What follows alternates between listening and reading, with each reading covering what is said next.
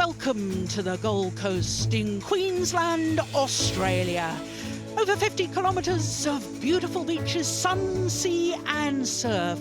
And next year, it's the host city for the 21st Commonwealth Games. But this week, we're here for the 15th staging of the Total BWF Sudirman Cup, the World Mixed Team Championships in the sport of badminton. 27 countries from across the globe have gathered here at the Gold Coast Sports and Leisure Centre for this prestigious event. Those 27 teams were divided, according to their players' world rankings, into 3 groups or divisions, with the top 12 nations all in Group 1. Those 3 groups were then subdivided further, 4 groups in Group 1, with groups 2 and 3 comprising of just 2 subgroups each. Today, day 4 of competition, is the last day of the group round-robin stage. So for the teams in Group 1 is the group deciders, who will top the group and secure an all-important seeded position for the quarter-final knockout stage to be played over 2 days, both tomorrow and Friday. Also tomorrow we have the Group 3 final, and then on Friday we have the Group 2 final featuring the top 2 teams from each subgroup in Group 2. Then on Saturday we have the 2 semi-finals before the final on Sunday, when the magnificent Sudirman Cup will be presented to the winning nation. So Group 1 has 4 subgroups of 3 teams each, and the luck of the draw has meant that the only 3 countries ever to win the Sudirman Cup, that's China, the defending champions, Korea and Indonesia, have all been drawn in separate groups. So as I was saying earlier, today is the last of the group matches, the last chance to qualify for the knockout stage, or the last chance to top the group and secure a seeded position for the quarter-final stage. This afternoon it was a straight playoff between Korea, the 3-time former champions, and Chinese Taipei to determine who topped Group 1B. And as you can see, it was Chinese Taipei who prevailed 3-2, and it all came down to the 5th and deciding match within the tie. This evening, it's the Group 1C decider. It's Japan against Malaysia. Japan, beaten finalists at the last Sudirman Cup, the number 4 seeds for the group stage here, have real strength in their female players, where they have both the Olympic gold medalists in the women's doubles and the Olympic bronze medalists from the women's singles. By contrast, Malaysia's strength lies with their men. Their squad features the world number 1 men's singles player and the silver medalist from the men's doubles from last year's Olympic Games. And it's that contrast in where the strengths lie within both teams which should make for a fascinating contest. And as you can see, for tonight's tie, we're starting with men's doubles. And it's a repeat of the final from the Super Series finals. The former world number 2s, Kamura and Sonoda, are up against the Olympic silver medalists and former world number 1s, Shem and Kiong. Then it's women's singles and the world number 3, Akane Yamaguchi, against the 17-year-old Jing. Then men's singles and Igarashi, in his first full international cap tonight, is against the world number 1, Chong. Then it's women's doubles and the Olympic champions and world number 1s. They have to be favourites for the women's doubles. Matsutomo and Takahashi against Chow and Lee of Malaysia. And then I wouldn't be surprised if it all came down to the 5th match of the tie, the mixed doubles, Watanabe and Higashino up against Meng and Jing of Malaysia. Well, my goodness, it's all a lot of tension here. It is so important to get the seeded position because, of course, the overwhelming favourites to retain the Sudirman Cup are China. Well, as the men's doubles players make their way onto court, a chance for me to welcome former head coach of the Danish national team, Steve Pedersen, and it really is important to get that seeded position, isn't it? So this is vital, this tie tonight. Yeah, I think it is. Everybody from the other countries, except for China, who's defending champion, as you say, they are firstly looking to get a medal and then start to concentrate on perhaps winning the title if they can do that. Yeah, well, of course, Japan were beaten in the final in Dongguan in China 2 years ago, lost to China 3-love, that final tie. Malaysia have been semi-finalists previously. That was in 2009 in Guangzhou. Red or black? But of course, black. Malaysia will be missing Go Liu Ying, who of course with Chan Peng Su won an Olympic silver medal in the mixed doubles. When you look at the Olympic Games from last year, they've got 2 of their silver medalists in today's lineup, the men's doubles pair here and the men's singles.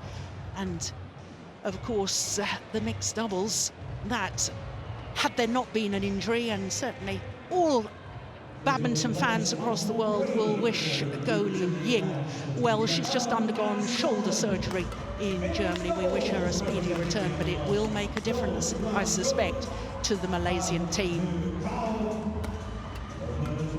So as far as the Japanese pair are concerned, Takeshi Kamura, 27 years of age, born in Karatsu in Saga on the island of Kyushu. He and his partner, currently number 6 in the world ranking, they did spend a total of 4 weeks over 2 different spells as world number 2s. Keigo Sonoda is also 27 years of age. And as far as they're concerned, well, an awful lot riding on their shoulders. They won their match against the German pair of Lamsforth and Seidel in 2 straight games.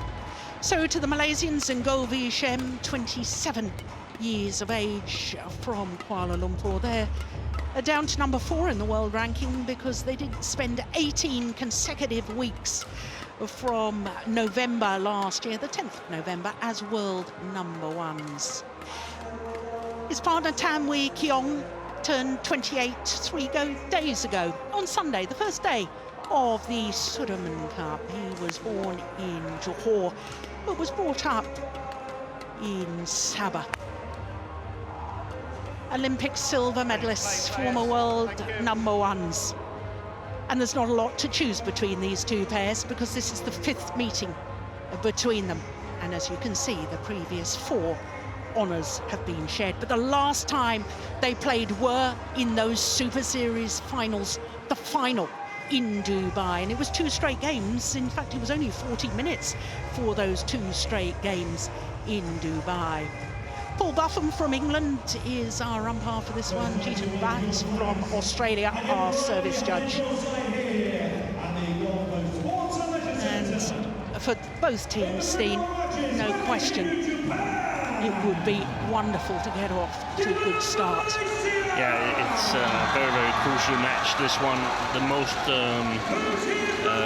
even match in the tie, I suspect. So a win here would really boost the confidence for the team that gets it. Yes, absolutely. I think I'd add probably the mixed doubles as well to being a fairly even contest and a different one to call. Yeah. After the withdrawal of Go Liu Ying, Japan definitely has a bigger chance. Right, I still Malaysia, the small favorites, but Shem much bigger chance for Japan and now. Tanwi Kiong.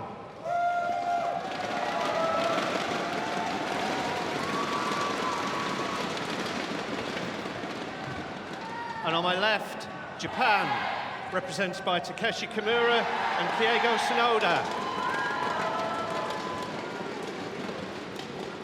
Malaysia to serve, Tanwi Kiong to Takeshi Kamura. Love all, play.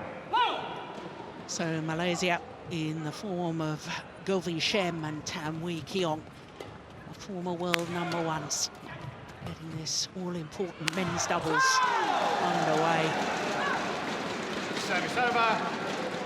1-love.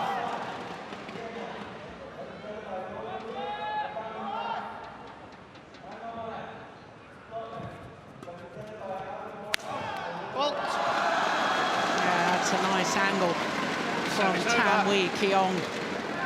And Steen, I know that you were watching their match against Germany You were commentating on it, I was watching it, and I thought that perhaps Tamwi Kiong, with that heavy bandage on his left knee, which he doesn't usually wear, his partner usually has the knee support, I wondered if his movement was slightly hampered.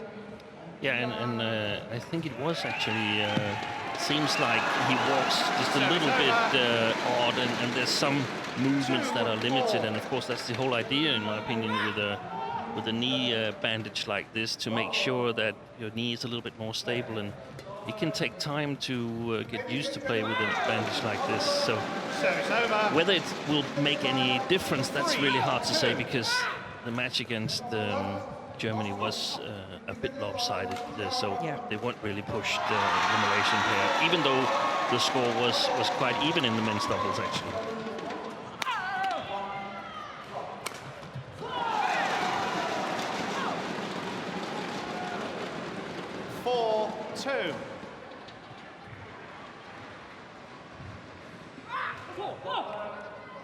Well, of course, both the Malaysian players have had other things on their minds of late, because they've both recently got married.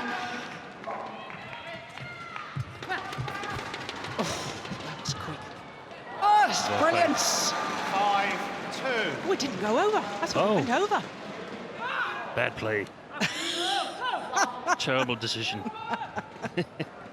That's how small the margins are. But I think it was a great idea. It was a good idea, wasn't it? But as you say, I mean, a wedding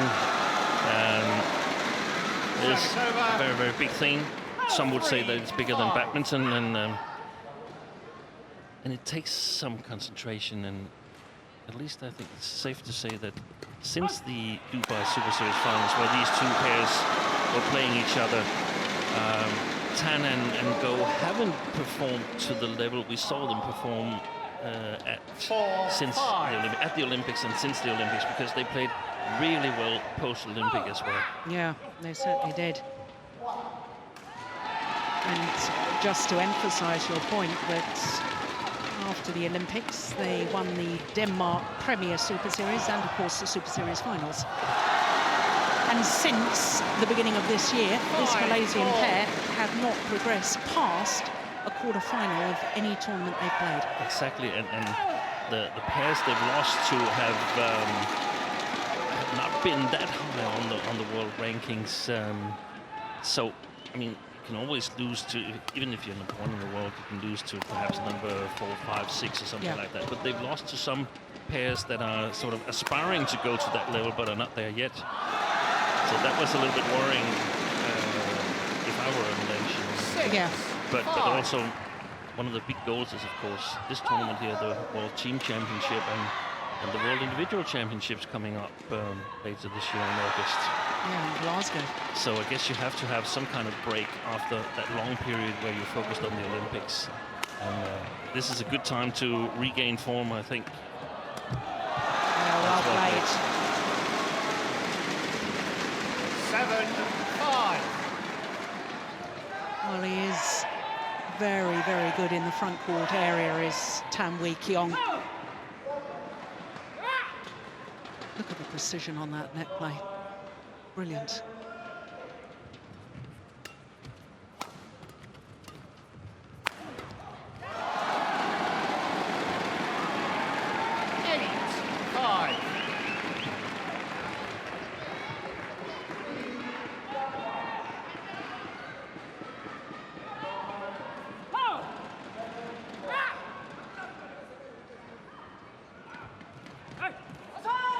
Service over. 6-8. Oh, that was 6 straight points for the Malaysians.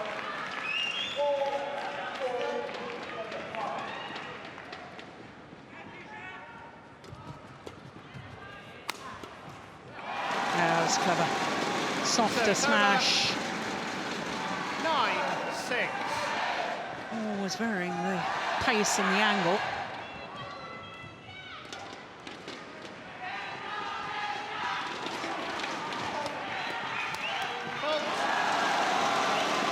Good start from the Malaysians here. where they've challenged the Japanese in the service situation in the flat game.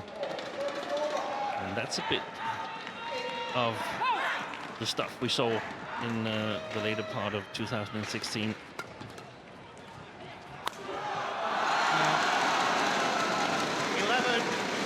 Well, I can tell you that Kamura is appealing to the umpire, saying it was a double hit. There was no call on the Malaysians, and the umpire has confirmed that it's 11-6 at the mid-game interval after just 6 minutes.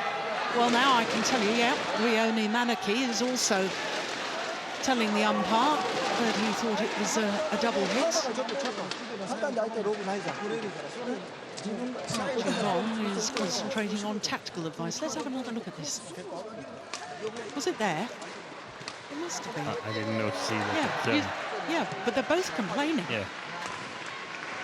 So there's a good chance that they might be right. The problem is that the umpire has to hear it in order to do something about it. He can't just follow what the players tell him. No, and also if there's a clash of rackets, which I suspect there was, the noise of the racket will drown out the sound of the two hits of the shuttle coming off the strings. It's quite unusual that the coaches get so involved in the discussion that early in the match. It indicates that there's a lot of tension on this group tie. Yeah.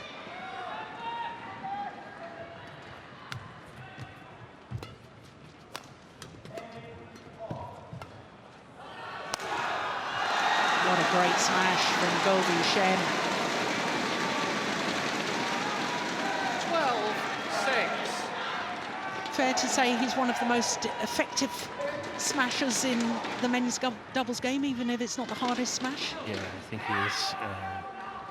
And he's also good at keeping his balance and be able to follow up on his attack.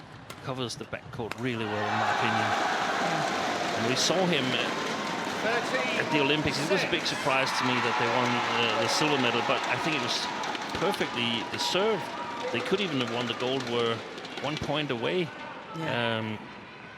Because they really improved their flat game and also the play in the non-preferred position. That means go at the net and Tanwi Kiong at the back. Was, in my opinion, the pair of the last 6 months of 2016. They were clearly the best pair in the world. So now they've got competition from a couple of Indonesians. Yeah. Gideon and Skamolio.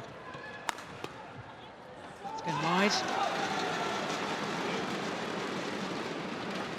8-13. Well, the Japanese pair also, Steen, have a very much preferred formation, don't they? And that is Sonoda at the back of the court. Kamura coming forward. Kamura, the man with the compression stockings on. Oh, that's clever. There he is, comes forward again on the defence.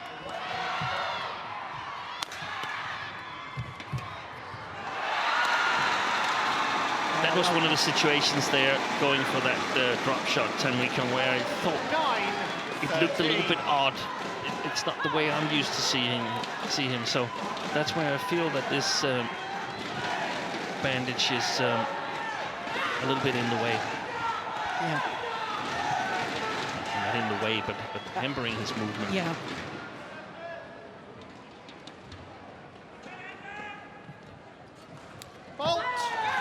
Just enough pace on it from Keigo Sonoda. 10-13. Look at him, he's so fidgety, isn't he? Paces about, never stands still.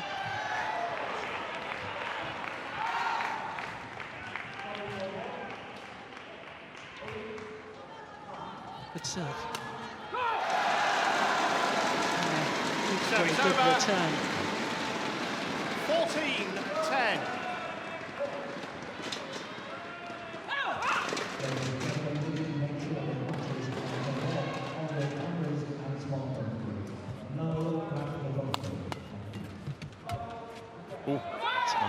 Yeah, well long. Service over. 11-14.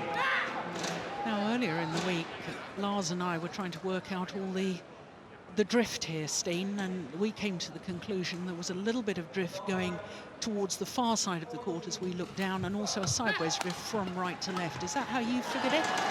Yeah, I've asked you about it a little bit, and I tend to agree, 14. but it's not that much. No. It's not that much. It's really good playing conditions here, but we watched some of the earlier match today with the Chinese Taipei and Korea, and we think we spotted the same sideways drift once again. Yeah.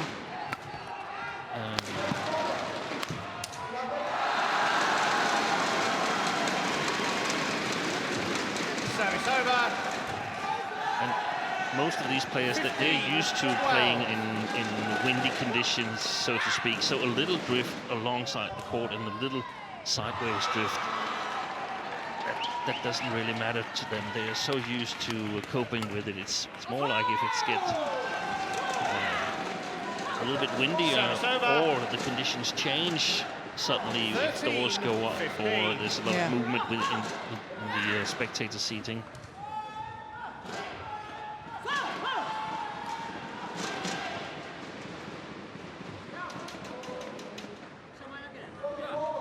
There he is, fidgeting again.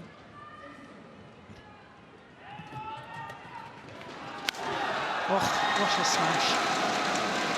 Yeah, it is angled. They're very efficient. 16-30. That was one of the things I noticed in the match against Germany, that even if they were not as dominant as you would expect, Germany played a really good match in that men's doubles. Then at crunch time, they had really, really good shot quality, Tanwi Kiong and Go Shem. Service over. 14-16. They look very, very calm on court right now, the Malaysians. I was almost a little worried if I were the coaches there, that they were just Play. Too laid back. yeah, not really caring enough about it. But of course, that's not so. It's just that they're really, really good at relaxing in between the rallies. Service over. 17. And that's very important in this scoring system, where you score points all the time, even if you have the service or not. Yeah. Got to be ready when the service is launched.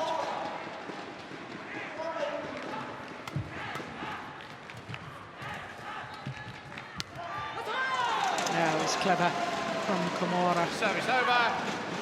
15-17.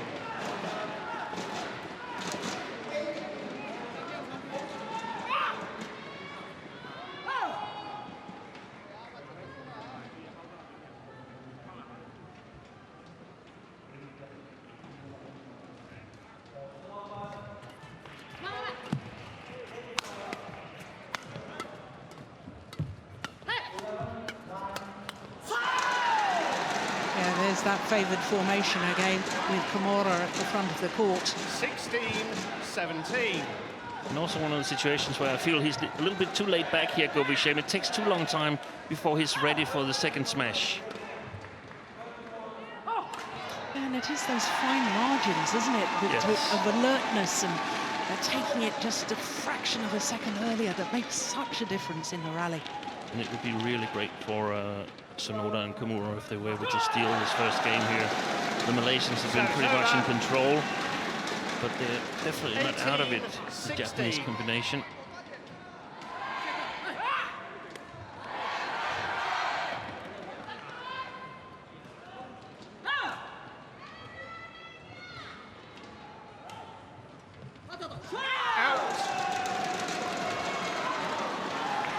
Service over. Service error of the match, is it? 18. Yeah, I think it is.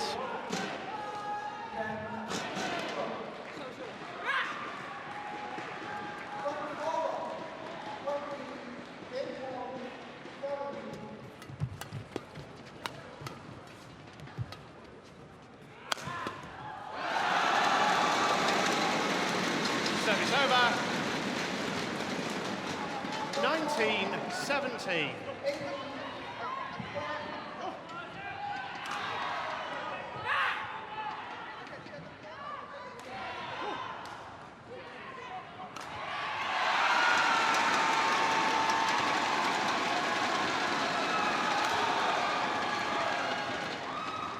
Oh, that's wide. What a run. Yeah. Very, very good vision from Gobi Shem to see that Takeshi Kamura was weighted, committed to the backhand defence, threaded the smash down his forehand side. And that wonderful placement means that the Malaysians have 3 game point opportunities. Service over. 18-20.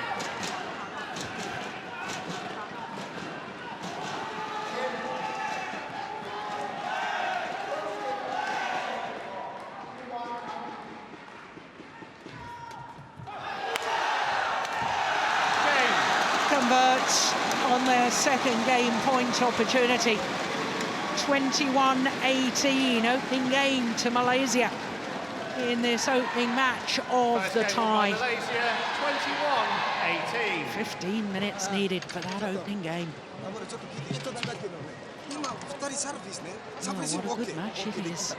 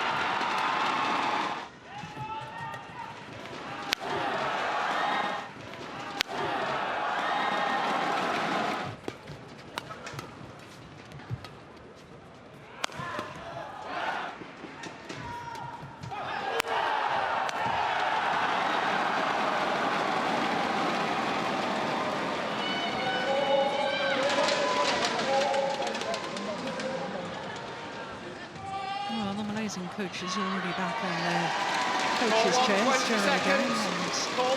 And 20 seconds.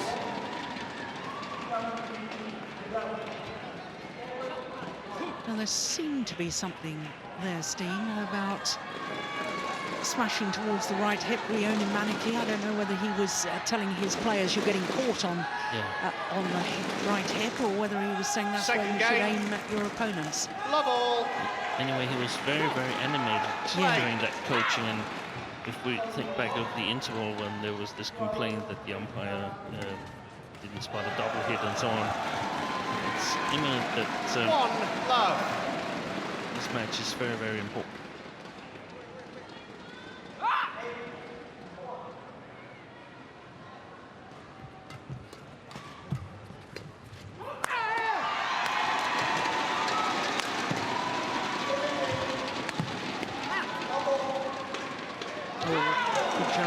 Lets it drop long. Service over. 1-all.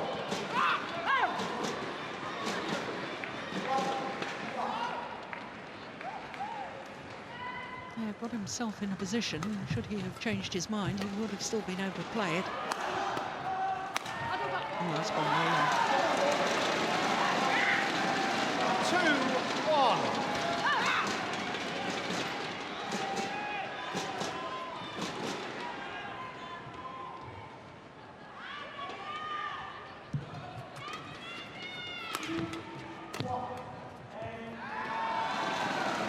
Service over. 2-all. Yeah, there we are. Coaches are still talking about the smash down towards that right side of the body, whether it's the right hip or the right shoulder.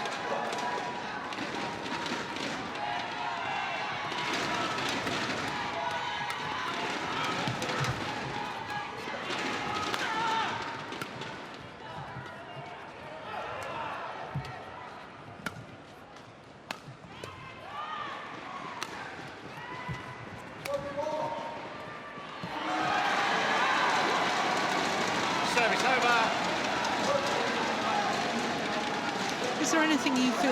Japanese pair should be doing to sort of, well, I mean, they're in the match. I was going to say get themselves back in the match. They're very much in the rallies. They are, but actually, I feel that sometimes they play almost too fast for themselves. If we look at the Malaysians, they look more calm, almost as calm as, so that I think they're sometimes a little bit too laid back. But if the Japanese pair once in a while just blocked it and tried to sense where our opponents here, I think that would benefit them. It's not that they shouldn't use their speed and so on. It's just, it seems to me that it's all speed. And the Malaysians are really good at sort of finding the gaps with the Japanese pair. Yeah. Even though they play so fast.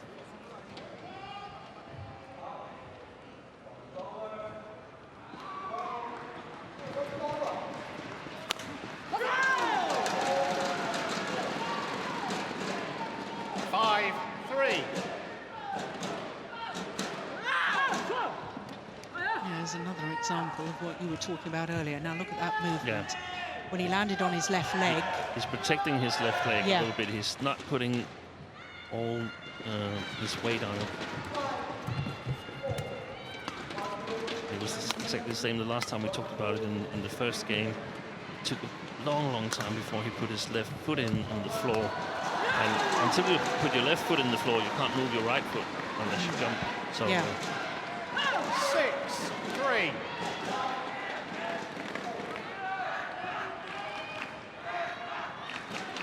Good move by Kamura there.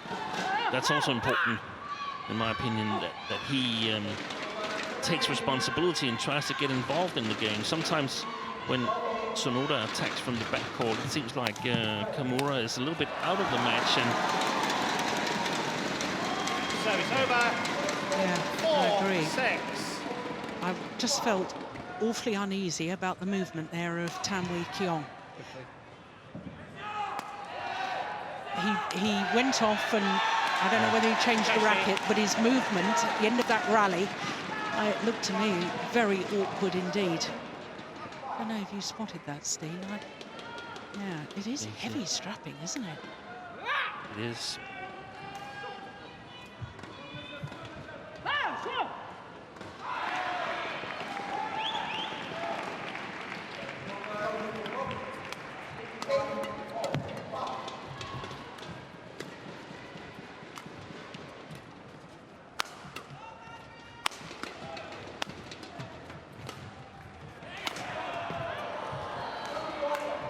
It's a good rally.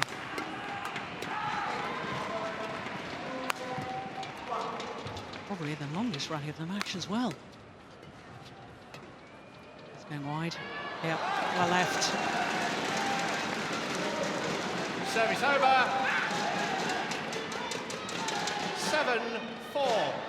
Yes. Amazing.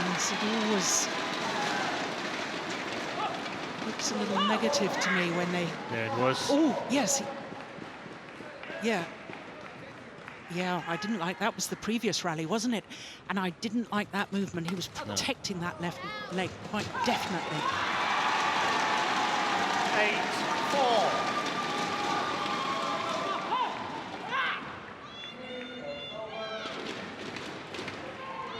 And one of the things that were a little bit worrying is that there wasn't anything in the movement that indicated that he did something wrong or twisted or anything. It seemed like it was something that was there. Yeah.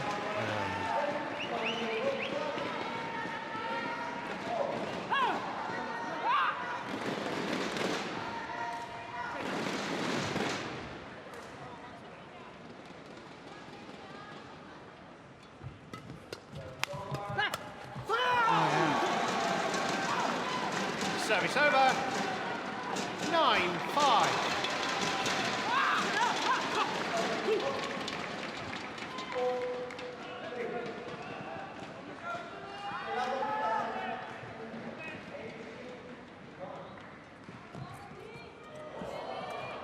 Service over. 6-9.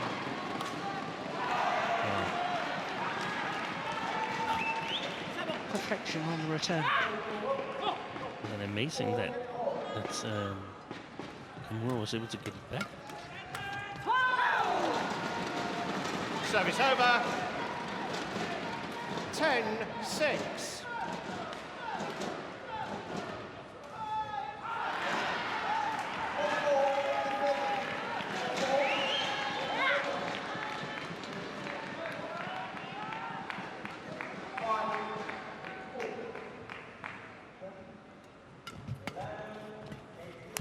Oh, that's a great kill 11 on the backhand 6. from Interval. Kamura. My goodness me, he made that look easy, and I can assure you it wasn't. What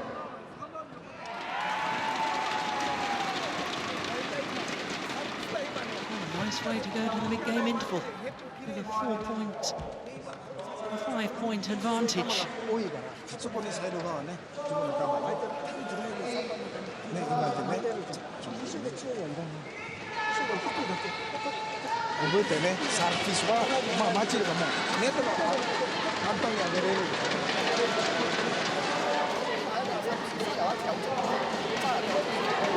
120 seconds.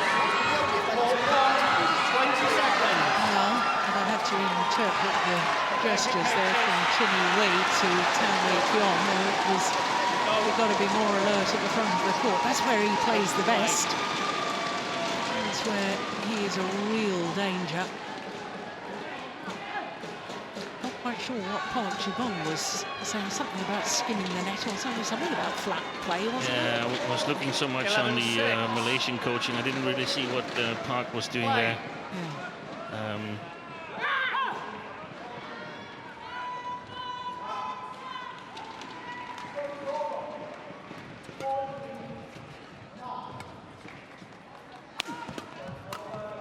Yes, well taken. It seems like there's a bit more bite in the Japanese attack from this near side of the court here. Supporting our theory of a slight drift. Yeah. A friendly drift that doesn't really harm you that much, but mostly helps you. Service over.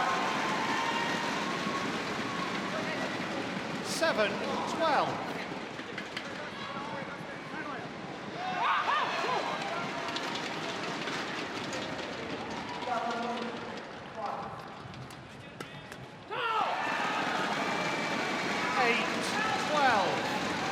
And it can all change so quickly in men's doubles, can't it?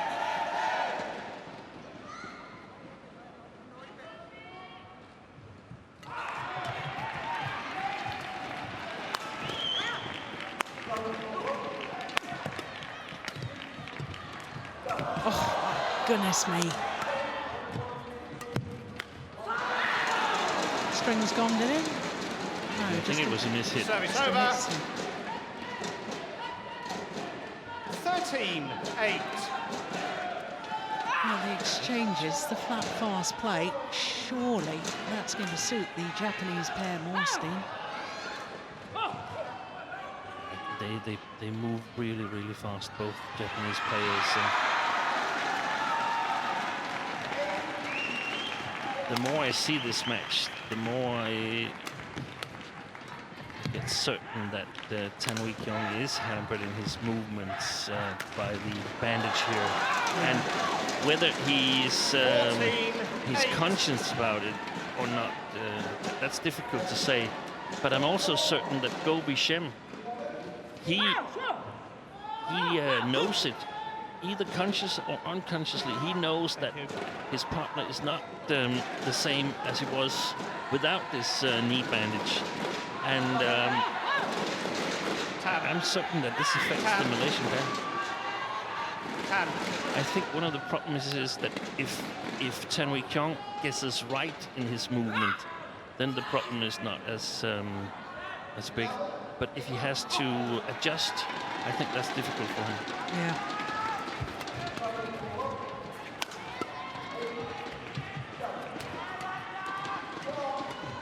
Oh, that was clever.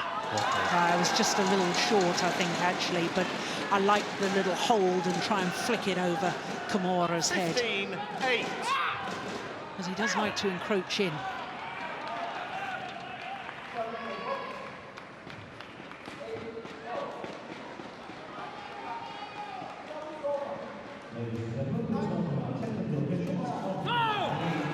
Service over. 9-15.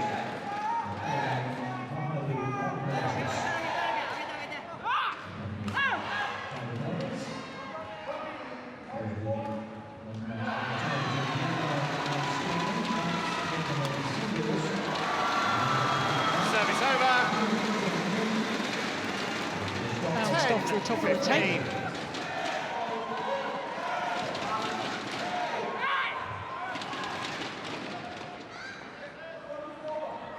Service fault called. Oh, service fault called. Service over.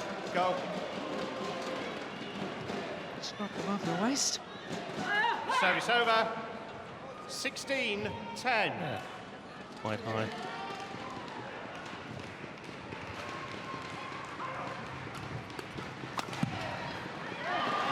Oh, it's just long. There's a challenge here from the Malaysians. The first challenge of this match.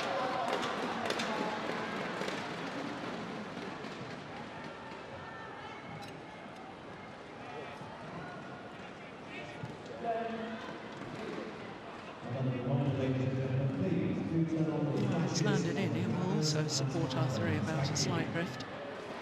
Now, oh, in by a whisker. Oh, goodness me, what a good challenge.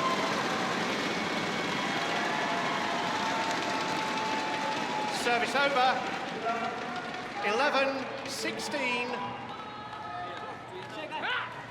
10.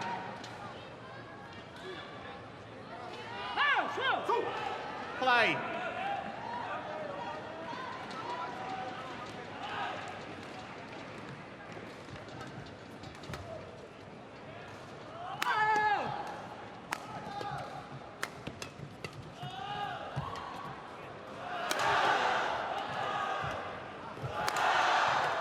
That's the situation where goalie Shem always goes for that right hip on his backhand side. Normally we see Kiong move. Yeah, we can see he spans all the way in the left field. Puts a lot of pressure on the opponents there. Really, really hard to get it cross court. And apparently there's some video reads from the Malaysian side that the Japanese are not really capable of doing that. 17-12.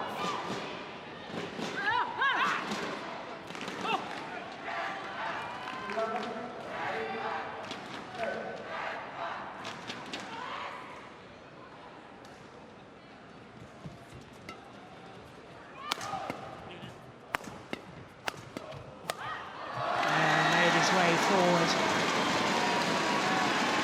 Service over. Attacking shots, I think it was, as he made his way forward. 1, 2, 3, 4. There we go.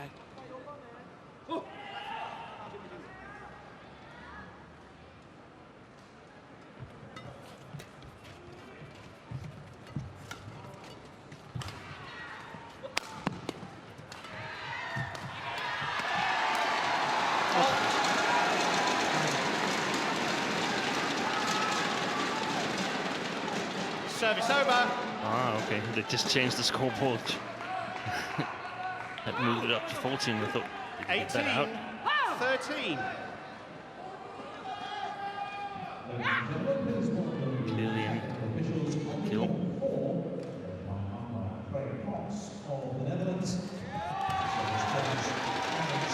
Oh. Well, there's a little top spin, half-court push from Govi Shem. So much disguise on it. 14-18. Yeah, it's just before that.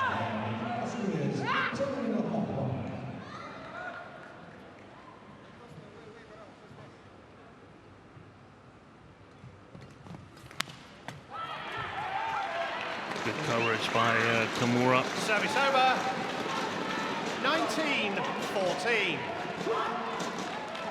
2 points away from taking this second game, sending it to a decider.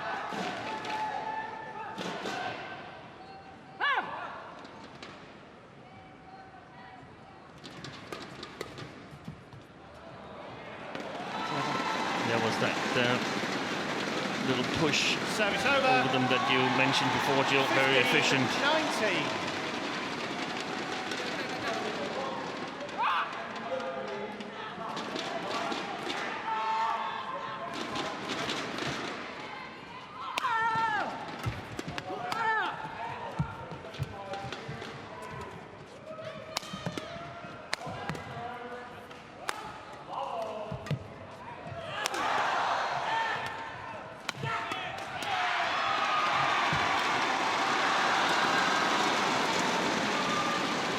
Well, the Malaysians trying to take the initiative once again in that rally. They, in my opinion, have been a little bit laid back in this second game, a little bit passive, but prepared to just defend.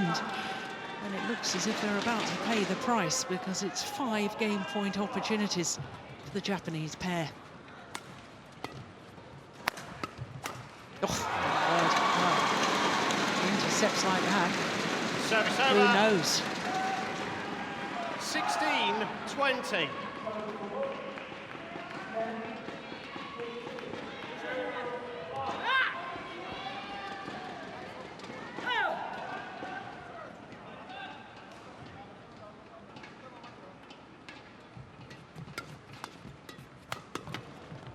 Oh. Well, 17. were you surprised that Kamura didn't try and intercept that one, or was it just going too quickly for him? Yeah, probably too quickly. No, he was actually going for it and changing his mind, and that's always hard to be the backcourt player then. Yeah.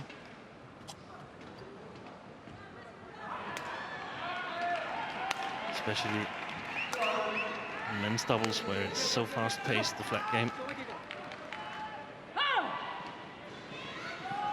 17-20.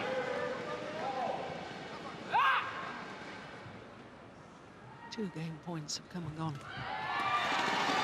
But that's going to go long. Game. And the Japanese pair convert on their 3rd game point opportunity. Second game won And by it is Japan. 1 game all. 21-17. 21-17 confirms the umpire. 38 minutes into the match, and we will be treated to a 3rd and deciding game.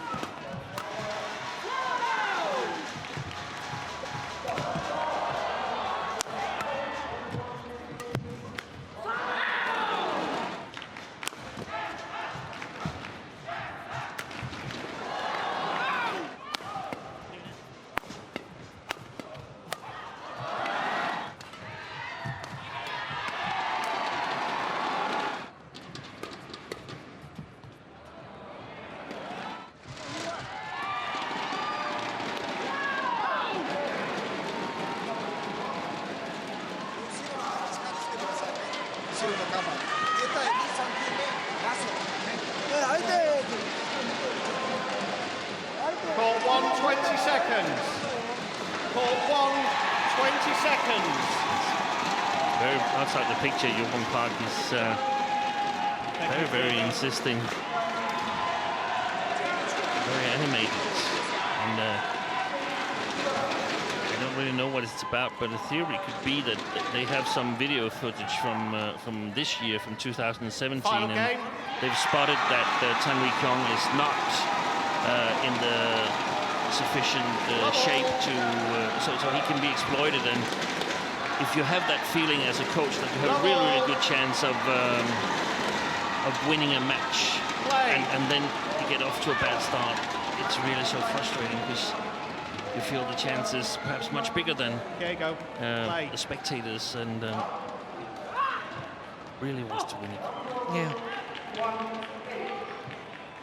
You're right, Steen, that Japanese coaches were extremely animated. Service over. One But if love. you're a little too animated, well, presumably that's anxiousness may That pass on transfers to the player Yes. or players. And you always have to Service think over. about how do you convey 1-all. the insights you have as a coach, if you have some, to the players. It doesn't matter, you know how it's done. You have to convey that information to the players. Yeah.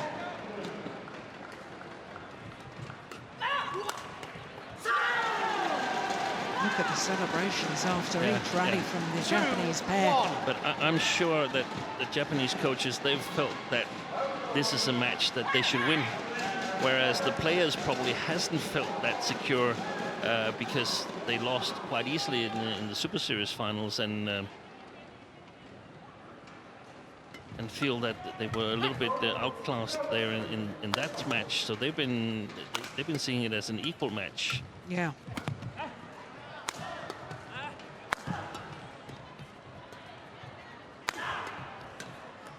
Yes. So for the Malaysians right now, Service it's about over. playing a little bit more cautious and making sure that 2-all. the movement, that they don't ask Tan Kiong to make movement that he's not capable of at the moment. So playing much more of a mixed double with Gobi Shem as a backcourt player. But just explain that word cautious, Steve, because to me, even though the Malaysians maybe can't play at the pace that they would be able to if Tan Kiong wasn't carrying this injury, surely they still need to be positive. They need to be playing in an aggressive style without a controlled aggression. So when you say cautious, you're not meaning defensive, are No, you? not defensive. Like here, this shot here, beautiful shot by Tan Kiong. But they got to Takeshi. make sure that they're in good balance all the time. They cannot afford this fast-paced flat game and changes in defense and offense and so on, because I don't think they're up for it Service at the over. moment. No. 3-4. If you're both moving freely, both players are moving freely, then you can do some things that you can't do if one of them is limited a little bit more.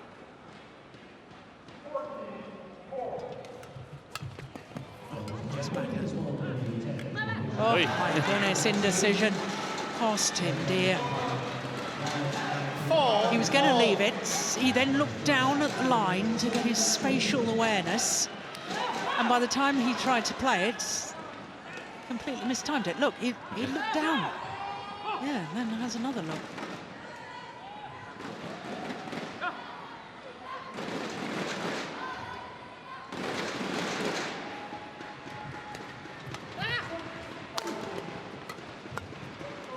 Oh, clever.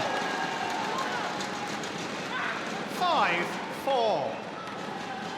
No, isn't that what you were suggesting in the opening game they needed to do?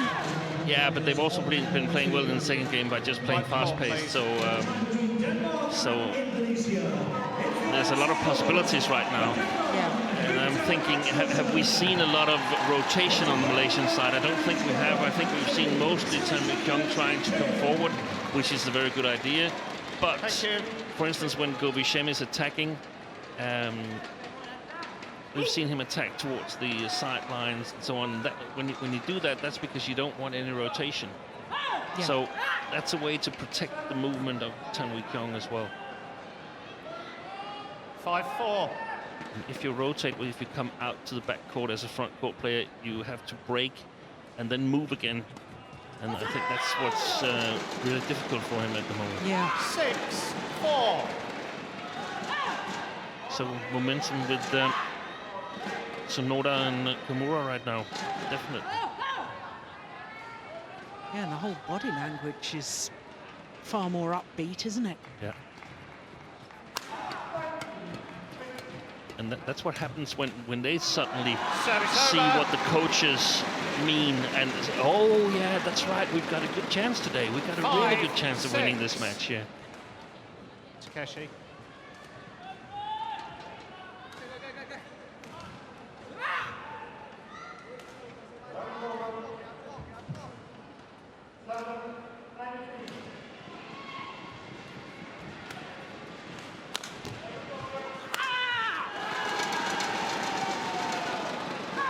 Service over.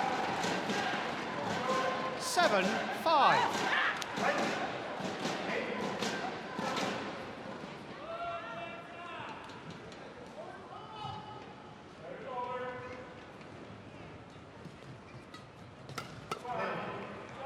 Yeah, well left. Service over. 6-7. Important for the Malaysians not to fall behind now. Still be within striking distance.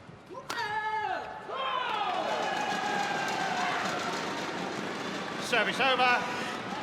Kiong in the last few rallies 8-6. tried to play an awful lot of cross-court shots, and he's been punished for it. Cross-court to the back. There we go, there's another one. Yeah. Is he doing that to try and force the Japanese players to play on his partner? Probably. Yeah. Then it would be easier for him to get forward towards the net. Service over. 7-8.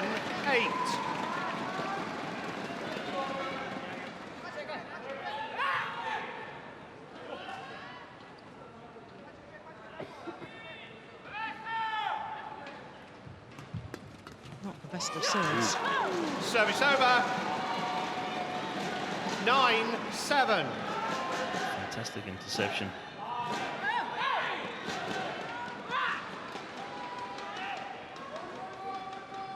Yeah, how on earth did he control that? That's amazing.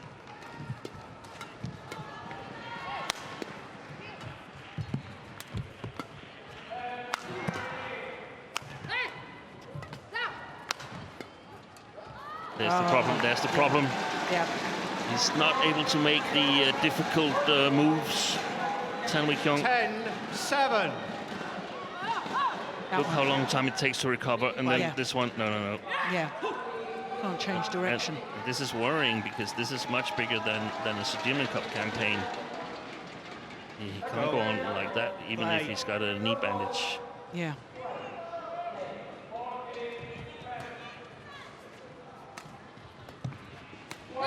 And you can see that he's protecting his left leg when he's moving.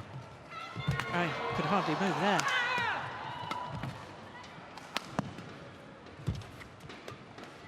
There's no power coming out of the corner. He doesn't push off with his left leg in that corner there. But lucky for him and go with Shem, that was long.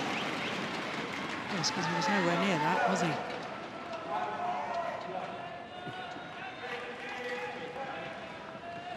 Normally when you land, you break with your left leg and push back again towards the middle or forward. And there's no push from Kiong when he lands there. Brilliant. There's another round the head interception from a flat push from the Malaysians. Very well taken by Takeshi Kamura. Well, it's a 3-point advantage here in the third and deciding game of the men's doubles for Japan. Let's look at Parky Bomb. Rarely see that intensity. I've never seen it before. It's the most animated I've ever seen Park in a coaching situation.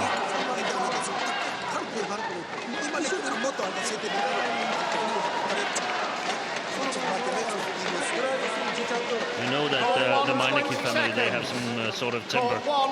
20 seconds. Thank you, coaches. Spread out over 3 different countries now. The Meineke brothers. That's right. Rexy in Thailand, Orioni with the Japanese team. And of course, Richard's here with the Indonesian team. 11-8. Play.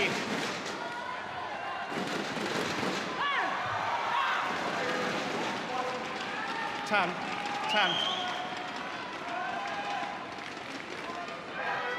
Play is an instruction.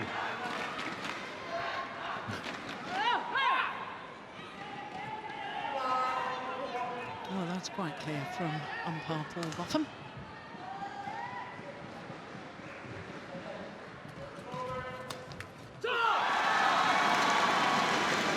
over. 9-11.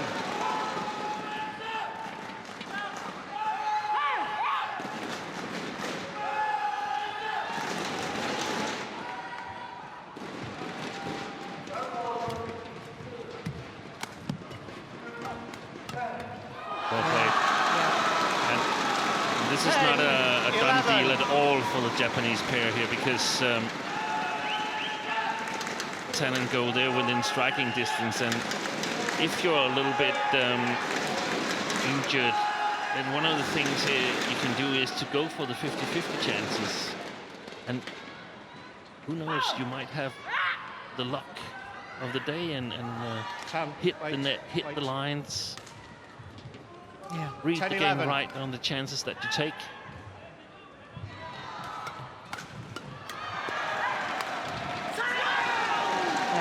Should have let that pass to go. He was ready behind him. Yeah. But it's interesting, isn't it, Steen? I mean, he was virtually standing at the net like a female mixed doubles player. Yeah, but he's not trying. He's trying to go to the net, and that explains why they played a little bit more defensive style against Germany.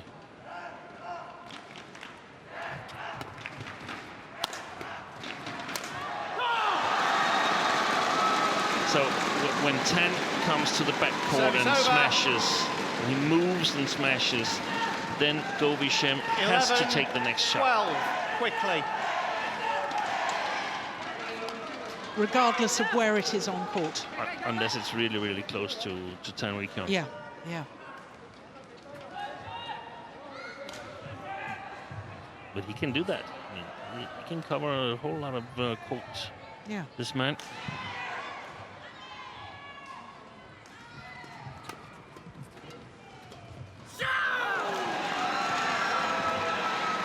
Service over. 13-11. The Malaysians, they need 10 to get into a good service, a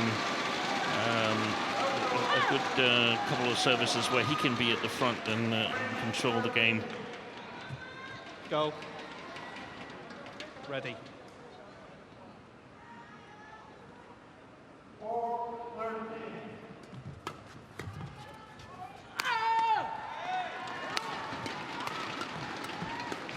That's the wrong player. Oh, that's a delightful block. Well played. Yeah. That block turned the whole momentum of the rally. 14-11.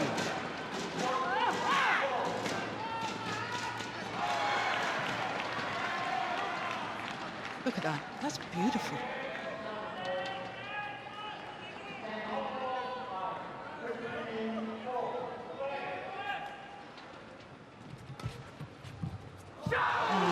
Goodness, Sonoda was quick onto that third shot. He was absolutely waiting for that net shot reply. Good couple of points for the Japanese here. I don't think the Malaysians can bounce back. Oh, it's not the best of serves. No.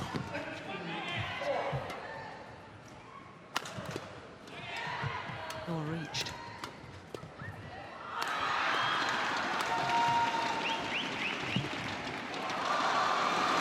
Well, hit the top of the tape and fell back the Malaysian side. Japan extend their lead here.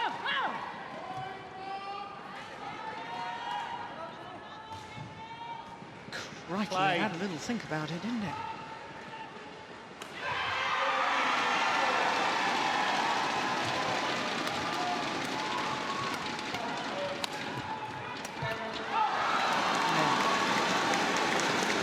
Service over. I'm getting the sense that it's now or never as far as the Malaysians are concerned. They need a run of points. They need a run of points now with Kiong serving, so he's at the front court.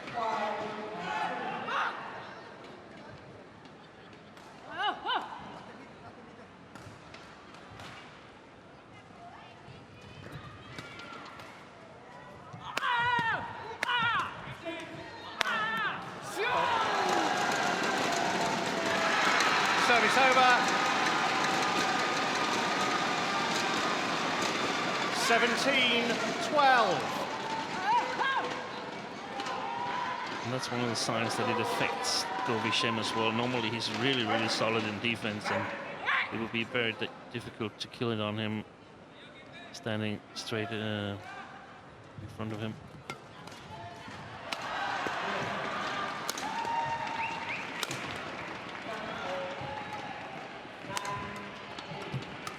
Oh, brilliant play from Takeshi Kamura. 18-12. Drive, defence. Got himself forward. That one there. And he's so sharp at the net. Service over. 13-18. Oh, a little Tan. clinch fist after Tan. that. No. Oh, well, the umpire doesn't like the clinch fist. I was going to say it's the first time we've seen any real sort of spirited fight, overt spirited fight from the Malaysians. There's no doubt they're fighting, but they haven't shown it. Well, Japan now Service just 2 over. points away from taking the opening match 19-13. in this tie.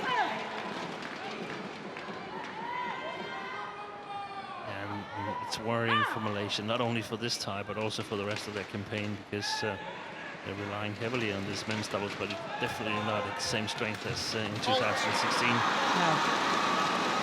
Service over. 14-19.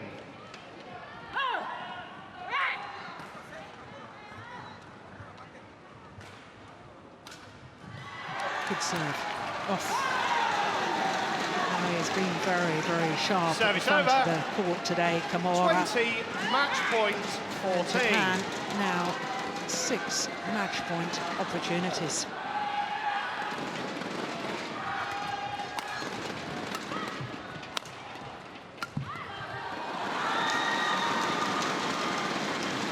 Service over.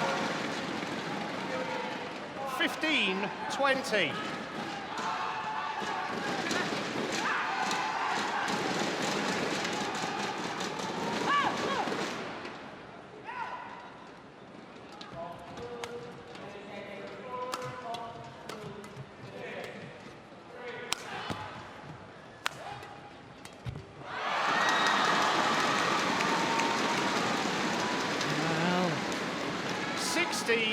I was going to say the last point is the hardest to make.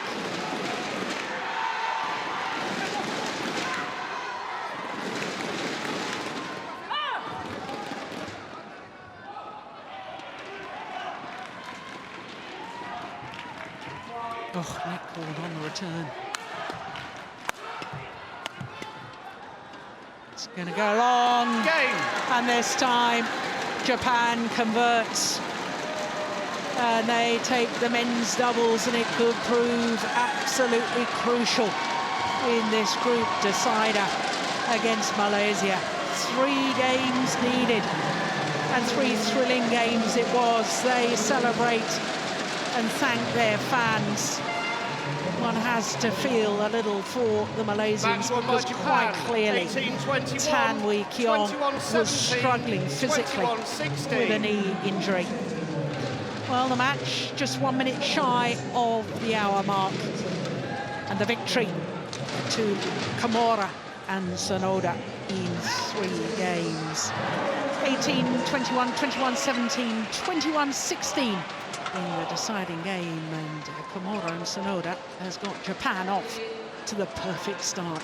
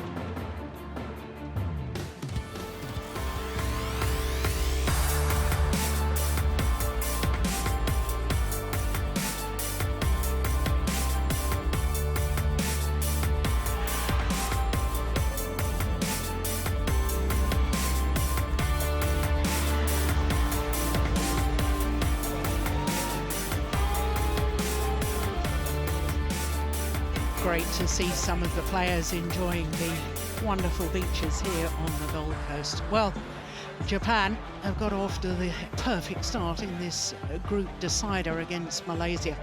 Next up is the battle of the former world junior champions. Both teenagers still. Akane Yamaguchi, the world number 3, is up against Go Jinwei of Malaysia.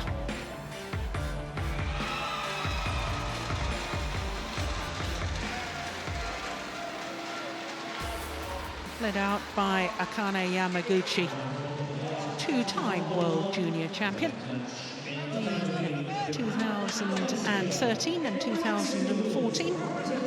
And then in 2015, it was her opponent that won the gold medal at the World Junior Championships.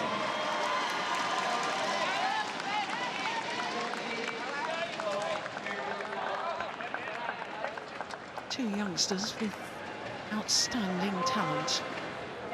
Akane Yamaguchi has already made her mark on the senior tour, and by senior I mean out of juniors. Was as high as world number 2, now at number 3, but more importantly, I think the fact that she has been in 5 Super Series tournament finals, winning 3 of them. Okay, you. Right?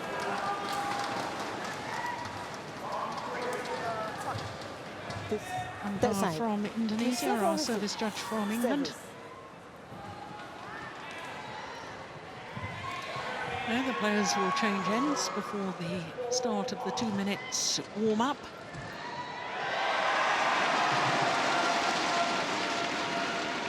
Neither player is the tallest of athletes.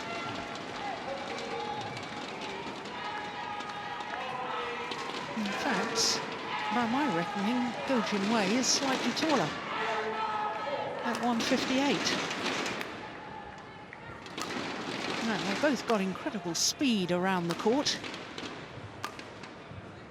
Akane Yamaguchi, there she is from Katsuyama City in Fukui. 156. That's just under 5'2". Spent 1 week as world number 2 at the end of March earlier this year. Go Jinwei is 17 years of age from Penang, which of course is where the world number 1 men's singles player is from. She's currently 1 place down from her highest ranking. And as I say, won the gold medal at the World Junior Championships of 2015 when the event was staged in Lima. Now this will be the 3rd meeting between these 2 players. The previous 2 occasions have both been won by Akane Yamaguchi. Last time they met was in the 1st round of the Asia Badminton Championships, which were played in Wuhan in China earlier this year. It was 42 minutes for that 2-game victory. So Steve, now I guess with Akane Yamaguchi already being the world number 3, as we look at our court officials for this match, you have to regard her as a favourite quarter-finalist at the Rio Olympic Games, and so much experience, even though she's still only 19. Yeah, I definitely think she's a favourite in this match. Go Jinwei against Fabienne Deprez of Germany yesterday, and Go won that match. We've seen her earlier also suffering some injuries, and I actually are interested to see whether she's regained her movement on court, whether she's speedy enough to challenge Akane Yamaguchi. Japan, I have my doubts represented about by Akane Yamaguchi. And on my left, Malaysia, represented by Go Jinwei. Japan deserve, love all, play.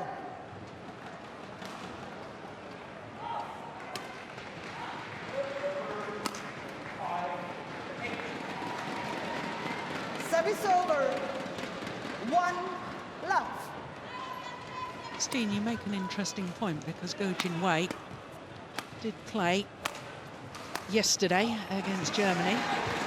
When Japan played against Germany on Sunday, the first day of the Sudirman Cup, it was Nozomi Okuhara, the Olympic bronze medalist from Japan, who was selected then. So this is a first match for Akane Yamaguchi. So she won't have had so much time on the show court here, or in these conditions.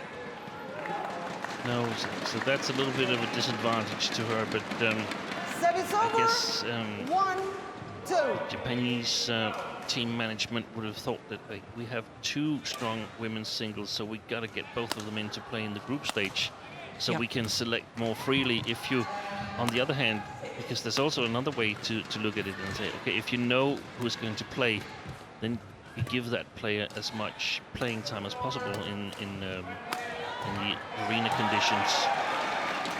But if you have two players that are similar in strength and some have a better matchup against other players than the other, then you got to get them both into play. Yeah, good point.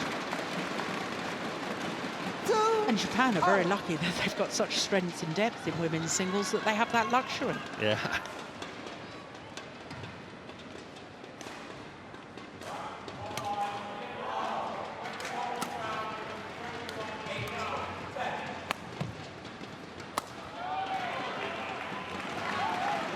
Gone wide.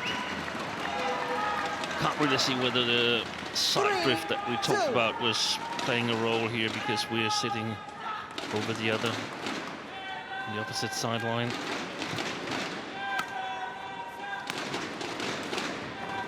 Good shot. It's lovely, isn't it? 4-2.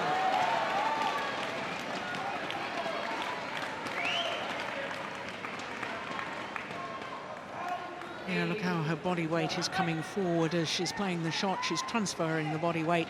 So as she lands, she's coming forward in court again. It's gone wide. Well, immediate look from Go Jin Wei to her coach about whether she should challenge or not. Not really supposed to do that.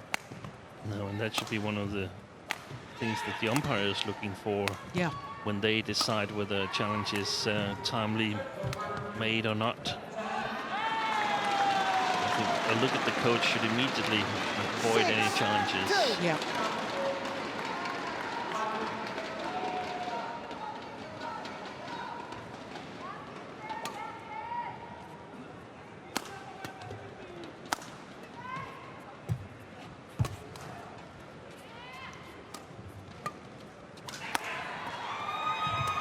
Good defense.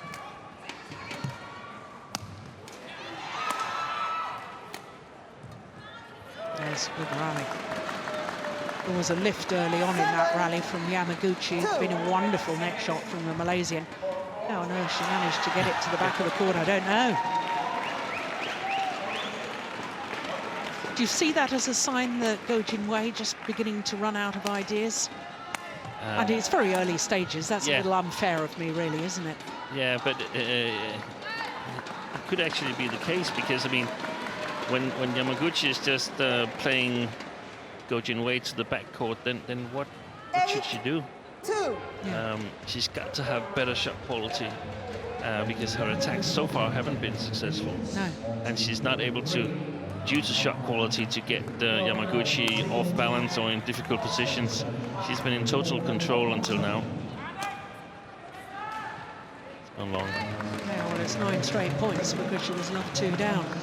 Yamaguchi. 9-2.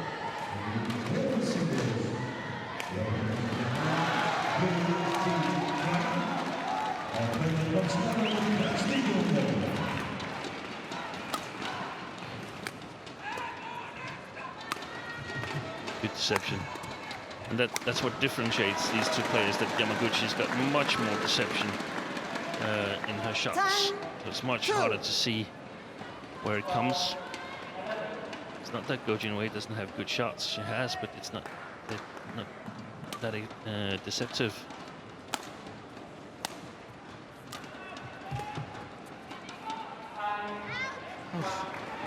Well, the run of points comes to an end for 10 straight points. Service over. 3-10. Let.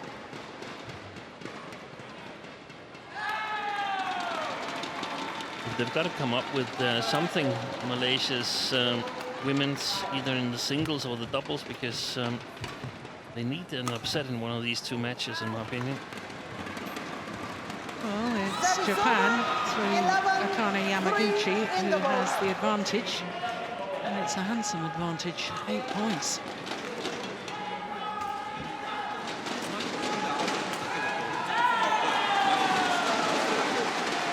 Some bumps. The two Japanese coaches. Tei Subok speaking to Go Jinwei.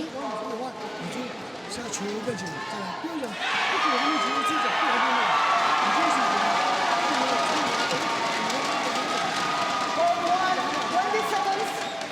Hold 1, 20 seconds.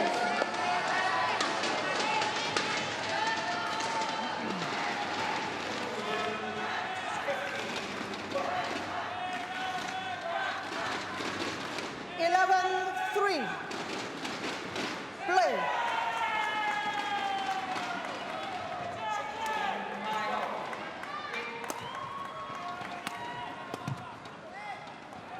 It's gone wide. I love that serve from Yamaguchi. 12. Look at it now. She stands totally in the corner where she's allowed to stand, and then a very, very high service. It's as easy as that. Just wide. Yeah.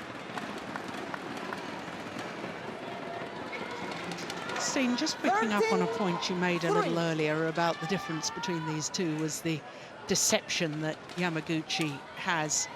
And ever since you said that, I've been watching. Are you talking about overhead deception, or is it all shots, the little hold and flick from the net as well? What specifically did you mean by that? It's pretty much all shots. She's got more deceptive shots from the overhead position, but she also got it from the lower position below the tape. It's a little bit how late can you actually decide what shot you're going to make, and just have to say that Yamaguchi's got excellent technique. So it's just turning that racket head at the last moment. Yeah, getting every pre-shot movement, every thing in the swing to look alike, so you can't really see whether that's straight or cross. Yeah. 15-3. Well, this at the moment is a mismatch. Yeah, and I was half and half suspecting it after seeing the women's singles yesterday. With Go Jinwei, you mean? Yeah, with Go Jinwei against Fabienne Duprez, and of course she wasn't really challenged there, but the movement was not as fast as I would expect. If you're not taller than 159, you've got to have something extra. Well, good shot there. Yeah. Good shot there. The whole body showed a smash and changed it to a slice. Good shot. Yeah, there's deception, yeah. You can see the legs, they stop and then go again, because Service over. you can't go too early because you have no idea where it's coming. Yeah. 5.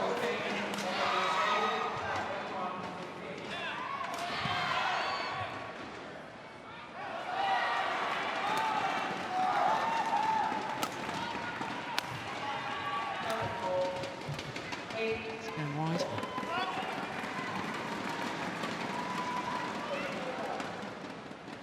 Service over. 6-16. Of course, Yamaguchi perhaps slowing down a little bit now. She knows she's going to win this game here, and there's no extra point for winning it with a big margin.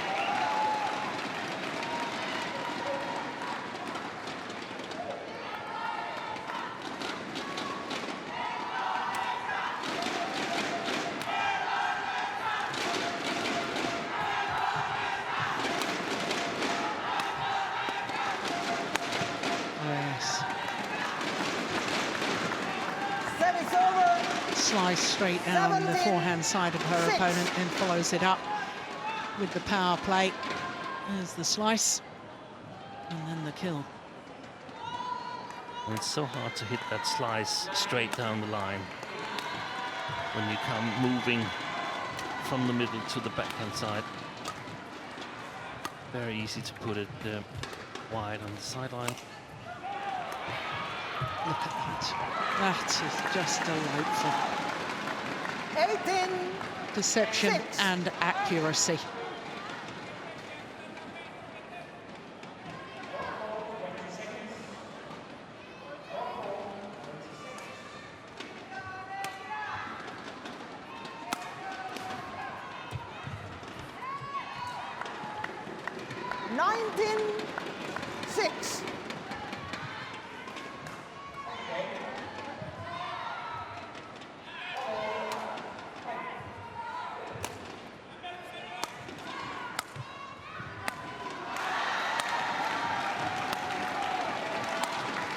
Oh, I like that clear.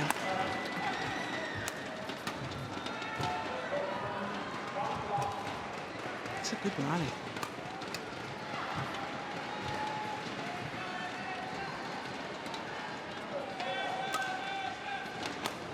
Oh, brilliant. Well, that just emphasises your point, Steen. 20. I thought there was going to be a cross-court shot Yeah. there. She punched the clear deep into the back corner. And she's earned herself a whole host of game point opportunities. Oh, look at that. Game. Opening game. First 21-6. game won by Japan. 21-6. Just 12 minutes for that opening game. And total dominance by Akane Yamaguchi of Japan.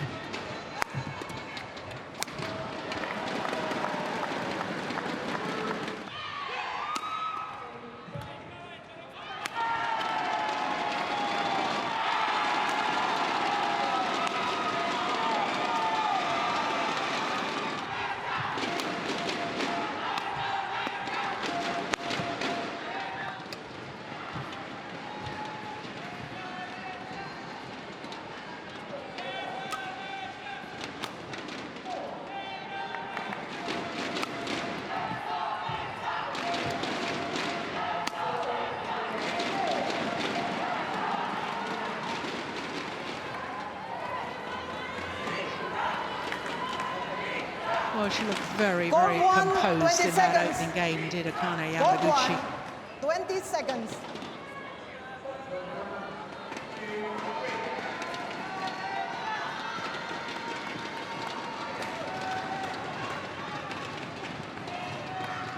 Second game, love all, play. So Yamaguchi gets this second game underway.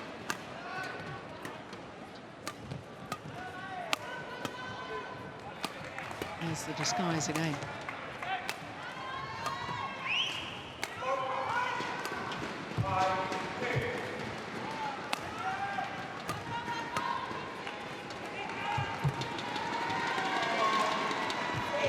Wow. Yeah.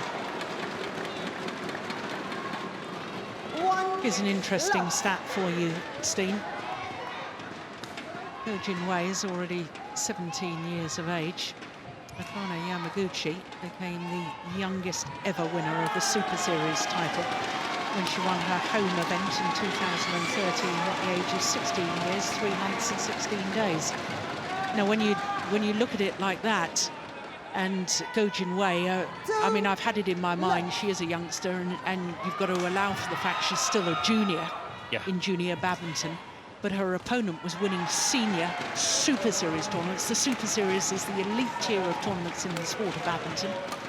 And Yamaguchi was already winning titles at a younger age than Go Jin-wei is now. Exactly. Missed it. And the more that this progresses, the more I'm wondering in my own mind, what has Go Jin-wei got to hurt Yamaguchi? Nothing. As of now, nothing. I was just thinking about it. I was thinking about what I was going to say if you were asking me what would you advise Go Jin-wei to do. And I can't see it. Maybe Tae-Soo Bok has a good idea, but I can't see it. He knows obviously better than I do. She's got to have, from what I can see right now, she needs to have better shot quality. She hasn't got the same repertoire as Yamaguchi. She's got to work on that, but that's not something you can work on in a match like this. No. Probably the shot quality isn't either. Got to work on that back home. You got to work on the footwork as well. Yeah, that was certainly a nice shot from Go Jin-wei. More disguised shots and sharp shots like that required.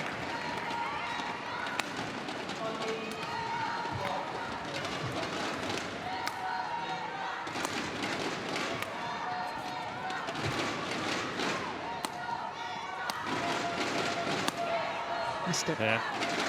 And that was actually a well-played rally from Go Jin-wei. 3-4. In terms of sort of neutralizing Yamaguchi's constructive shots.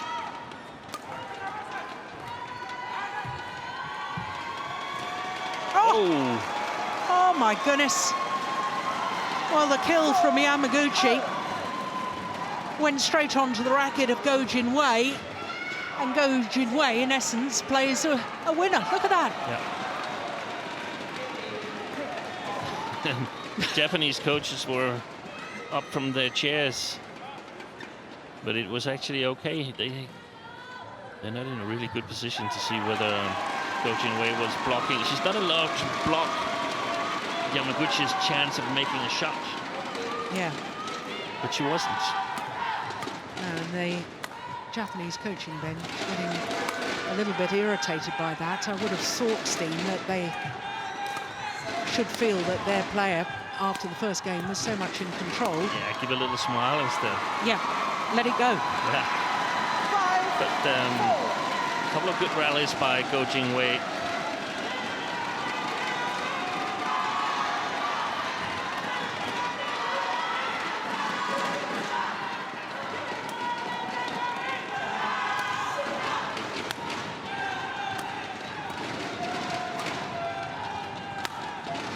That's a good clear. That's a very, very nice clear. 6-4. Good speed, correct height. That puts Yamaguchi under pressure. Look at that. Yeah. No time to move her feet to get behind the shuttle. Oh, that's well placed. Service over. 5-6.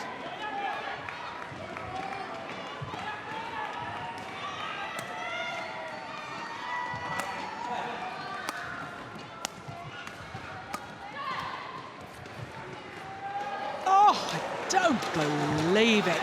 That's a fantastic shot.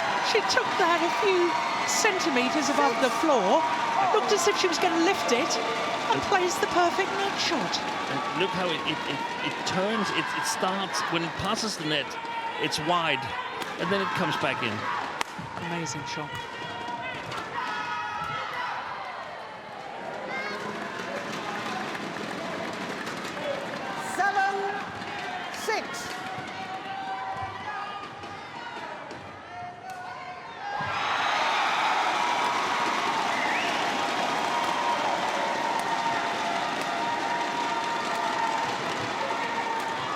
Missed it, that one. Service over. 7-all.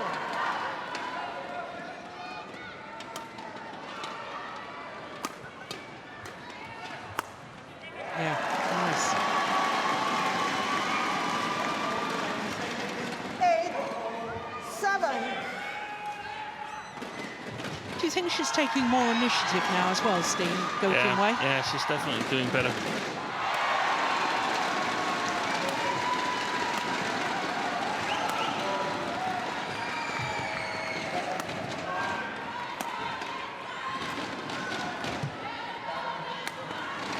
But yeah, more initiative, I wouldn't say that. I mean, she's just trying to let Yamaguchi score the points herself and not try to make it too easy for her. So she's playing back at her, but she's not really taking any initiative. So she's more or less relying on Yamaguchi making a mistake at some point. Yeah.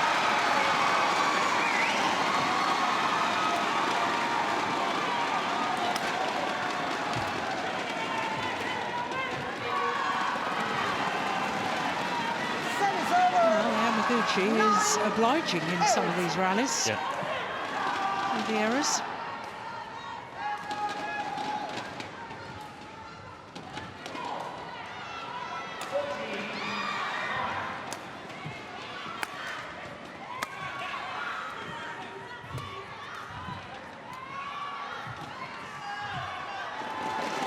It's working well. It's basic game. Clears and drops. Lifts.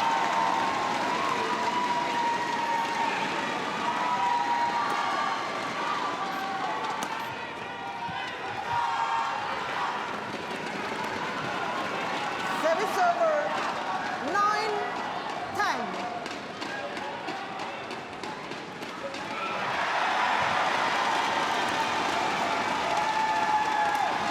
Good clear.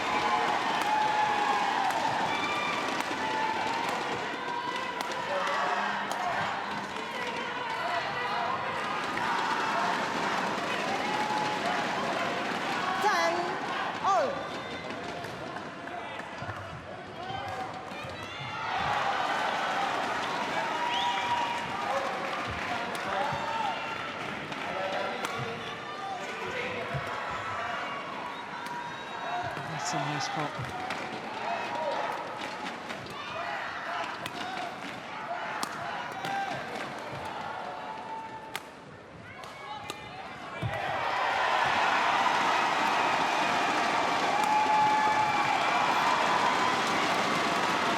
So it is Yamaguchi who has the 1-point advantage at the mid-game interval. Yeah, and I see your points from that last rally there, Steen. Go-Jin Wei just reacting to whatever her opponent was throwing at her. Very little initiative at all.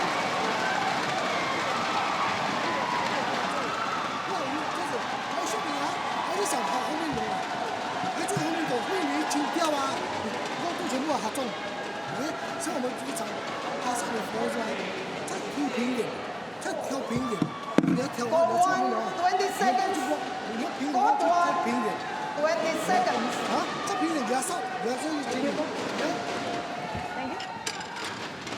Roll from court. Akane.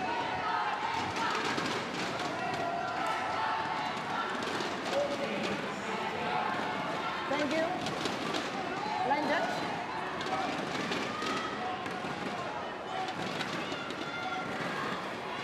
Thank you, line judge.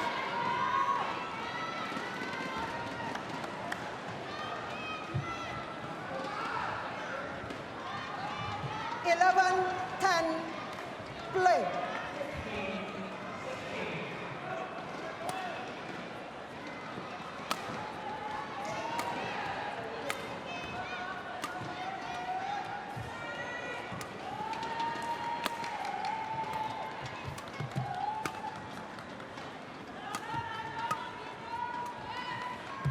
Yeah. And it's going to be a little bit more difficult now for Go-Jin Wei, because now Yamaguchi has had a chance to talk with the coaches, and if she doesn't take more initiative go, then it's pretty much a matter of being a little bit more patient from Yamaguchi's side and stay in balance, because then the chances will occur.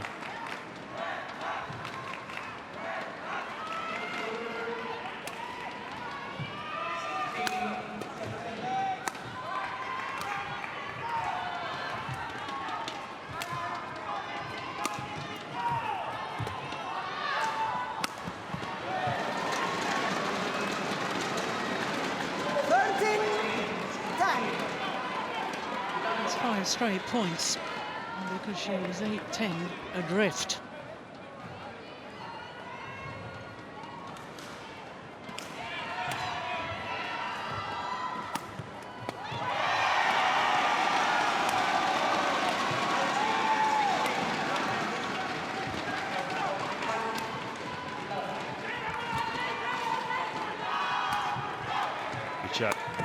Well played, fantastic play. Maintaining her balance on the first attacking shot, that cross slice there, and able to follow up really quickly, Yamaguchi.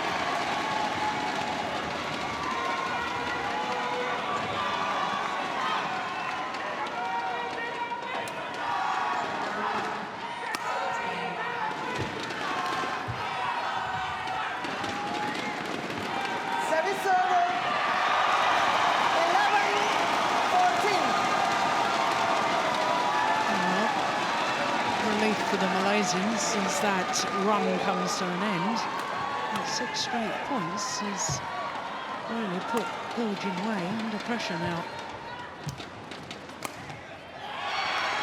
It's gone wide, long. We haven't had a challenge in this women's singles yet, have we? No. Don't think we have, no. Ooh, I would have been tempted to challenge that one. That's definitely wide. 13-14.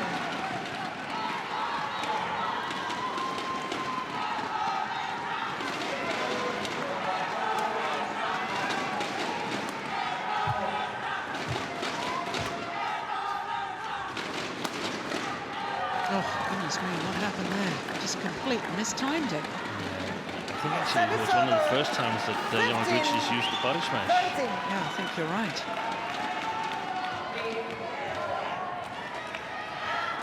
Yeah, towards the right shoulder. Clever change of tactics. Oh, there's a long way to run. 16-13.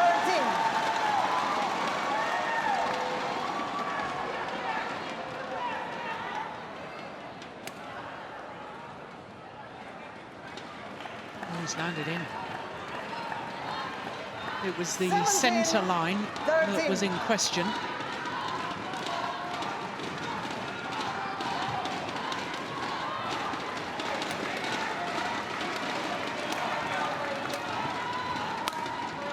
No, I like that clear. Yeah, that's a standard opening from Go Jin-wei. The cross clear and then another cross clear, which is really, really nice. Play.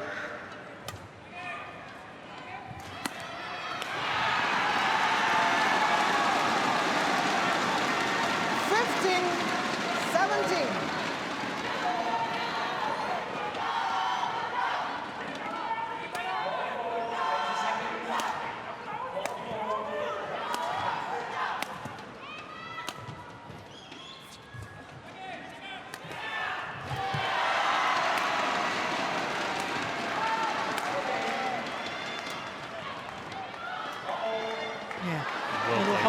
Flick. Yeah, and that shows that Go, she has deceptions. Because those 2 shots from the forehand side, there was more deception on those. There it is. Well played. Yeah, but we didn't really see any of that in the opening game, did we, from Go Jin-wei?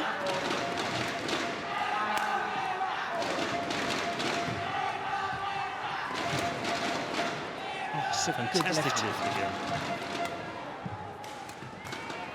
And then the perfect drop shot. And then that, when she hits that, she hits it, perhaps she aims 2 meters over the net height, and then sort of gravity takes it down. And that's why it's so close to the net.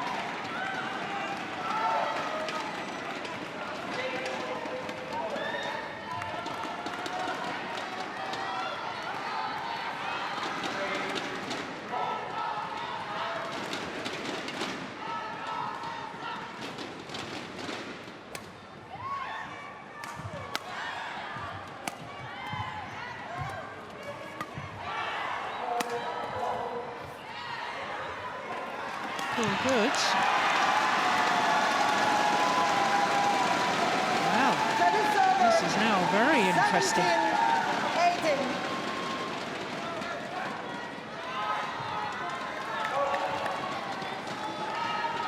Yeah, was it? Yeah.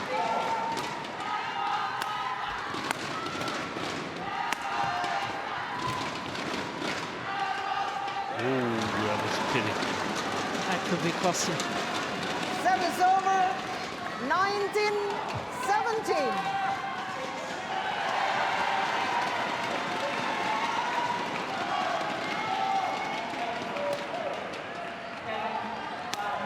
That's wide. That is a careless error. This stage of the match, 20. gifting Match away point, 3 match 17. point opportunities with that error.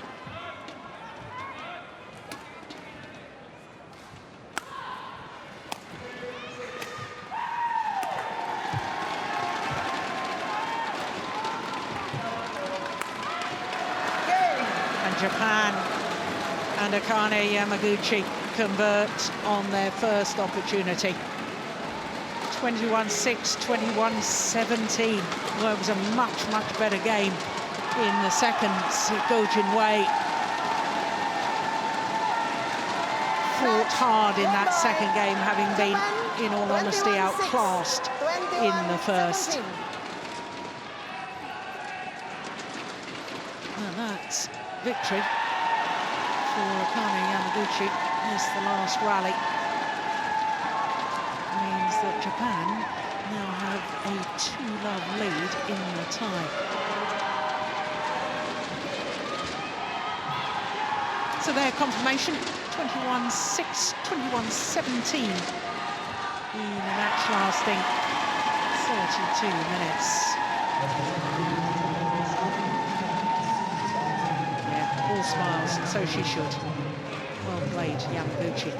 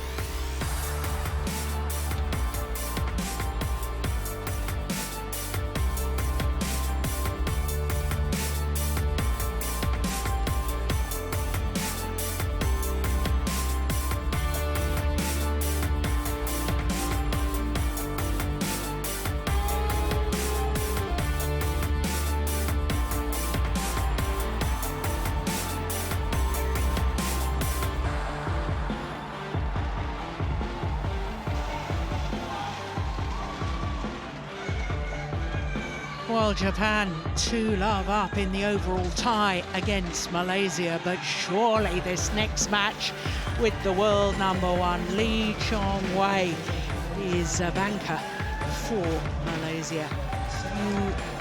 Igarashi making his debut in the Japanese team. What a match to get your first full cap to play against the world #1.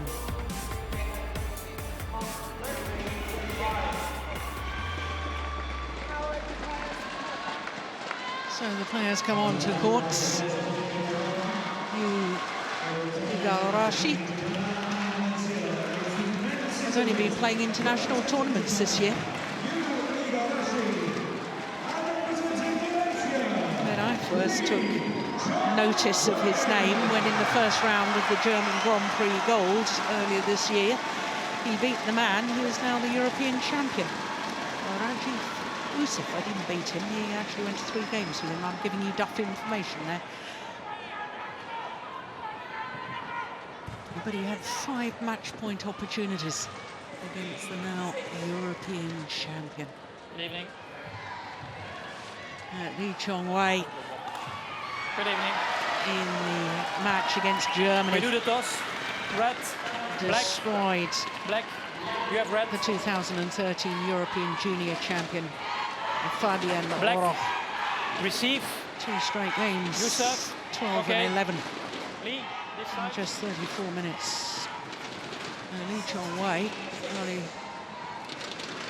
wasn't in top gear, in my opinion, but Steen was calling that match and will be able to tell us a little bit more in a minute after we look at the stats of both players. Igarashi is 22 years of age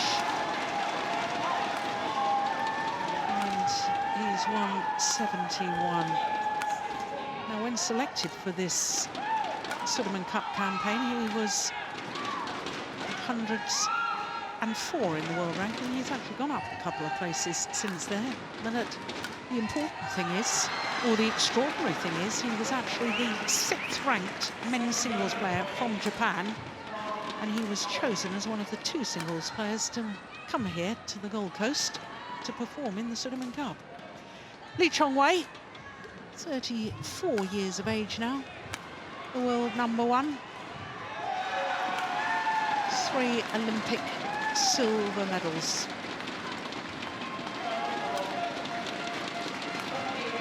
There are umpire for this one. Paul Buffon is in the service chair.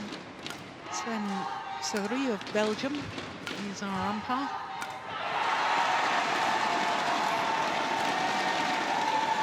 And really, this man, well, he's been such a servant to Malaysia over the years. Countless Sudirman Cup campaigns and Thomas Cup campaigns. All England champion. Won the title earlier this year in Birmingham for a 4th time. And the All England title is to badminton what Wimbledon is to tennis. So at the age of 34, winning a 4th All England title. His list of achievements is just astonishing. 99 international tournament finals, having won 66 of them. Well, I'm willing to put a cup of tea on the fact that he'll make it to a ton, make it to 100 finals before he's retired. I do hope so, anyway. But Steen, do you know much about this Japanese player? I certainly don't. No, I don't know a lot about him. I noticed his name in the, I think it was the Finland Challenge, where he lost to Dane Rasmus Gemke. And it was mainly because I checked Gemke's results.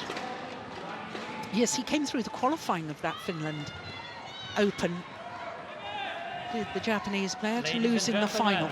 Yeah. On my right, Malaysia, represented by Lee Chong-wei. That was the first time I noticed his name. So it was a little bit puzzling to see him in the team roster here for Sudirman Cup for me. Yeah.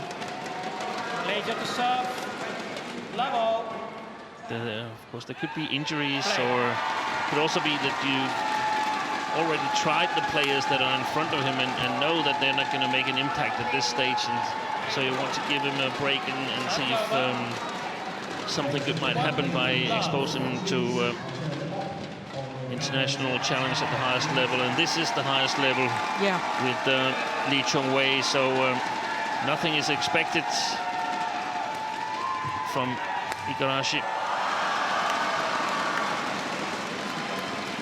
No, that's true. We should point out that Igarashi won the Osaka International Challenger earlier this year, so an international challenge event in his home country. But when I saw the team list, Steen, my immediate thought was of Kenta Tsuneyama. Yeah, exactly. Because he's number 40 in the world, and he's a 20-year-old youngster. He must be injured. Yeah, must be. 2-1.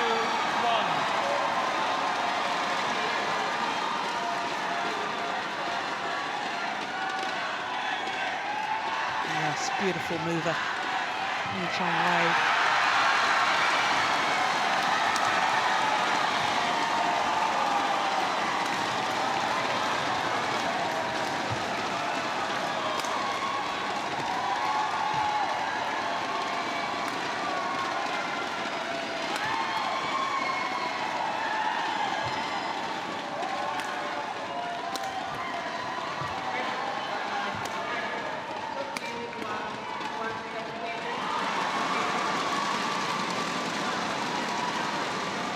Said Joe, I watched the match yesterday between Lee Chong-wei and Fabian Roth, and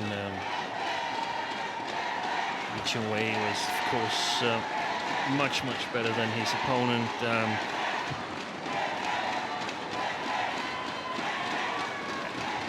I think he uses these matches.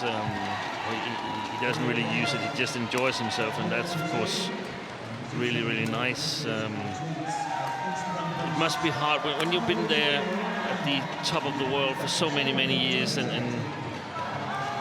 you play these matches where you're more or less certain to win. It must be hard motivating yourself. So 2-3. I guess it's fair to give Lee Chong-wei a break, but I mean, he could win really big in terms of point difference if he wanted to, but he's enjoying himself, making a couple of trick shots on the way.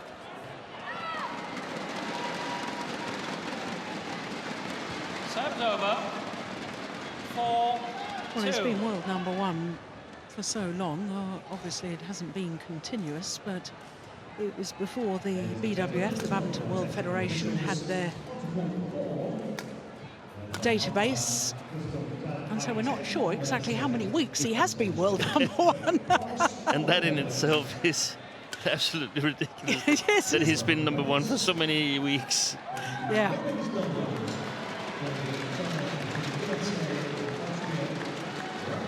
Serves over. 3-4.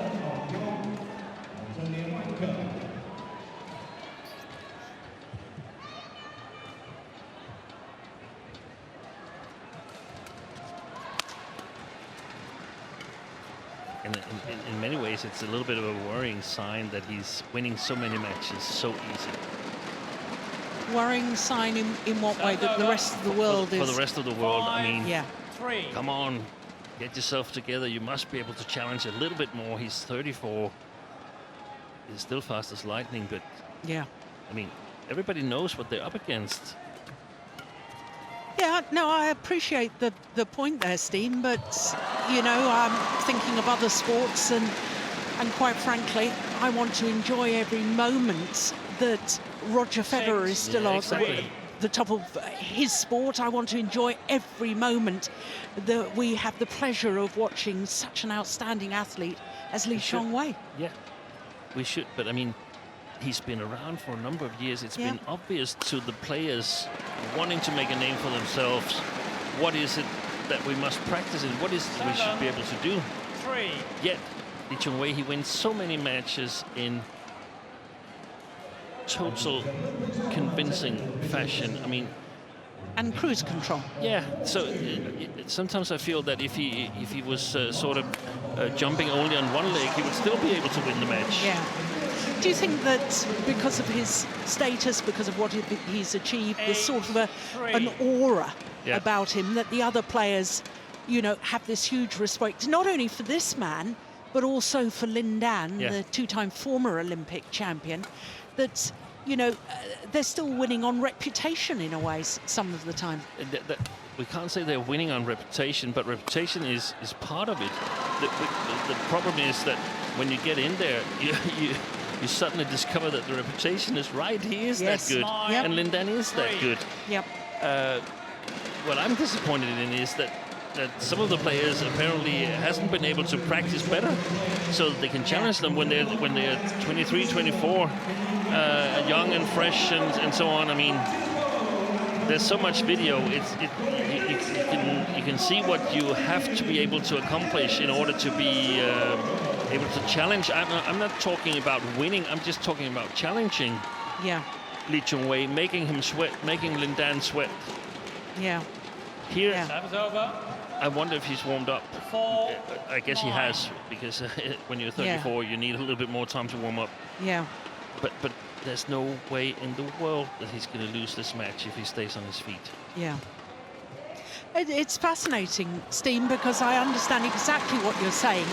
And when we think back 5 or 6 years ago in the women's singles, where it was totally dominated by Chinese players, and the rest of the world did rise to the challenge. We've now got world and Olympic champion Carolina Marin. We've got Tai Su Ying, the current world #1, Ratchanuk, Intanon, who's won the world title. The rest of the world have risen to the challenge in women's singles. And you're right, Thank you. they haven't done the same They in haven't men's done singles. it in men's singles, and that there's two ways of looking at it. And one is being a little bit disappointed in some of the other players, and also it's a sign 10-4. of how big these two players are. Lin Dan, Lee Chong-wei, they're fantastic.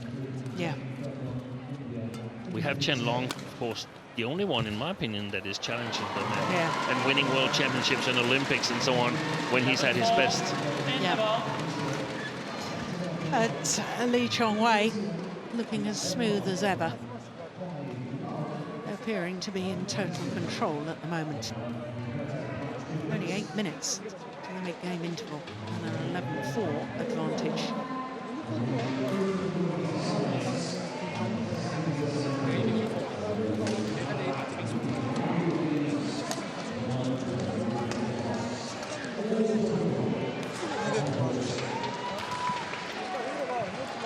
Court 1, 20 seconds. Court 1, 20 seconds.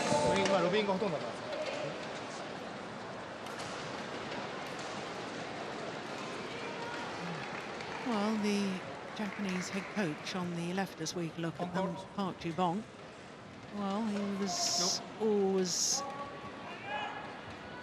knowing that men's singles in this Sudirman Cup campaign was going to be 11-4. difficult. Play. Kenta Nishimoto is the only other singles player that he's brought in his squad here to the Gold Coast. Oh, that's Good nice. shot. Service over. 5-11.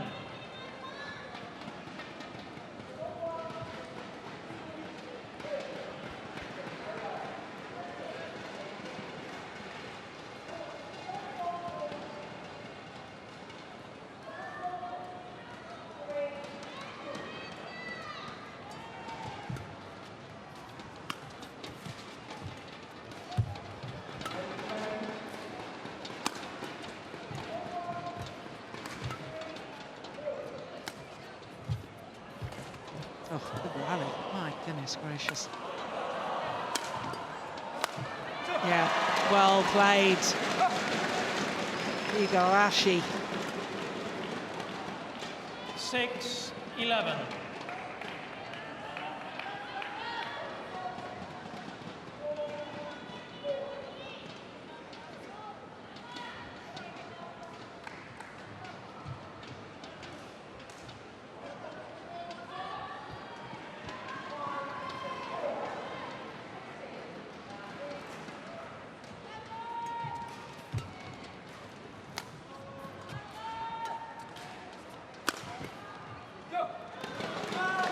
Yeah, well, I wonder what Park Ju-bong said to him.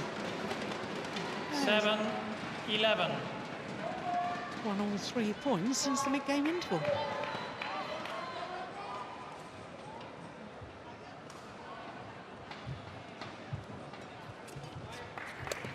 Fault. Serve over. 12-7.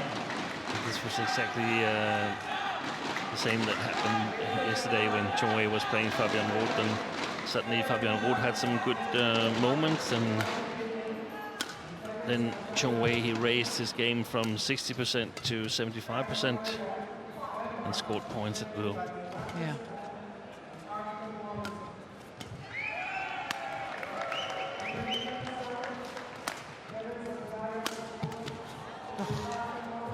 Good defense. Oh my word. Casual backhand.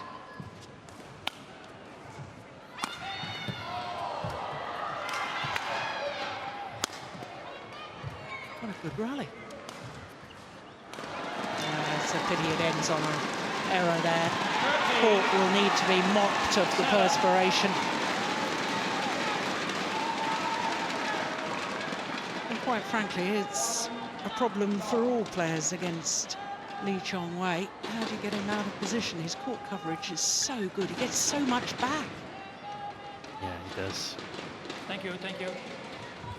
This is part of what I'm a little bit disappointed in with most of the players, we can call it the field, the ones that are not named Chen Long or Lin Dan.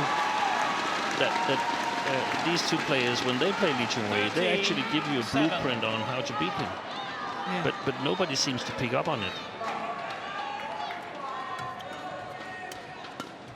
And of course, having the blueprint is not enough, because you have to practice a lot to get the skills needed to carry out the blueprint. Yeah.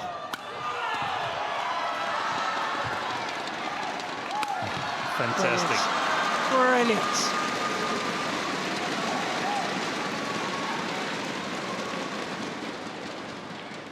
Brilliant. 14-7.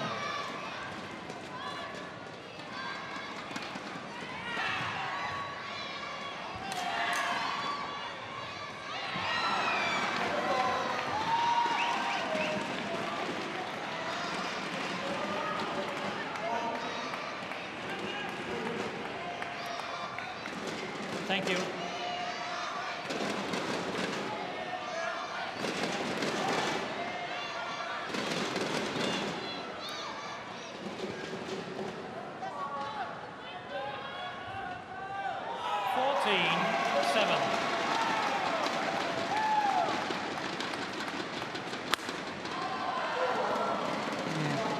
Perfect low serve, just skimmed across the net. 15-7. And then the body smash.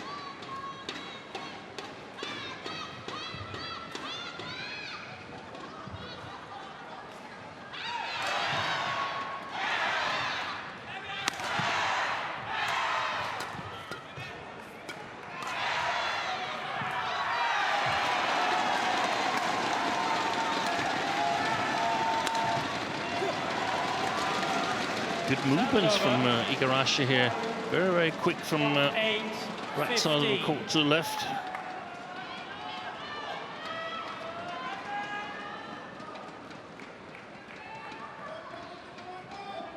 Great agility.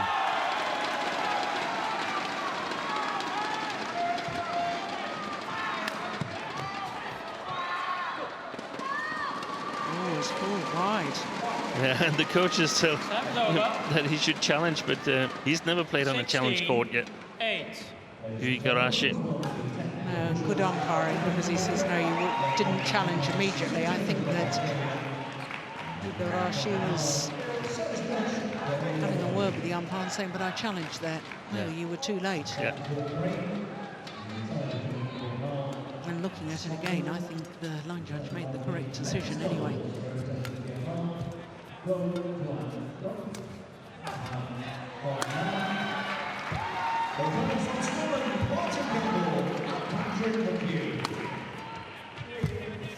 Oh my goodness, he's got back a net cord. Well, that's extraordinary reactions.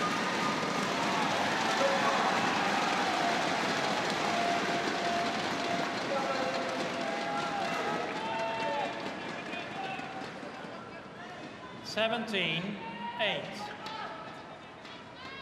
Was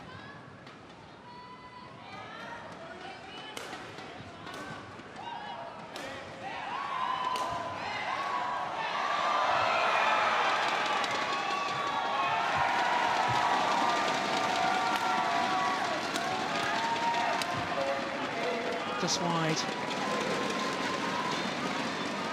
18-8.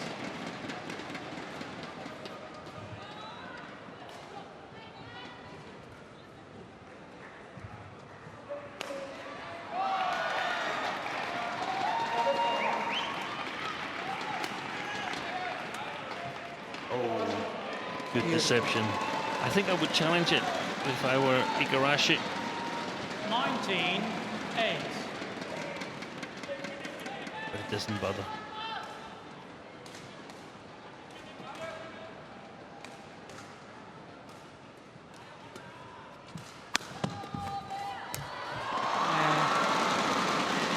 So incredibly quick to follow up on that one, Lee Chong-wei.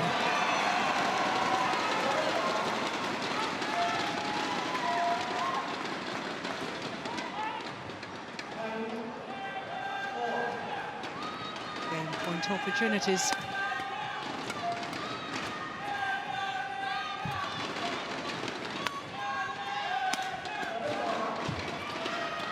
Oh, lovely top spin net shot.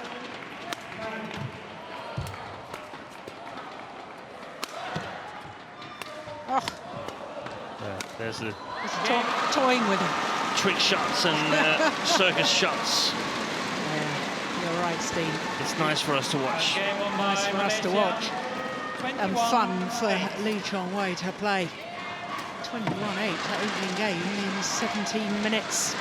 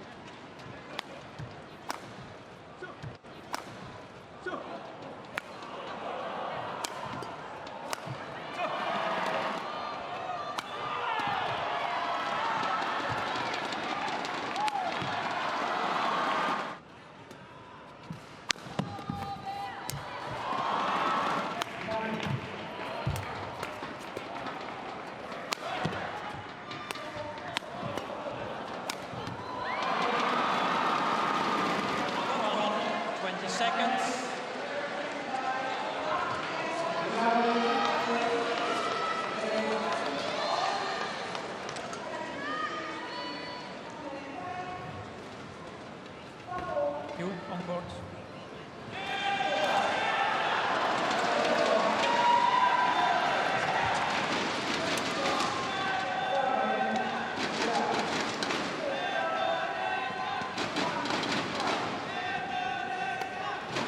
Second game, level.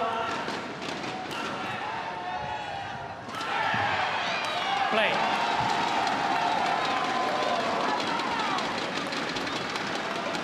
Second game on its way. One First game to love. Malaysia. Lee Chong-wei won it 21-8. Japan up 2-0 in the overall tie.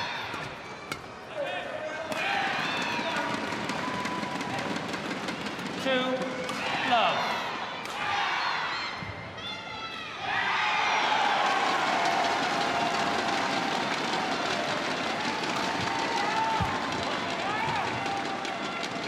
Thought for a moment that was going to come back in. Three. It was like he dragged it a little bit out with him.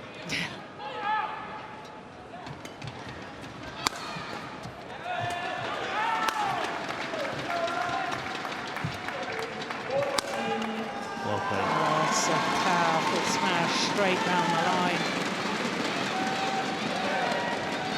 4-love.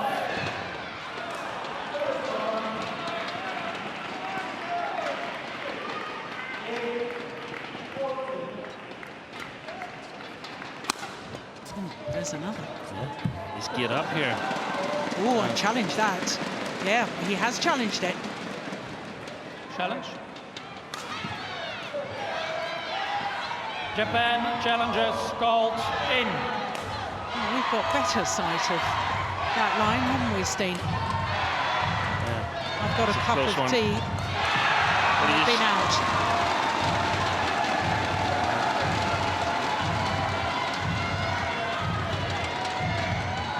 Oh no, I'm wrong. I owe you a cuppa.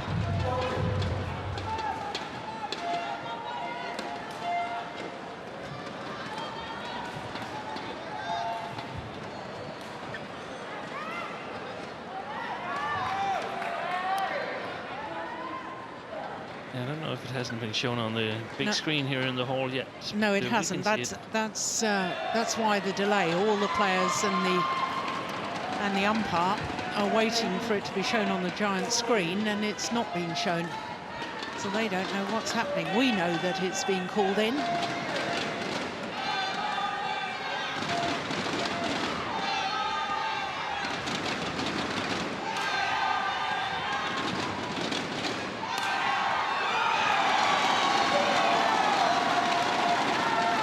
So the tournament referee, Carsten Koch from Germany, comes onto the court, and I think he will explain to the players. We are unable to provide the picture. I've checked the shuttle was in. Okay? Shuttle was in. Yes. Yeah, there we Now are. it's there. Now it's on the giant screen. There we go.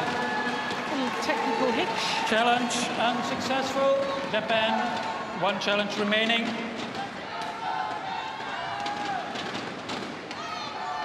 Wait.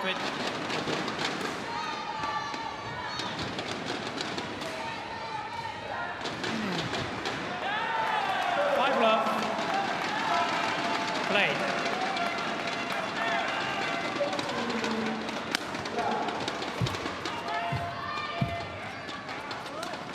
Oh, look at that.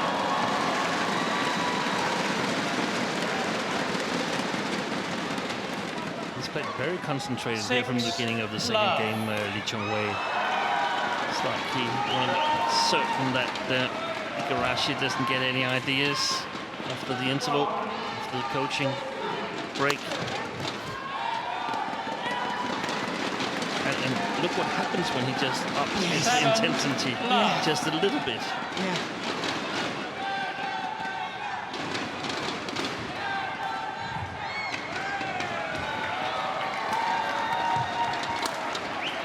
Wow. 8 This is a masterclass at the Yeah, moment. he's getting a schooling. It's not so fun being in there right now. No.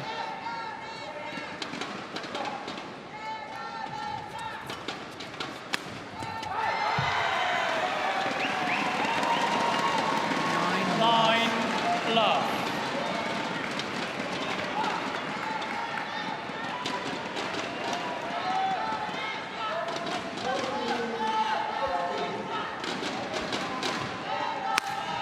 Oh, string's gone.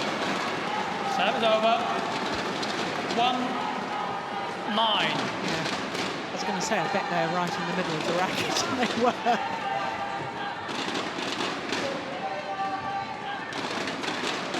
Yeah, he knew immediately. Different sound of the shuttle coming off the strings when the strings break. And he netted it, so something must be wrong. Yeah. Could only be the string that was gone.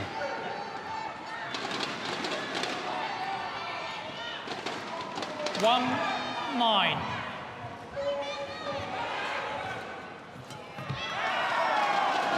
Beautiful.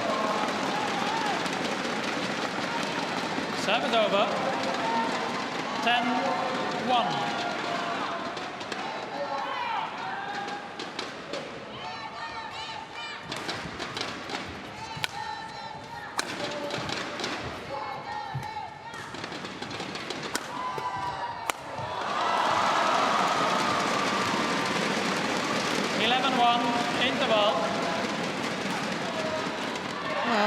Steen, you made the point earlier. There's no doubt who's going to win this, barring any injury.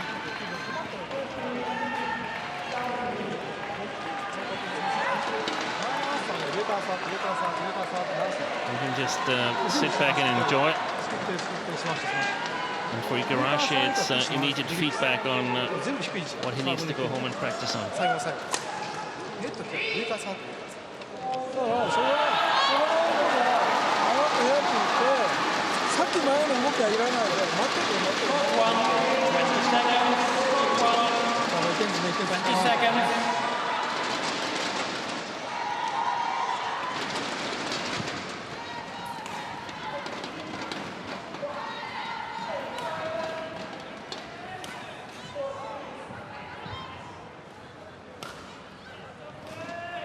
Eleven 1. Play.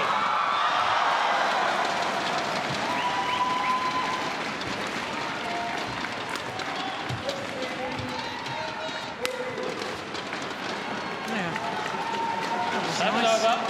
Something different. Half-pace smash straight at Lee Chong-wei. I'm always interested to know, Steen, what you coaches say to a player when they're on court and they're quite obvious that they're being outclassed and they haven't really got the game to beat a particular opponent. What do you say? What do you get them to work on something specific? Sometimes, but I mean, you can't even do that here because the difference in level is simply too much. Yeah. Simply too much. Fault. So you just say keep fighting and enjoy the experience. Keep fighting, 12. Yeah.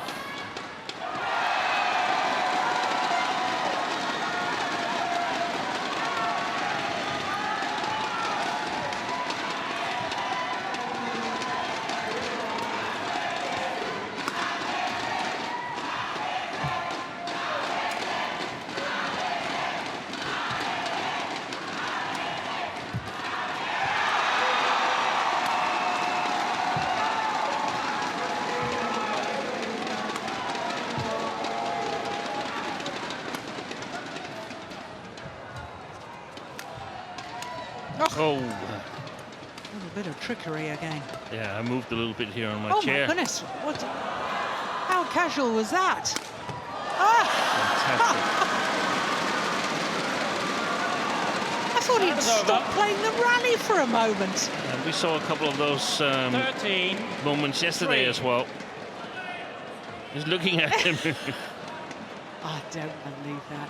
And then asunder a smash for the winner. Just watch this. There's some of the players who play Lee Chong-wei feels that this is a little bit too much. It's not so nice being on court when he does this. Feels that it's a little bit 14 lack of respect. 3. After all, they're doing an effort as well. Yeah. Thank you.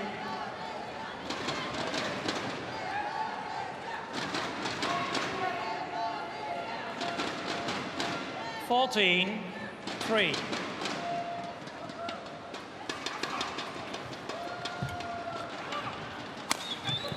Fault. Good shot. Yeah. 15 3.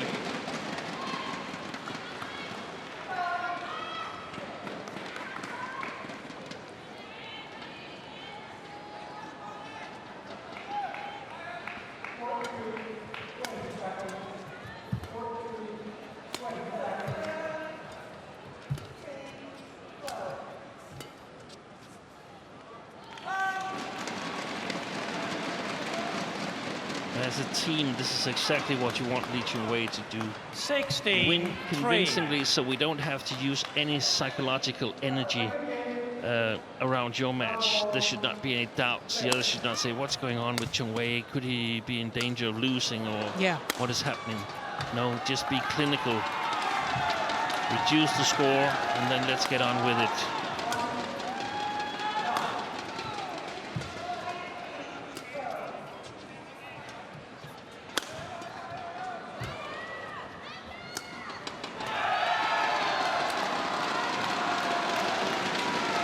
Serve's over. 4-16.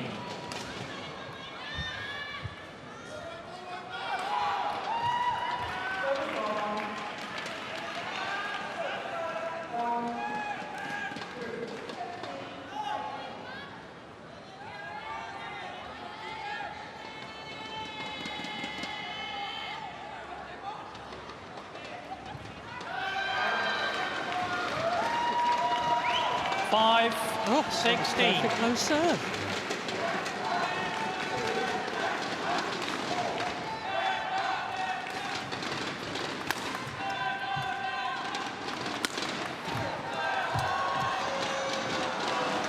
Good effort. Serve is over. 17-5. Full length dive. But in the end, to no avail. He wasn't particularly slow in getting up either, was he? Well, that would have been perfectly well in a Grand Prix Gold tournament, perhaps even a Super Series. That's perhaps one of the things that you tell your player when he gets out from this match, that hey, don't measure yourself with Lee Chung-wei, measure yourself with someone you played 2 months ago and are playing within the next month or so. See if you've gotten better, if you've gotten closer to that player instead of Lee Chung-wei, because there's too long way yet. Too much of a gulf to really measure.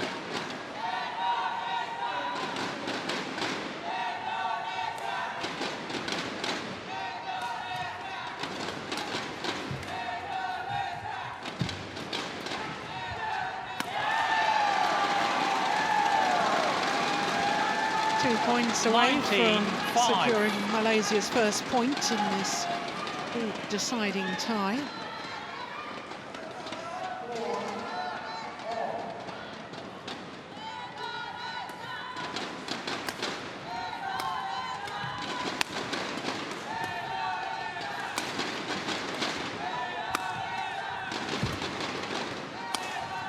Oh, it's a nice play.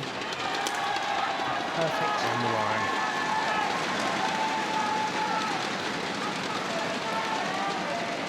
Match points galore. 20, match point 5.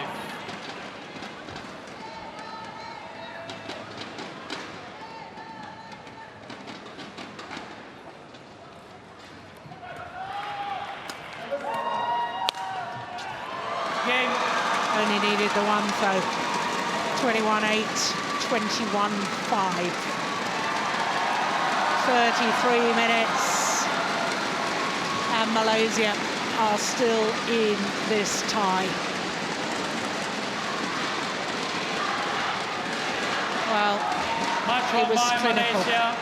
21-8. It was a masterclass today by Lee Chung-wei. Thank you.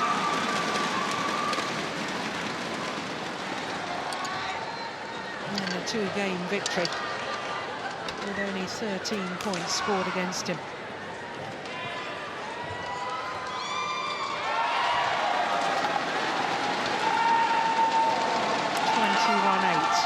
21-5 in 34 minutes in total.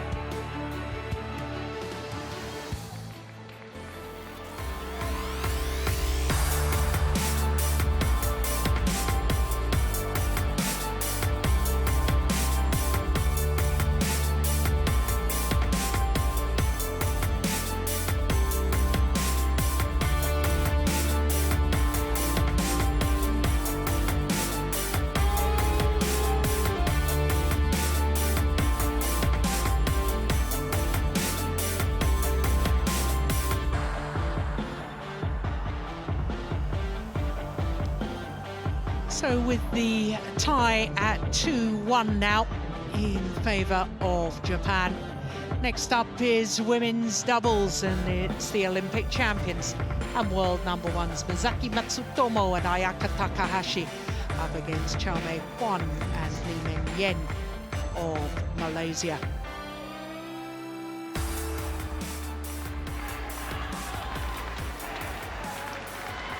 Well, of course, the world number ones, Matsutomo and Takahashi,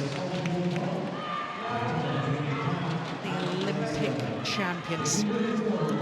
In Rio de Janeiro last year, they beat the Danes, Pedersen and Yuta, in one of the most thrilling finals. They were 17-19 down in the deciding game, but came back to win, the Japanese pair. It's an absolute thriller. So, they are without doubt the favourites for this women's doubles encounter.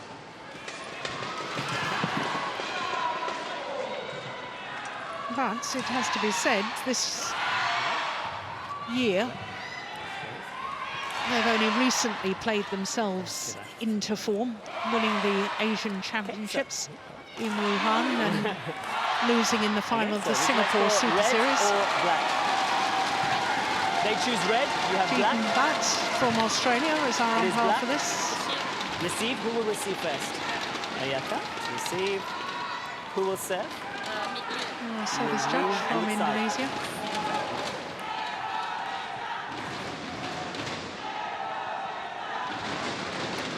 So the formalities complete.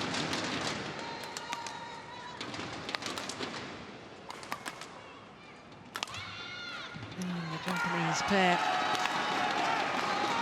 this week enjoying their 102nd week as world number ones. That's in total.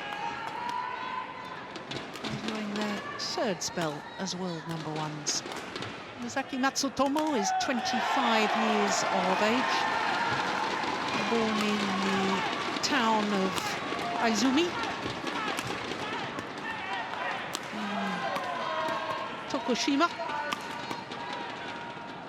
Her partner turned 27 last month from Kashihara City in Nara Prefecture.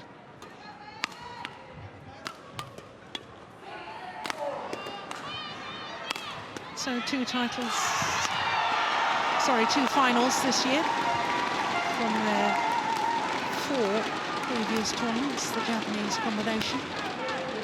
For the Malaysians, who are younger, there is Kuan, 22 years of age, from Kuala Lumpur, and actually she won 2 gold medals at the Youth Commonwealth Games in 2011 on the Isle of Man, so she will be very much hoping she comes back here to the Gold Coast next year, the 21st Commonwealth Games. Yean, he was 23 from the ancient city of Malacca. They had a wonderful match at the Malaysian Super Series. I don't know if you remember it, Steen, when they went to 3 games against the number 4 seeds, Chen Cheng and Jia Yifan. 25-23 in the deciding game. I remember watching that. It wasn't on our television court. The court officials I was telling you about earlier, but do you remember it, Steen? It was an absolute thriller. I don't think I'd ever seen the Malaysians play so well. Fantastic match. And that's why I'm not surprised that they're playing this match here, because they're really a good pair.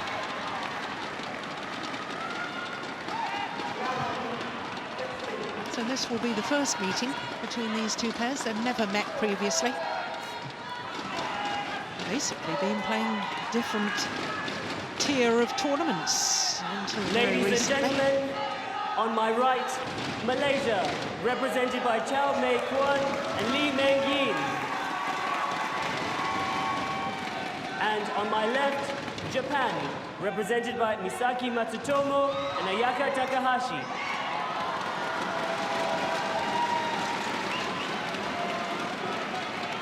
Malaysia to serve. Meng's Yean to Ayaka Takahashi. Level. Play.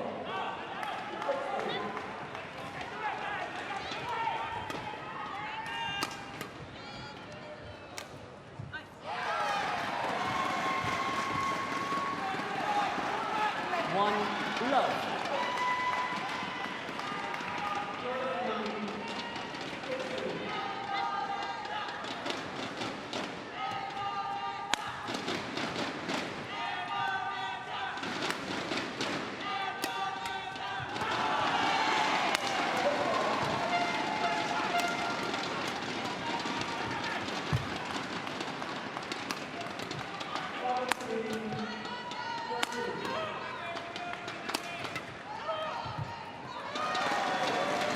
Yeah, that's not their favoured formation, it has to be said. Usually, Matsutomo likes to be at the front of the courts with Ayaka Takahashi smashing from the back, but the Japanese pair forced to play in their unfavoured formation. Yes, indeed they are now.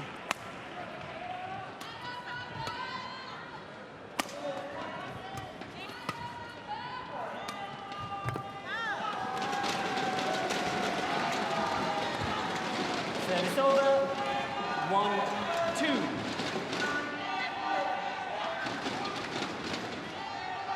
Well, Malaysia have to go against the form book here if they're to keep this tie alive and beat the world number ones.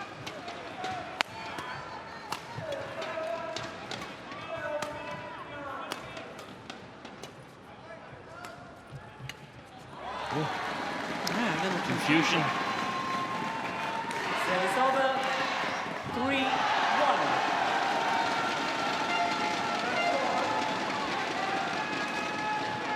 Play.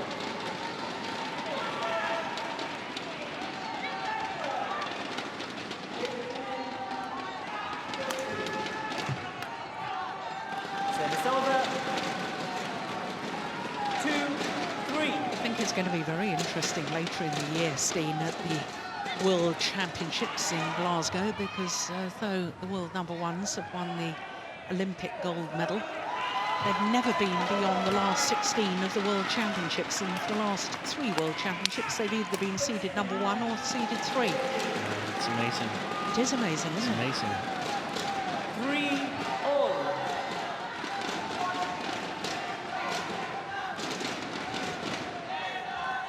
In fact, I did have my question marks in my own mind until they won the Olympic gold medal as to whether they had the character for the big tournament occasion.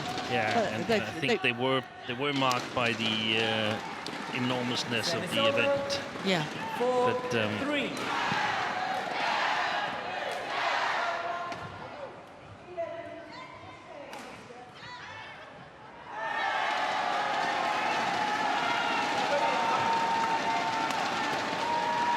It's going to be interesting to see if it gives them this confidence, so they sort of can, if not win the title, then at least play up to the level they've shown over the past couple of years. Yeah.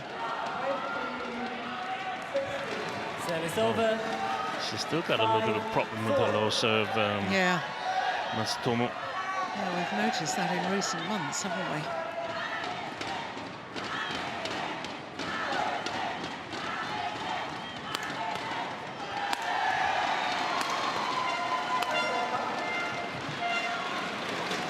Service over. 5-all.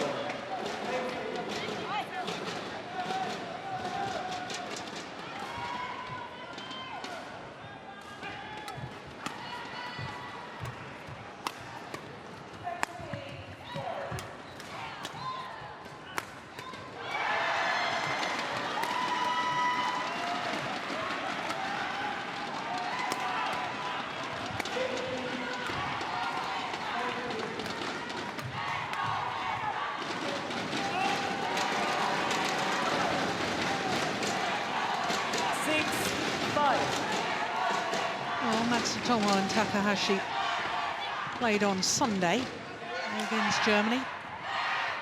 Won their match pretty convincingly, whereas the Malaysian pair here playing their first match in this Sudirman Cup campaign, because it was Vivian Hu and Yoon Ki Wei who were selected yesterday against the Germans.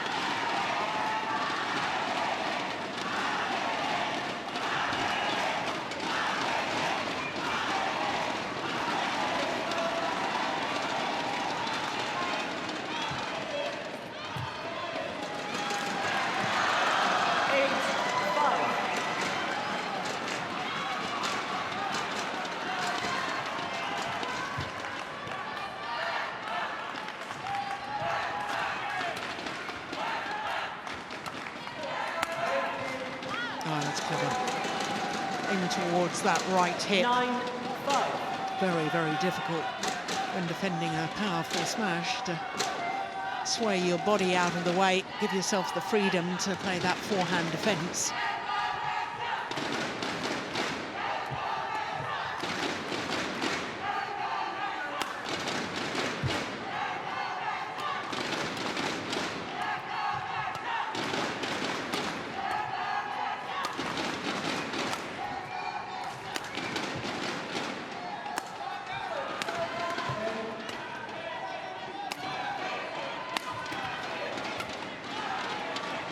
Good judgment. Yeah, very good judgment. Well, this is 6 straight points. 10-5.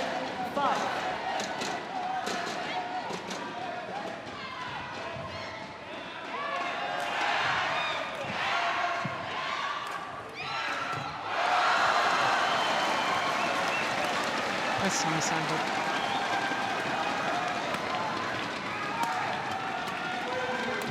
Oh. That goes down as a missed opportunity. 6-10. But always important when you play as a favorite to get a good start in order to sort of prevent the underdogs from getting their game going and getting the belief that they can actually do something. Yeah.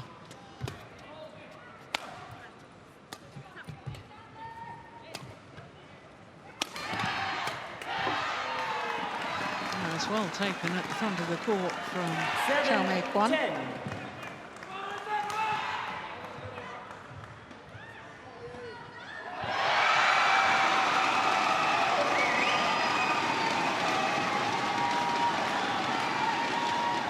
Play.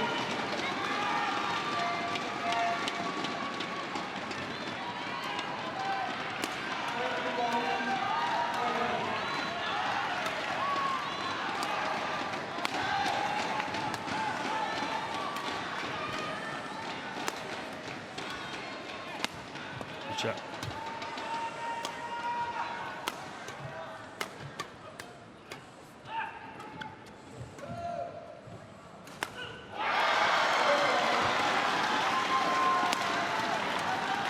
Oh my goodness. What a tremendous rally. That'll be the longest rally of the match as well. Oh, that's a pity. It's over. 11-7. Error there Interval. from Meng Yean. 4-point advantage to the world number ones from Japan.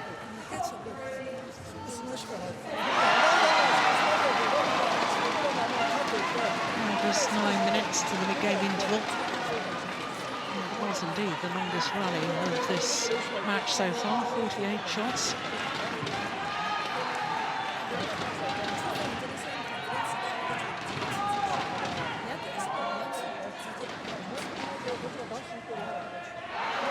Wong Pei-Ti, Malaysian coach. 120 seconds, court, 120 seconds. Thank you, players, back on court. Players back on court. Players. Wong Pei-Ti, former world number one in the women's doubles with Chin Yi-Hui. When I say 20 seconds, Yeah. you need to be back on court, okay? Coaches both mixed doubles and men's doubles. Yeah.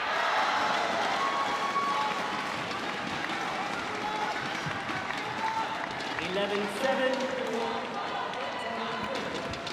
Play.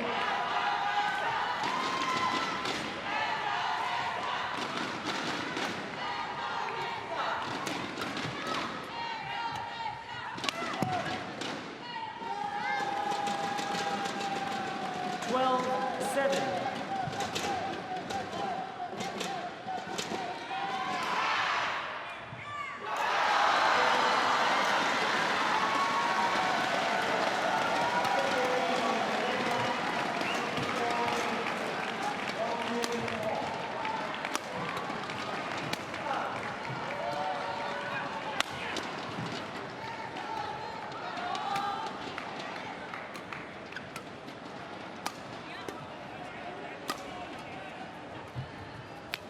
Oh, my goodness. It's a wonderful angle.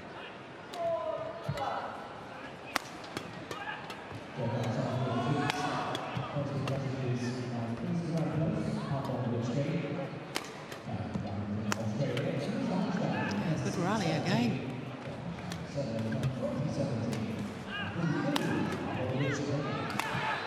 Missed it. They're defending very well, the Malaysians, but when they do finally get the opportunity to attack, they're not making it count. No. And it takes a lot of patience. That one, that's for the morale, it's a bad error, because you're actually controlling the rally and suddenly you've lost it in one shot. Call it in. Do you want a challenge? No, I don't think the umpire should be asking. They're taking a little meeting whether they want to challenge or not. Send it to the committee.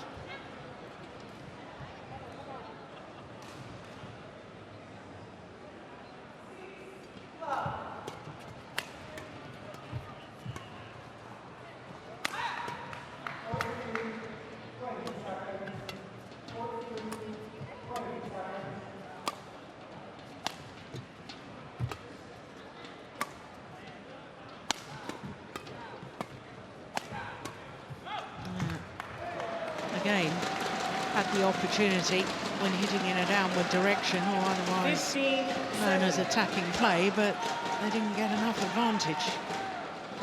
When you get set. No, and I think it takes much more patience and hard work to score against the Japanese defense. Cannot expect to score within 2 or 3 shots.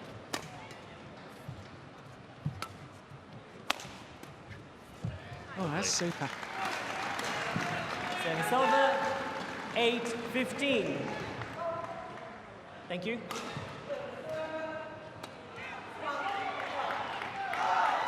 Yeah, good vision to see where the gap was.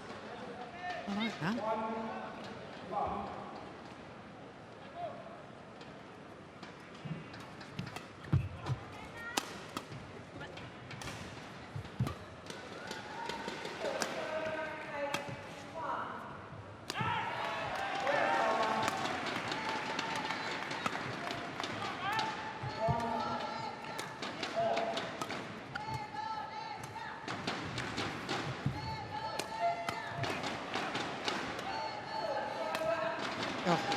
Over-ambitious. Yeah. Really wasn't on balance, was she? Service over.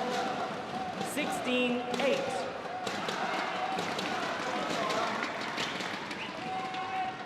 Chow to receive.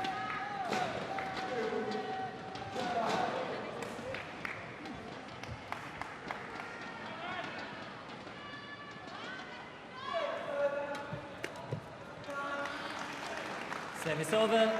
9-16.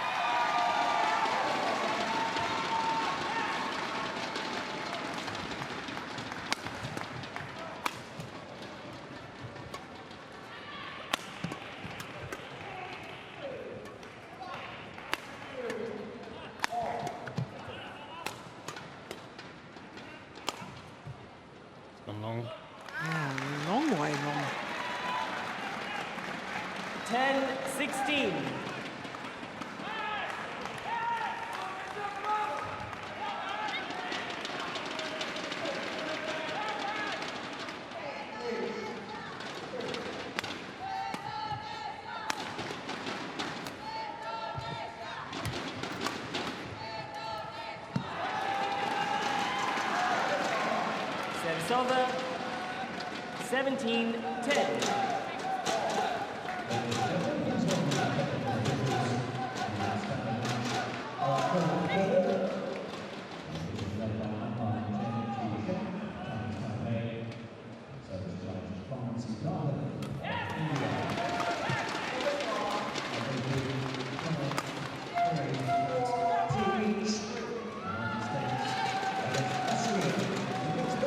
I understand the thought process of trying to play to the mid-court area.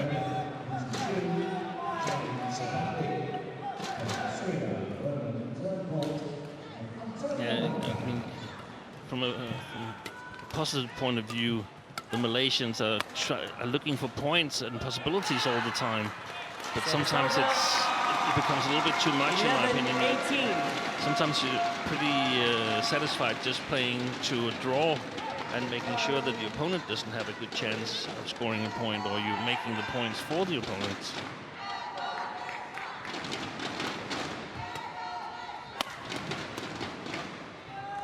Good judgment. 12-18.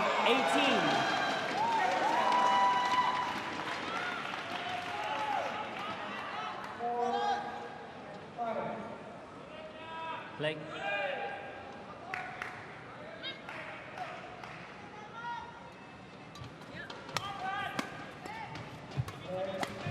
Oh, that was super movement from 13-18. Kuan.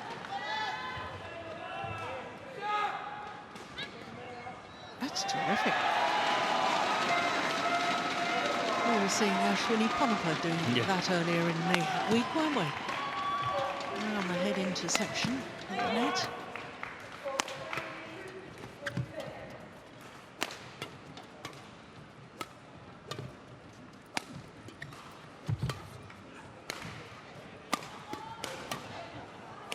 Long and what again? Japan challenge called out.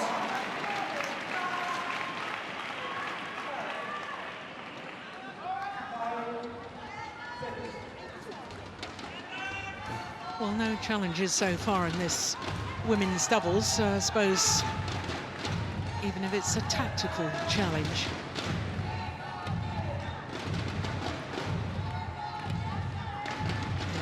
Steen was out.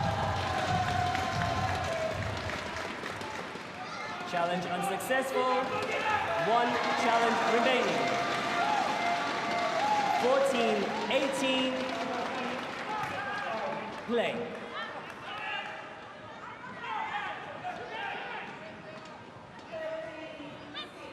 Misaki, faster.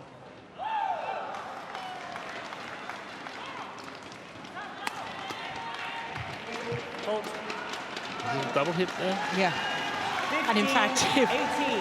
Takahashi hadn't stopped, I don't think the umpire had actually called it. But that's good sportsmanship. She stopped. She knew she'd touched the shuttle with her racket before it went through to her partner. Well done, Takahashi. Sportsmanship was alive and well.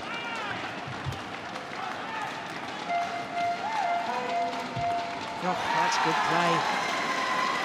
Kuan coming forward at exactly the right moment. And a very nice comeback here by the Malaysians. This was the previous point. Yes, you can clearly see the shuttle just wobble, and that's because she touched it. Yeah, and that's nice. I like to see that sportsmanship. It is a comeback, isn't it? 6 straight points.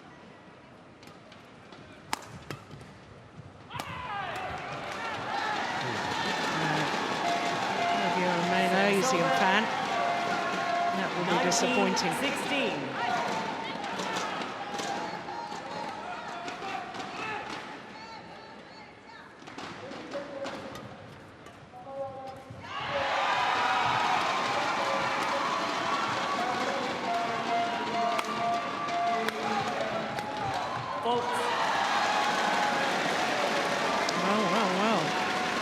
That point you were making, Steen, about how important it is not to give opponents the belief. They're sort of letting them in this first game. So even if Matsutomo and Takahashi should win it. Chow and Lee, they're still coming into the second game with a bit of confidence. Yeah, absolutely.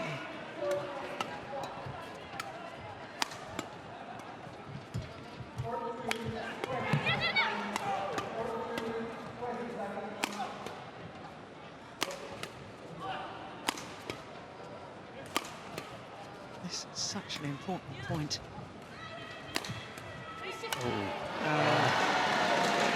Wrong choice of shot from Yean. And the question is, since they are able to sort of stand a really good high defense, shouldn't they do it a little bit more and make Takahashi work?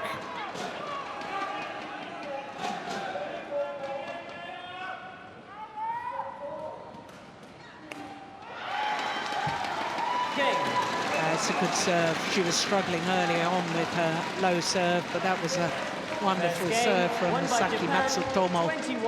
21-17. 21-17 confirms Jeetan bat from Australia. 21 minutes for that opening game in favour of Japan.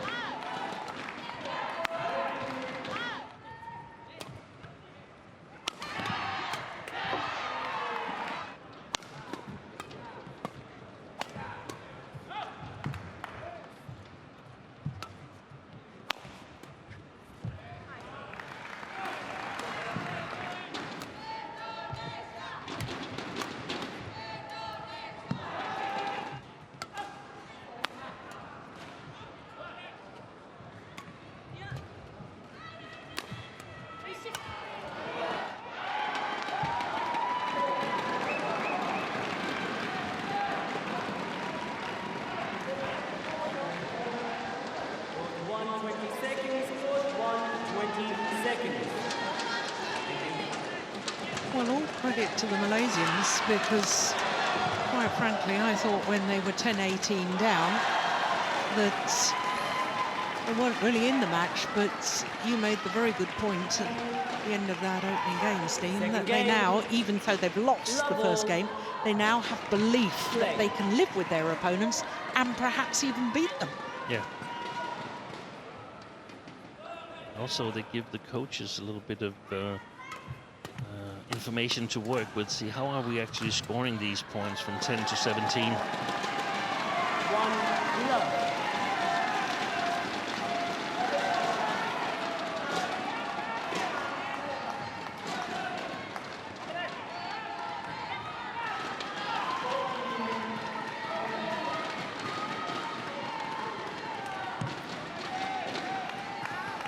Just long. 2 love.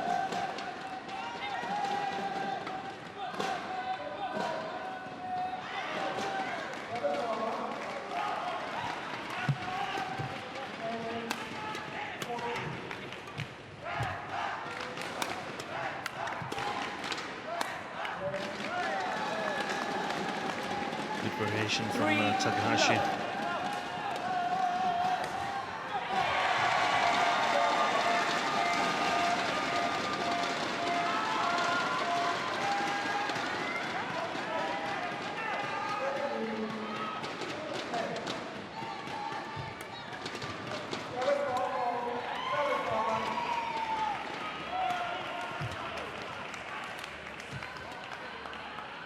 Oof, is that going wide?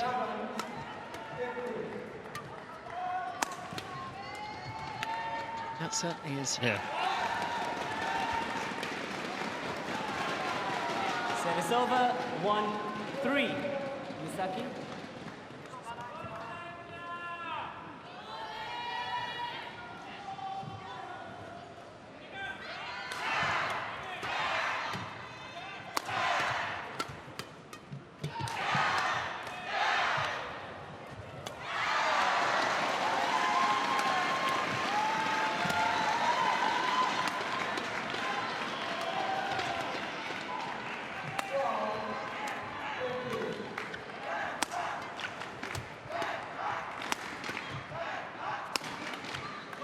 played. Yeah, I'm impressed with Kuan. 2-3. Her instinctive awareness. Yeah.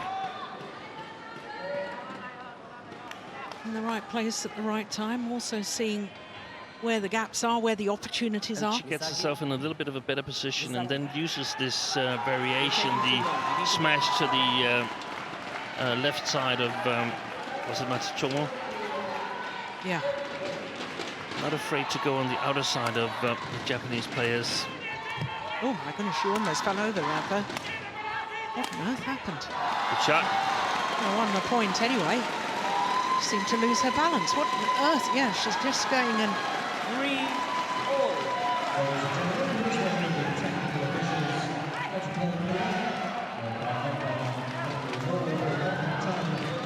Yeah, crikey. Goodness me. Totally lost her balance. That was extraordinary. Thank goodness she's all right.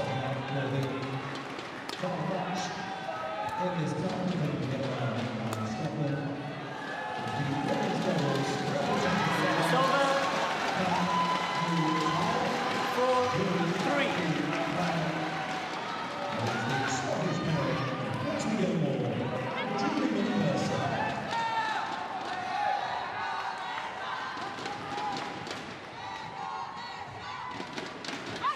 Out. Oh, low serve is short. It's over. 4-all. Oh, that's at least her second service error. Oh, that was way short. I like that the Malaysians are flicking Matsutomo almost every time. She's so good at the front court, so there's no reason to start her there.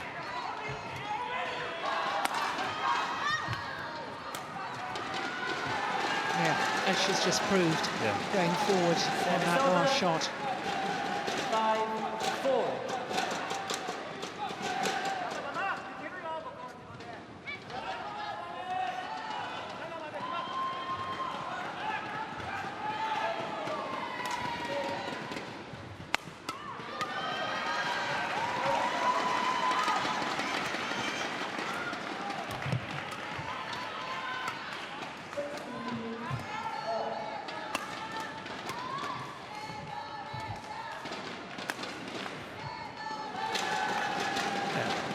Good idea by Chow. 6-4. Can't be successful with everything you do, but you've got to change the defense at some point. Chow.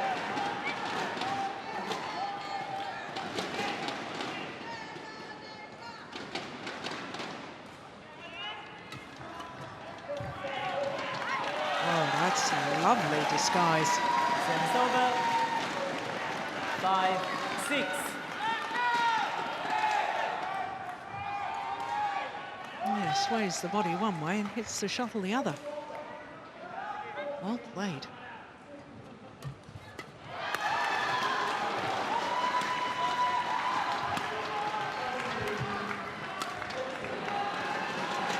Service over. 7-5.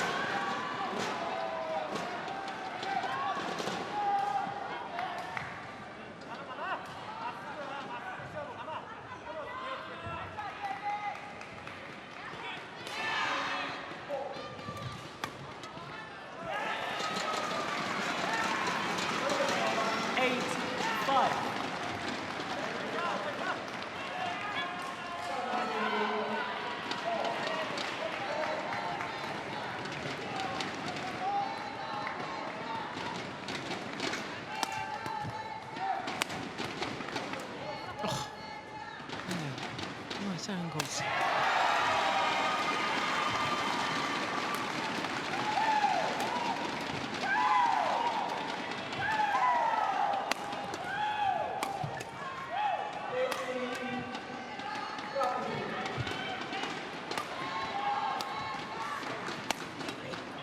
Good rally.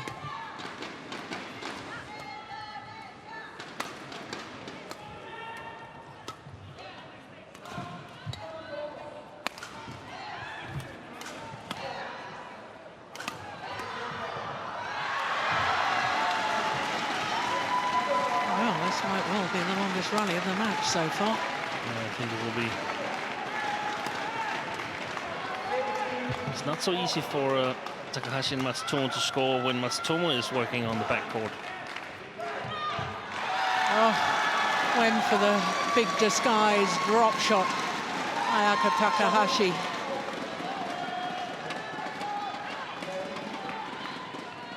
It's so difficult to find the openings, isn't it? Yeah, it was the longest rally, 64.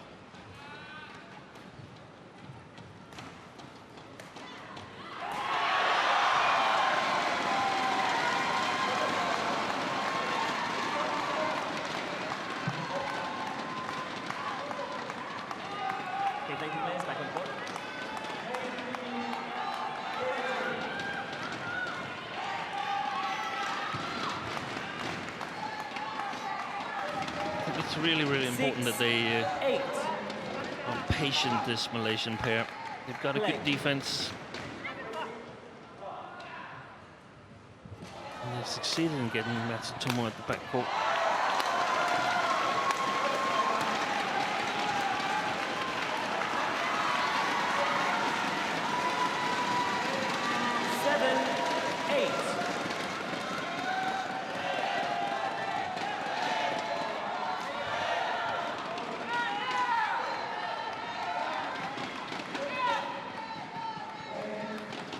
Oh, I thought that serve was going wrong side of the centre line. Oh, that was going wide, I think. Yeah, I'm with you.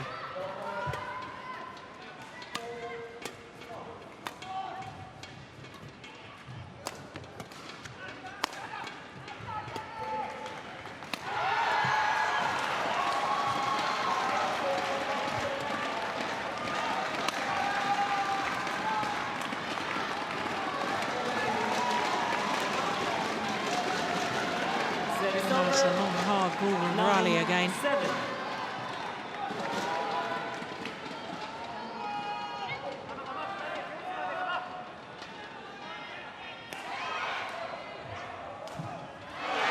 Oh, couldn't miss by much.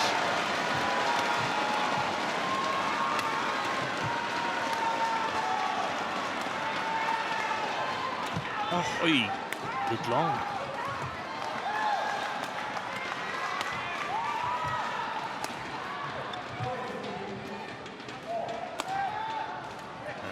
Clear game plan to get Matsutomo to the backcourt. These are tremendous rallies.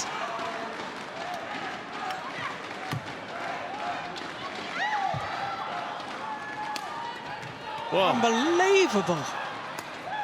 Oh, sensational! What a rally!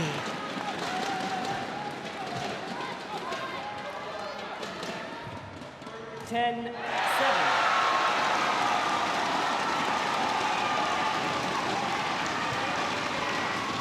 on earth did the Malaysians keep themselves in the rally that long?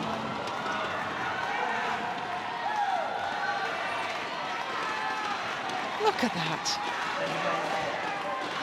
Don't just sit there, get up and help your partner. Brilliant.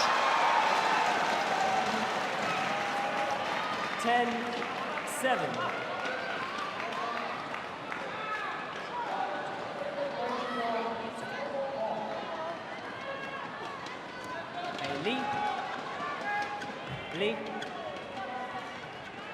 Lee to receive. Lee. 10-7. Play.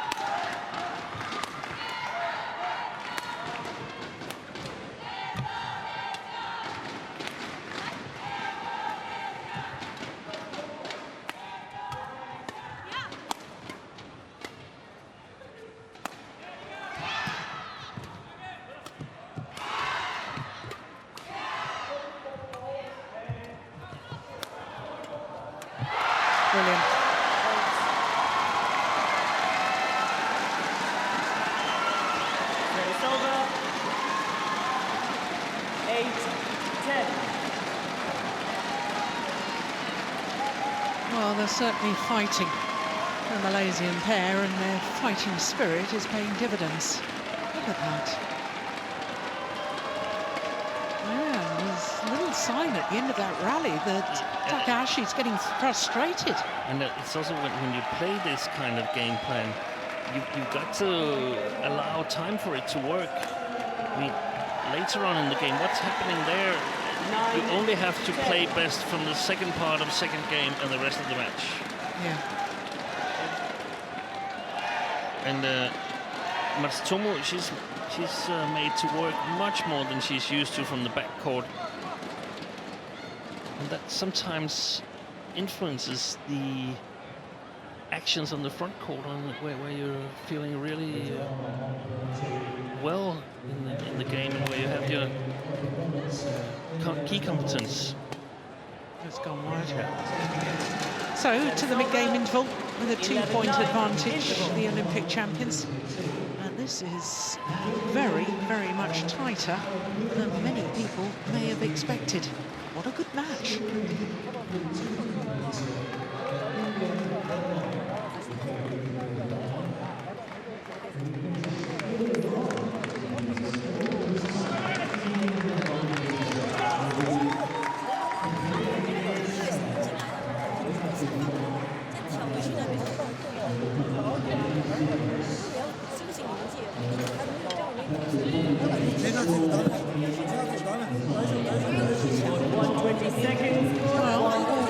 To the Malaysian pair and to Wong Pei Ti, the Malaysian coach, because the improvement in this Malaysian pair of Chow Kuan and Meng Yean has been absolutely astonishing. We had a glimpse of it in Kuching at the Malaysian Super Series. When I say 20 seconds remaining, you must go straight back on. And this, straight back on the court. Takahashi is told. 11-9. And we must remember that this is the first time these two pairs meet. So the Malaysians, they don't have any real experience with playing the Japanese Olympic gold medalists. Out. Oh, so they're short again. That's a third service error. They've come up with a good adjustment to their early game plan, in my opinion. So it's going to be interesting to see if they meet in future tournaments, or perhaps tomorrow. It's possible. It's possible, because in the knockout stage, in the knockout draw, the teams that have been playing in the same group, they can actually draw each other again. Yeah.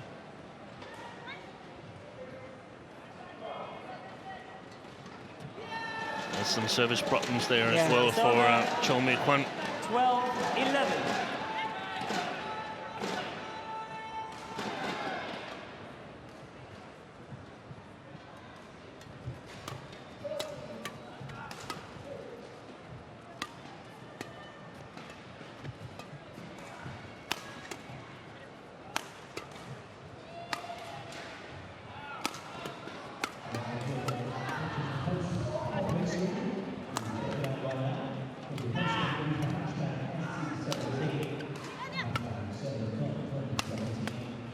Shot from Matsutomo. 13-11. Straight smash Chow. down to the forehand side of her opponent's defence.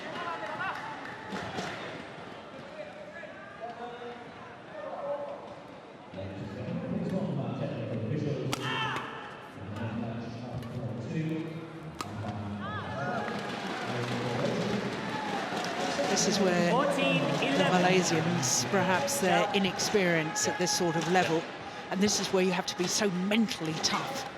Exactly, and I felt also the previous rally, perhaps Chow Kuan should have lifted a bit before she was forced to lift.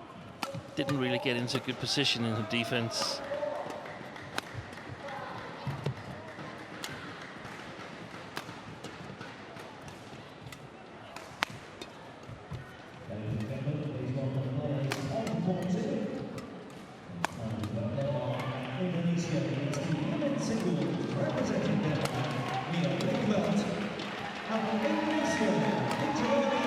Just missed it.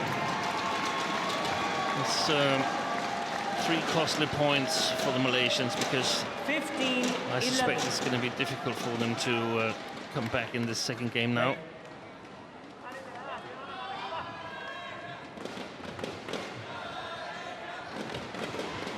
I thought that in the opening game. Yeah, at but that's a 10-18. little warning for the Japanese. That they know now that they can't relax, Yeah. even though they've got a healthy lead.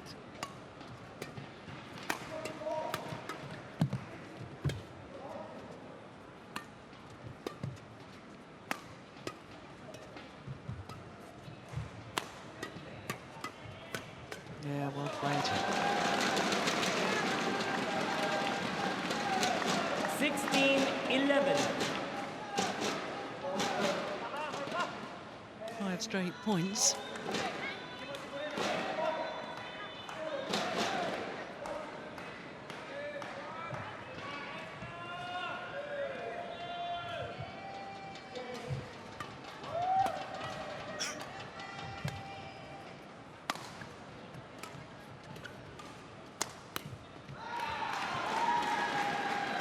Service over. 12-16.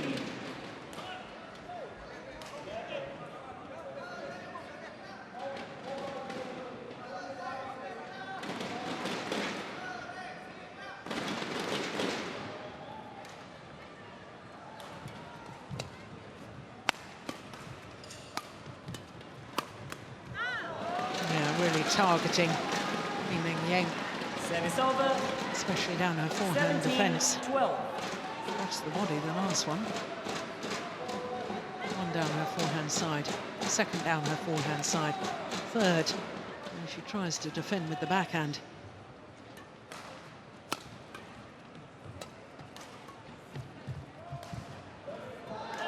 Service over. 13-17.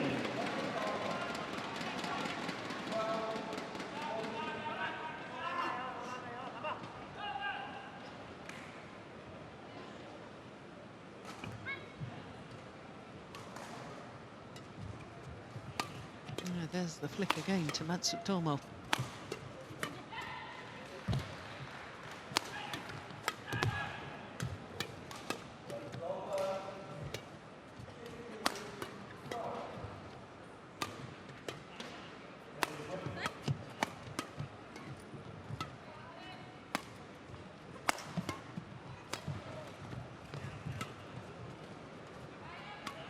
Good rally as well.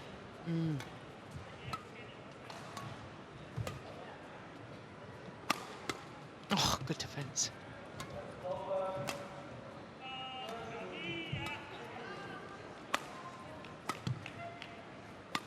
I was just about to say the Malaysians should step forward when Matsutomo's on the backcourt, and then she fires away such an attacking clear, so they can't really move. Yeah, it also shows how astute she is, where her opponents are. There's another. Brilliant. Oh, my word. No! Unbelievable. He won it! That is sensational. They were in dire trouble. And the desperation defence followed up by the most perfect net shots. How on earth did they stay in that rally? How did she get that back? And it was 81 shots as well, the longest rally of the match. Look, she's smiling halfway through the rally. 17. The last shot is the only way they can win it. Every other shot is a loser on the next Japanese shot. Look at that. Brilliance.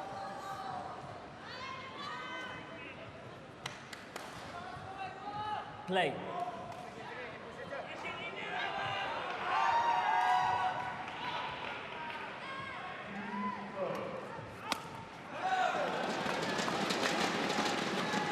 Service over. 18-14.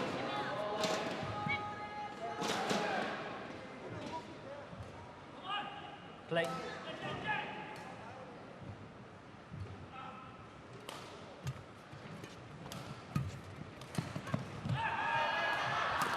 Yeah. Takahashi in all sorts of trouble, out of position. Service over, 15-18.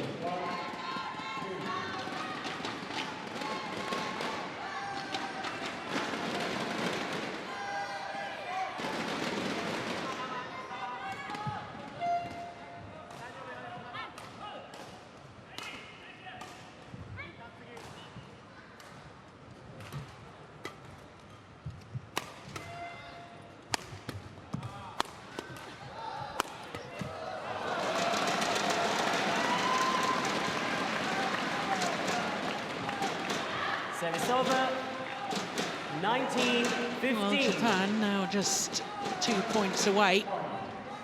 Not only winning this match, but winning the tie. Yeah, we've been talking a lot about the Malaysian, of course, because they're the underdogs, so it would be easy. It would be fun to see what they could do to win and so on. We also have to give credit to Matsutomo and Takahashi. They've been actually quite solid here, even though Matsutomo has been struggling with the service. Yeah, I agree. And this isn't over yet anyway. 16-19.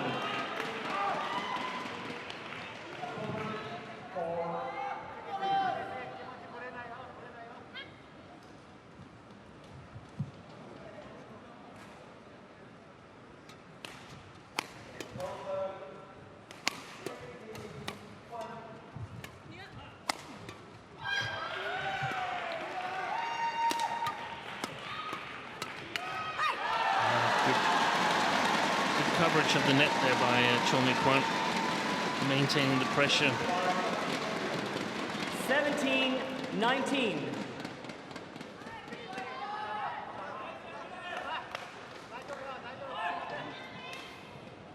Play.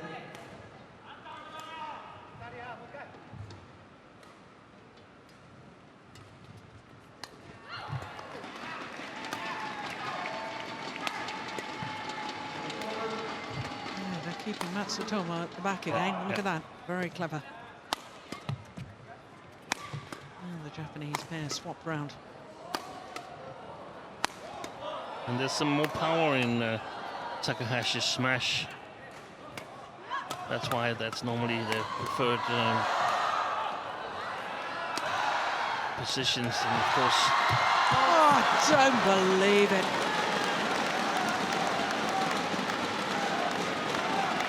What a defensive shot from Ayaka Takahashi. Service over. 20, match point, Look 17. at that reactions. That's unbelievable. So match point opportunities for Japan.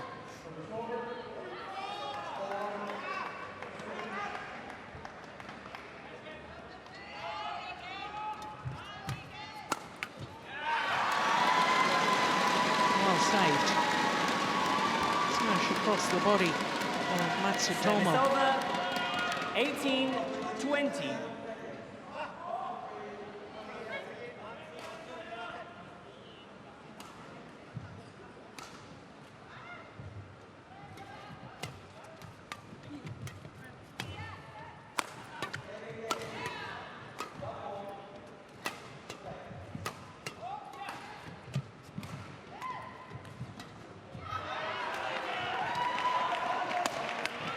This time they convert.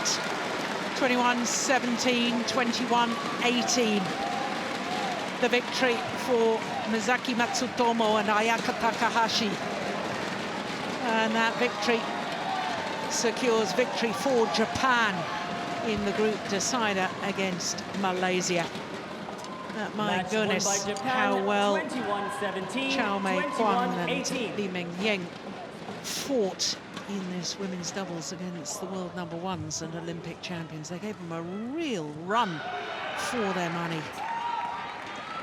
Now we saw some fabulous rallies, the longest at 81 shots. 50 minutes for 2 straight games. An indication of just how long some of those rallies were. So their confirmation, 21-17, 21-18 in 50 minutes in total. Japan 3-1 up now in the tie.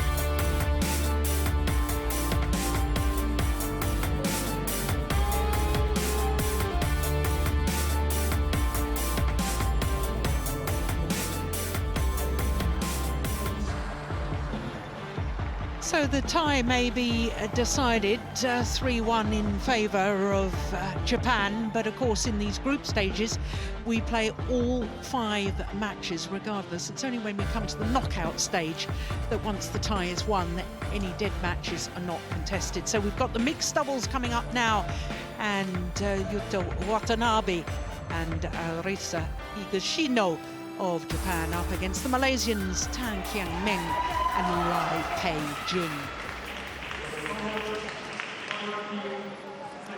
All right, at the start I said that Malaysia would obviously be missing Go Liu Ying, Olympic silver medalist in the mixed doubles with Chan Peng Soon, sadly undergoing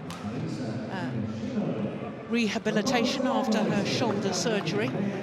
And I've been feeling very guilty ever since, because it was as if I was belittling Tan Kian Ming and Lai Pei Jing, who are a world-class pair in their own right. The Malaysians, currently number 11 in the world, but they have been as high as 9. But obviously, Steen, when you've got a pair in your squad that have won an Olympic silver medal and one of them can't be here, it does affect the team spirit. I was reading in the Malaysian newspapers that the teammates were feeling a little down that she would be missing this event. Yeah, and for instance, this match here, there's a good chance that Malaysia can win it Black anyway. or red? But of course, Red. if you have a silver Black. medalist from the Olympics, you want that pair to play. Yeah. Yourself? Yep. You would expect it gives you a better chance of You receive. Which side? making a That good side. performance. Thank you. Yeah. Well, the left-hander, Yuta Watanabe, will turn 20 next month, 13th of June to be precise.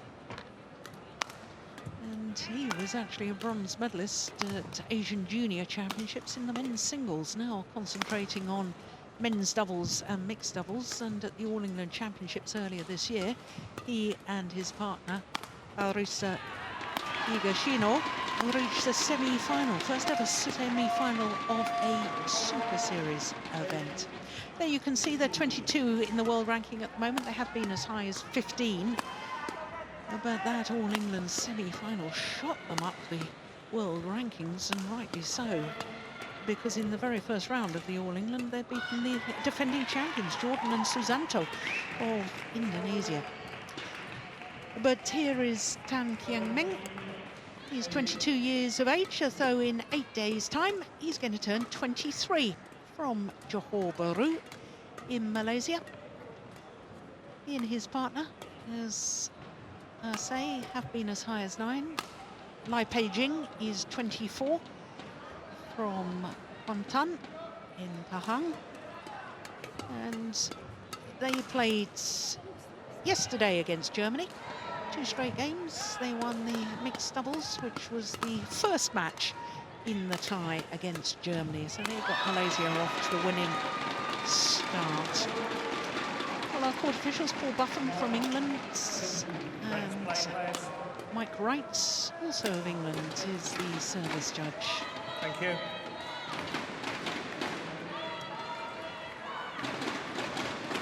Thank you. Well, like the women's doubles, our last match in this tie prior to this mixed doubles, this will be the first meeting between these 2 pairs.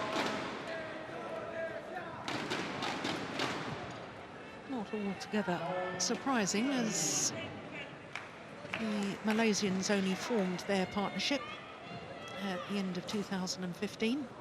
The Korean Grand Prix gold. These 2 Japanese players have played together as juniors, 10. and in fact were bronze medalists at the World Junior Championships in the mixed doubles discipline in 2014.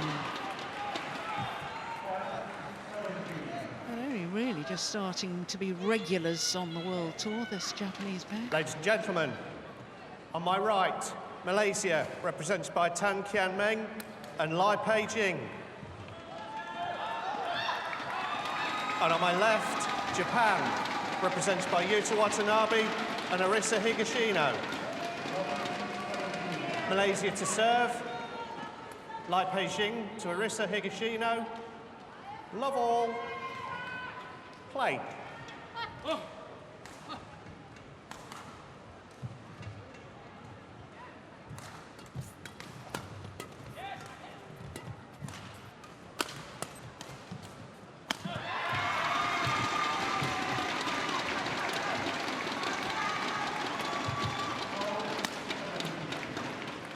What a good opening rally.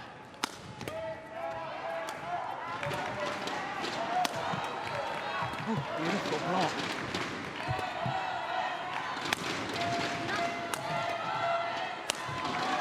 Yeah, very good opening rally. So it's over. 1 love.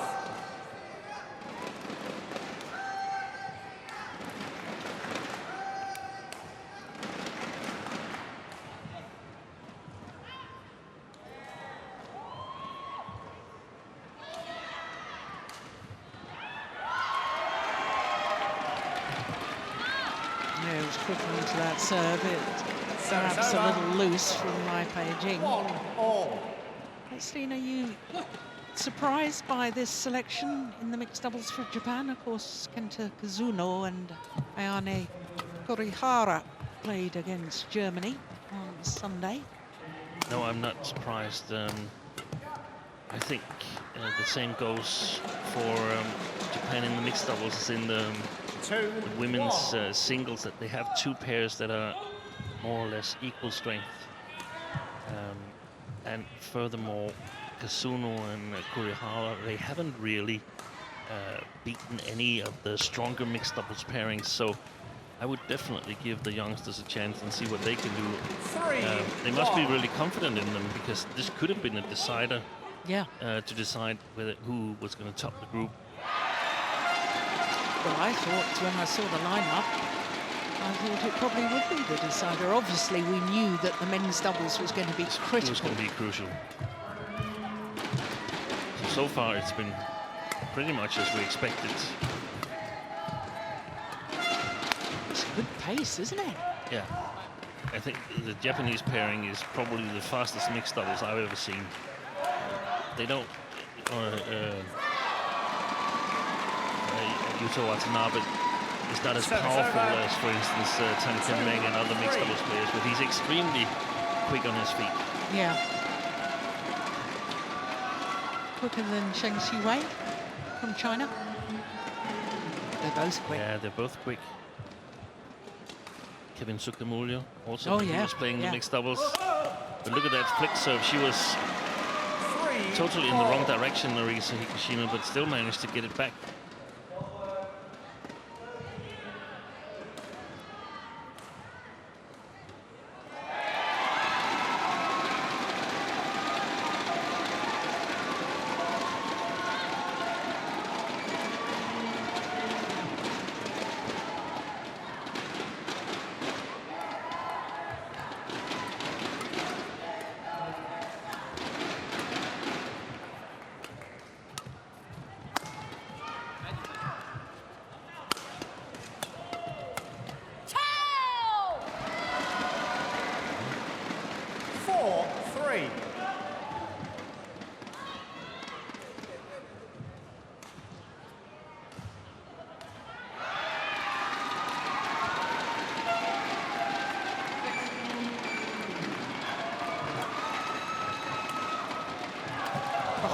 Goodness. Oh, no lack of effort, is there?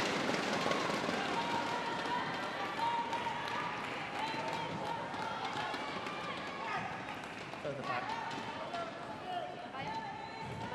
Yep, thank you. Yes. Quickly.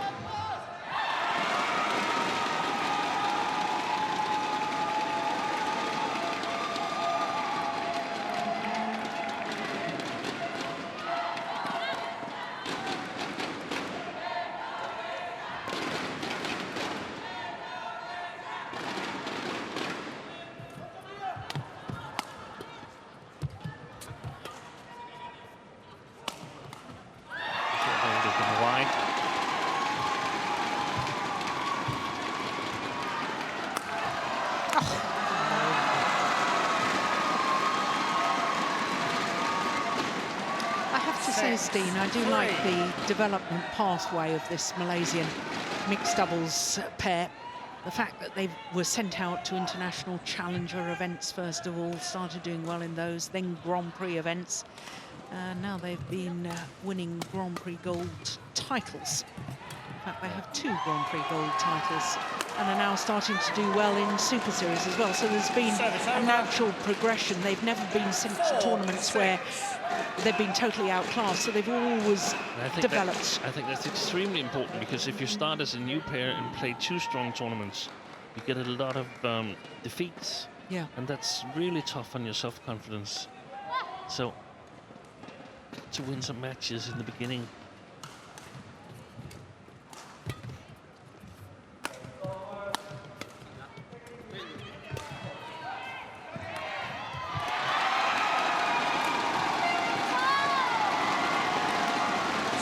Beginning here, it seems like Meng is able to sort of stamp his mark in the offense. I don't think the Japanese pair in the long run can withstand this attack. So that means they've got to try and take the initiative themselves. And that's going to be interesting to see. It's quick onto that low serve, isn't he? Oh, goodness. Service over. 5-7.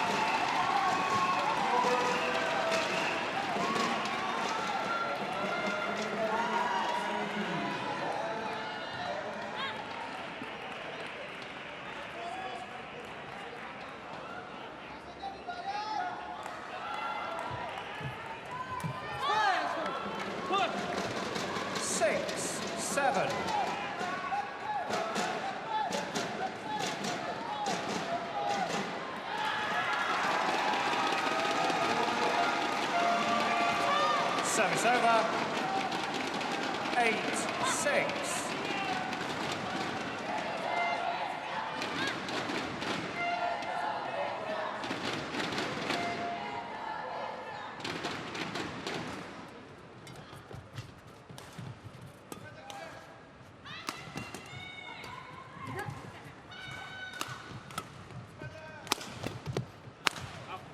Now it's gone long. Yeah. 9-6.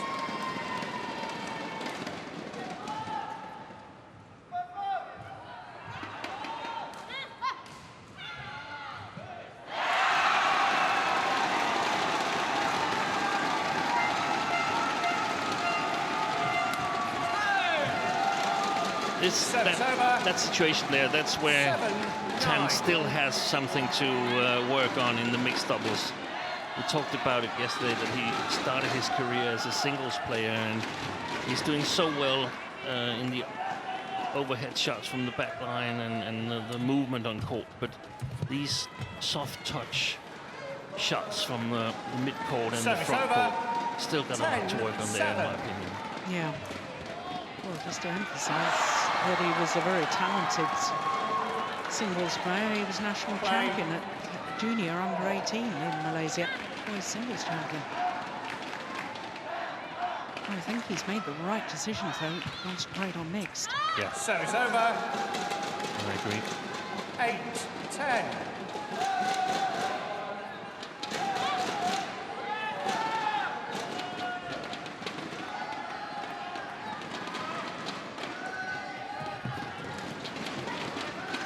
Good judgment. Service over. 11-8. So a 3-point advantage for the Malaysians here at the mid-game interval. Oh, look at that.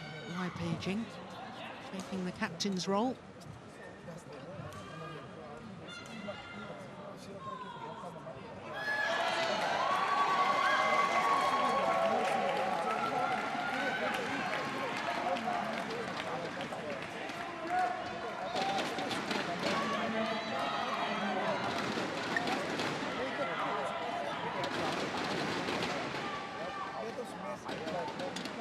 Court 1, 20 seconds. Court 1, 20 seconds.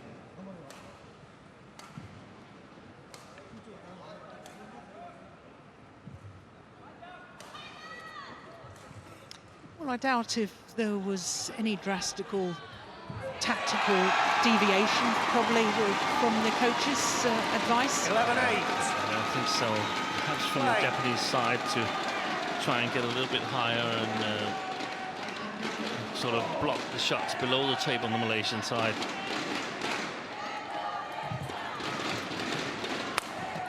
Oh, that's good. Very crisp 12-8. match.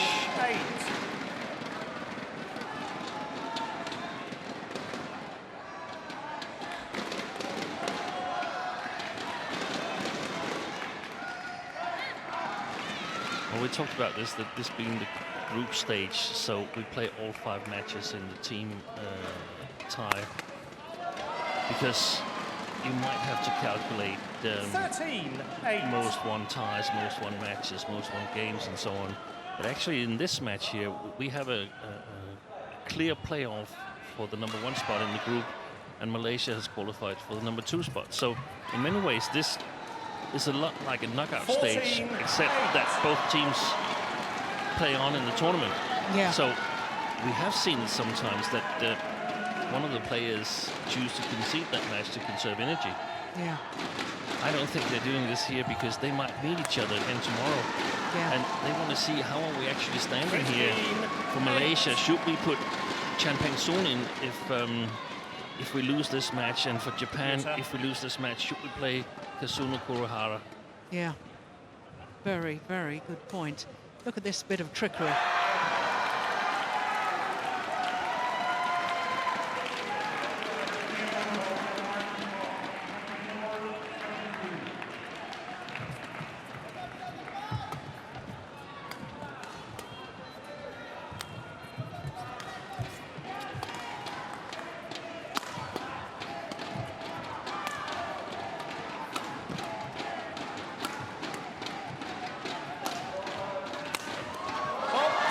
Deflected by hitting the net cords, that smash from Tan Kang Meng. 16-8.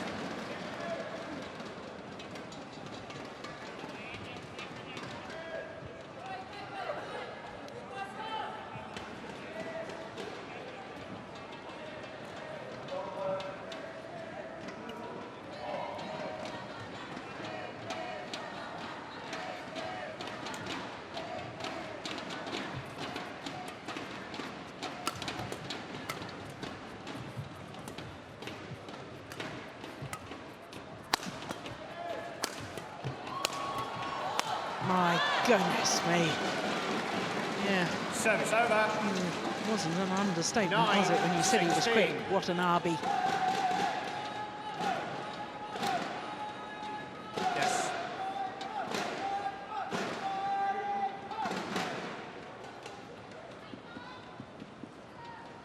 There's no way that last one was coming back, was there? Take that.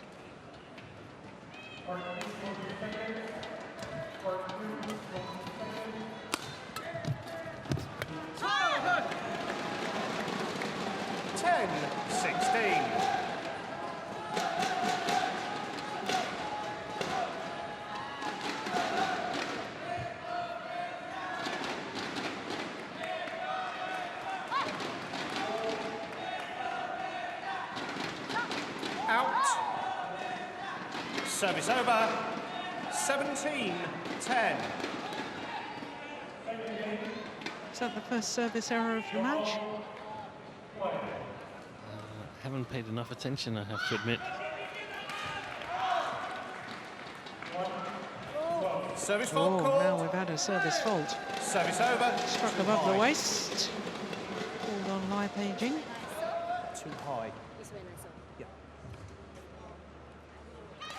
Service over, 11-17.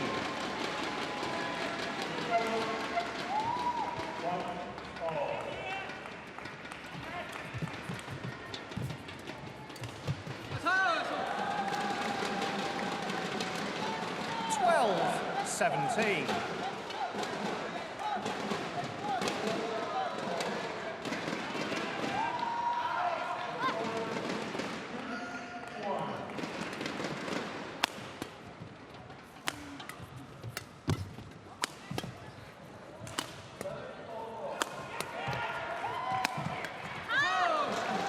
Yep.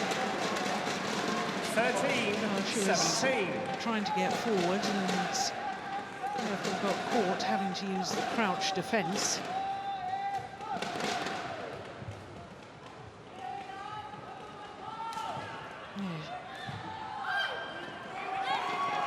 Perhaps wasn't aware of just how quick Watanabe is.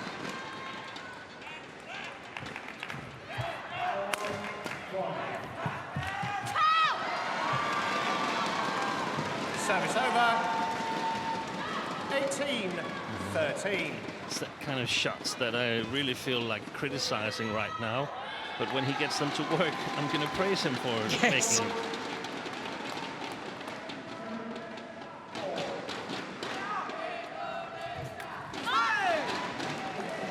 Service over. 14-18. It is a fine balance for you coaches, isn't it? Because, I mean, later on, as a player gets older and more set in their ways, trying to give them new skills, teach them new skills, is very difficult. If you can encourage the skill development when they're still young, then you can make those skills over time more consistent. Yeah. But the short term problem is that there's lots of mistakes with those. There's mistakes, and then if you get criticized enough for making an effort at making a creative shot, then eventually you stop trying to be creative. Yeah. So yeah, exactly. It's important to encourage players. I mean, think about how many mistakes, for instance, a player like Kevin Sukamuljo of Indonesia has made before he gets everything to work together. Yeah, finds the correct partner. Exactly. Service over. 19-15.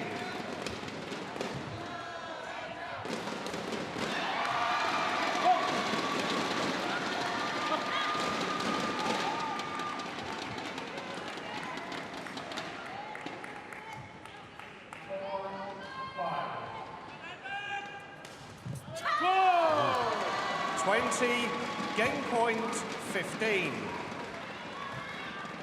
So game point opportunities for the Malaysians.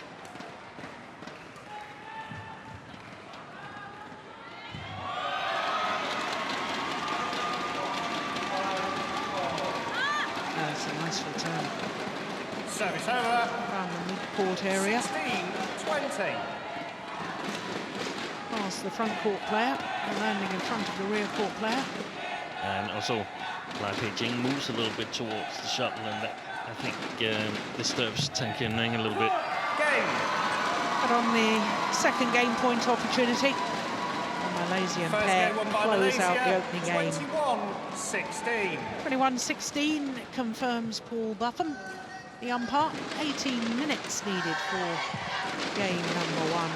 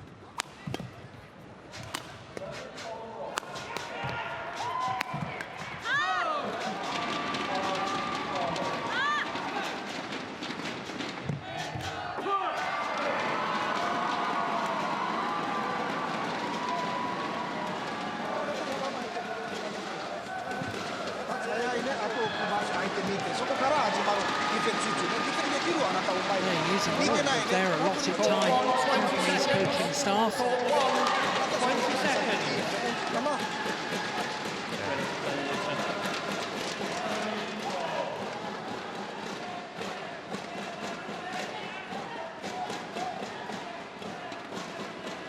It's also when you have young pairs coming up or young players, it's not always, as national coach, you get to work with them immediately, because I don't expect Rioni Meineke goes to all the tournaments. I think he mainly concentrates on the Super Series and Premier tournaments. So for a Grand Prix tournament where Higashino and Watanabe would participate, he wouldn't necessarily work with them. So this is both to try and win the match, but it's also for development purposes, I would suspect. Yeah, very, very good point. Good shot. Yeah, straight down the line. Service over. Well, Steen, you were reminding me that this young Japanese pair, Watanabe and Higashino, having got through to the semi-final of the All England, beating the defending champions, Jordan and Susanto, in the very first round, lost that semi-final to Chan Peng-soon and Go Liu Ying, who then lost the final. But that other Malaysian pair that we've been talking about, so obviously the Malaysian coaching staff know a lot about this Japanese exactly. pen. Exactly. They probably got more video on them than a number of the other teams. And also, I would suspect the arena in Birmingham to benefit the Japanese pair a little bit more than this arena here. Here it's almost perfect playing conditions. It's a great hall. It's not too big. Whereas it's not that I'm suggesting that National Indoor Arena in Birmingham or Barclaycard Arena is too big. It's just, it's very, very big, and the attacking players definitely don't have the advantage in Birmingham. Here, it's perfectly fine to be an attacking player. Yeah. And have a strong attack. 4 love. Play. We often talk about the bigger arenas. They tend to play a little slow, favoring the fast players, the speedy players.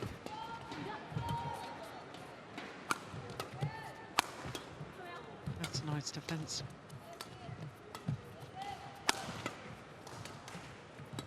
It's a good rally.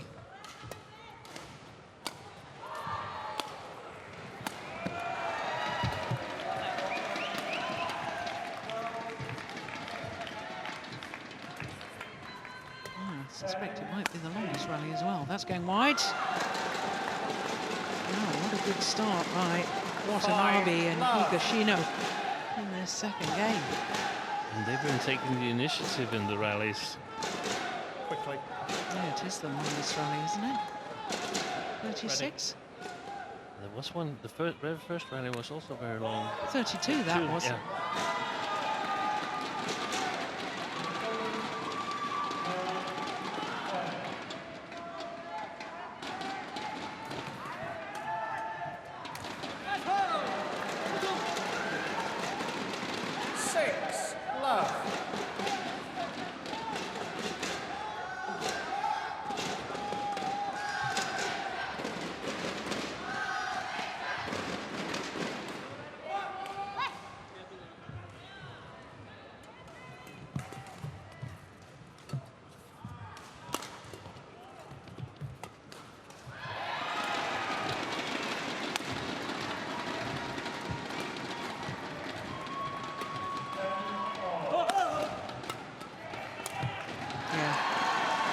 Good rally. Service over. 1-6.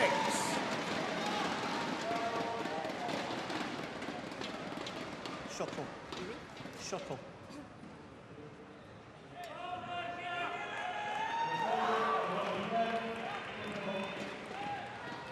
Well, the Japanese pair showing the shuttle to the umpire with the hope that it could be changed. They obviously felt it was now out of shape, but umpire just said no, shuttle, hand it back to your opponents.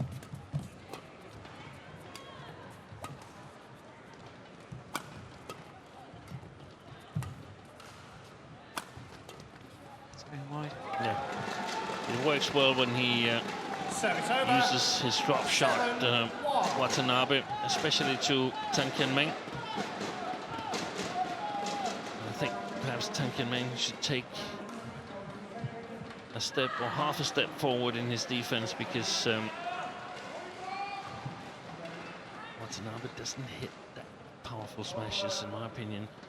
He does hit, though, very, very good steep smashes.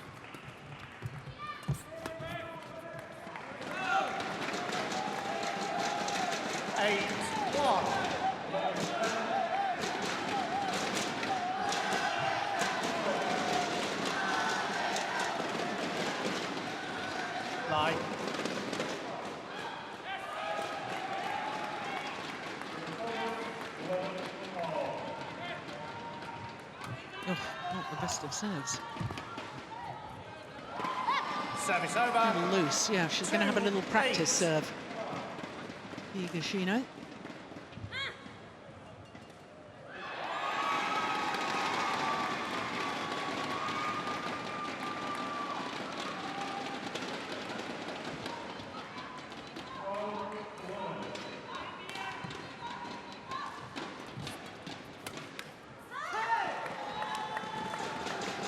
Service over. 9-2.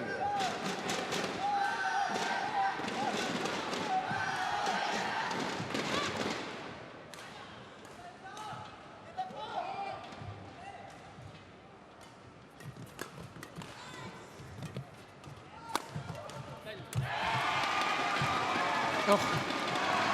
Yeah. Wrong choice of shot, wrong execution. It was far too loose.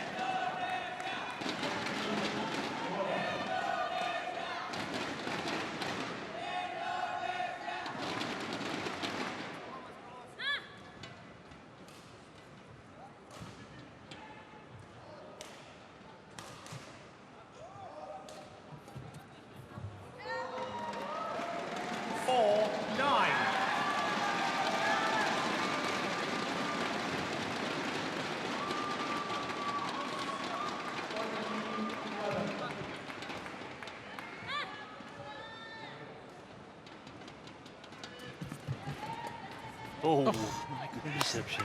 Yeah. Well, I know that Higashino missed that one, but that's the angle you were talking about Yes. from Watanabe. Both the cross-court shots, but also the steepness when he jumps. Look how fast Higashino is also chasing that shuttle at the net. Yeah. Very often we see... Japan, warning for misconduct. Time wasting. Time wasting. Time wasting? Where was the time wasting? Did I miss something, Steen? I didn't missed as notice well. it. No. Yeah, I didn't notice either. But it's been very strict. Was that yesterday as well?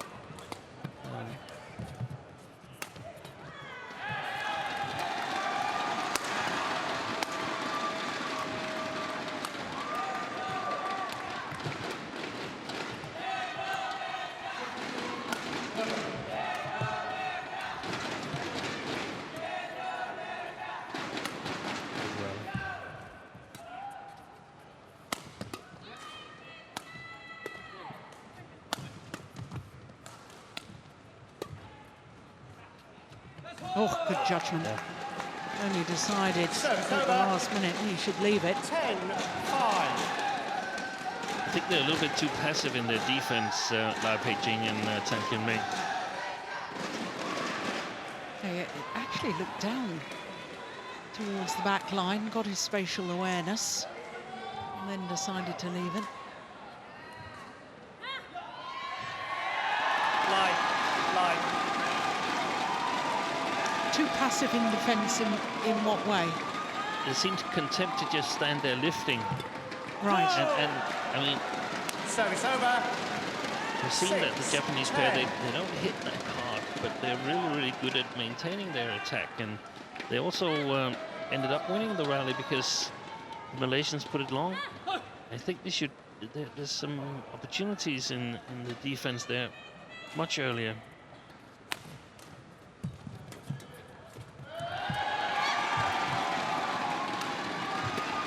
No, it's gone well wide. So to the mid-game interval with a Service 5-point advantage. 11-6. Watanabe and Interval. Higashino.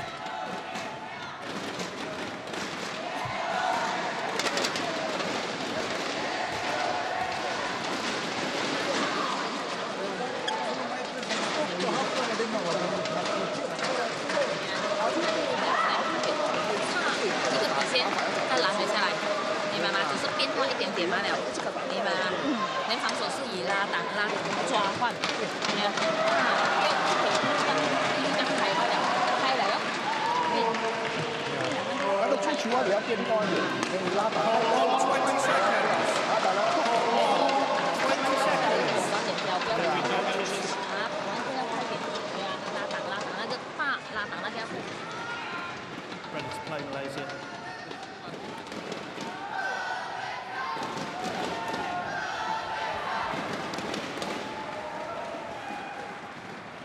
(11-6).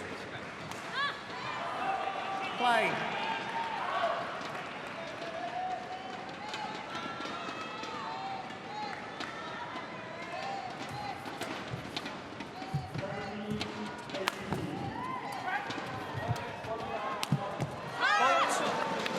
Yeah, she is quick going forward, isn't she, Higashino?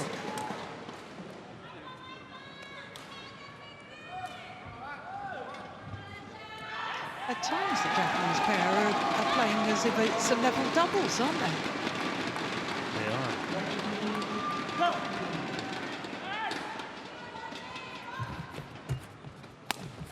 Oh, string's gone.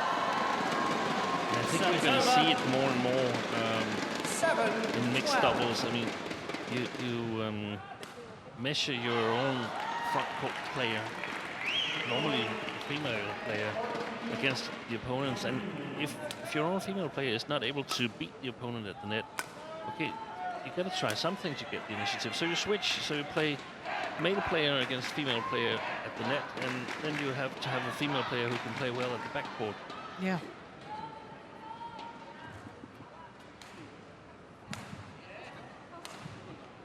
I do think that of all 5 disciplines, it's the most tactically complex. Yeah, no doubt about it. Yeah. Service over. And ever since we suggested that the Malaysian had the right tactic against the Japanese pair, they've been totally in control, the Japanese.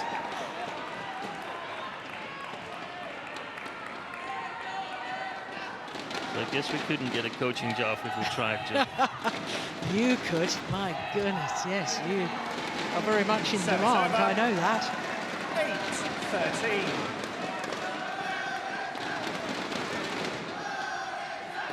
I wouldn't have the patience.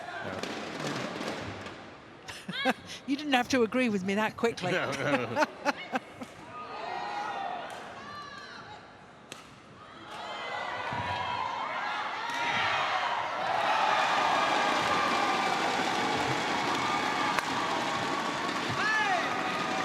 Service over.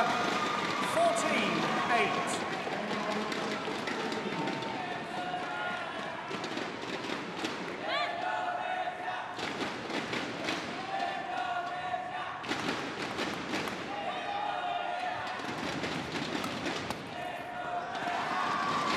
Service over.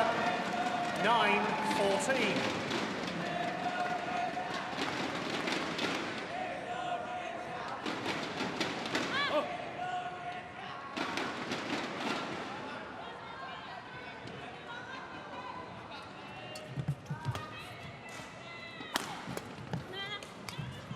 Oh, delightful. Service Goodness over. me, the big leap in the air. 9. Turned his shoulders, looked as if he was going to thunder down a smash. Here's the first angled shot, then exactly the same overhead motion, but this time checks the shot at the last moment to play the disguised drop. Oh dear. Service over. Oh, she's struggling with her serve. 10-15.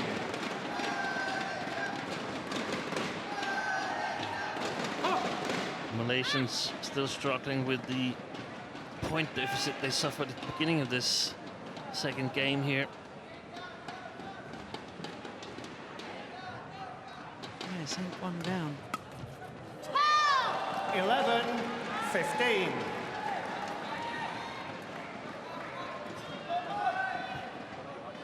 Look, 4 points is believable again, isn't it? Yeah, it definitely is.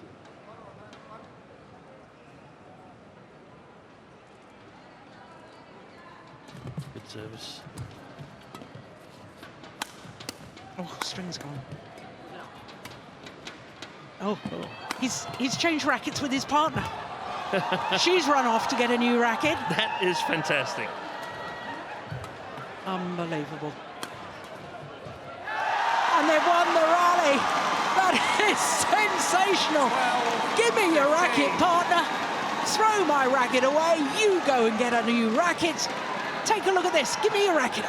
I'll play singles for a while. I used to do that. Yeah. That is tremendous. Amazing he can keep his composure. I've seen a number of players try it. I've never seen anyone be successful. He knows the strings have gone. Big high lift. Give me your racket. Off you go. Well, that's incredible, isn't it? She's grabbed a new racket, comes back on. Is it a distraction to the opponent that he throws his racket? Is he allowed to do that, actually? No, That's I don't care. It looks close brilliant. call. Yeah. Fine. Why so logical? Fantastic effort by the Malaysian pair.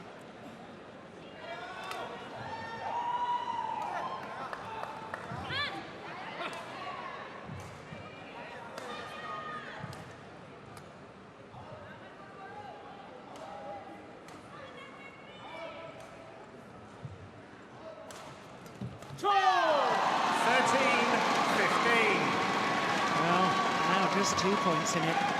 And you know, Steen, it just went through my mind that a rally like that, where you change rackets and so on, opponents must be so frustrated that they didn't win the rally, that actually that can change the whole momentum of the match.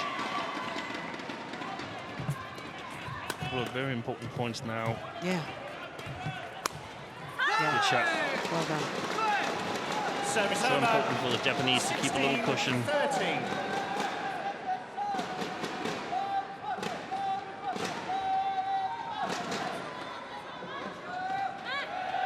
Malaysia, ready.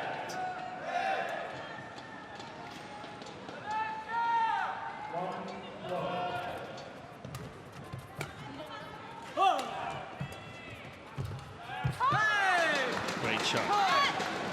17-13. A lot of players would have lifted immediately, but Watanabe comes in and plays a creative shot to change the defense. That shot, what a great vision there.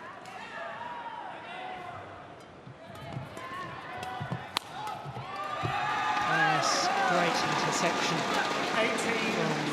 18-13. Higashino.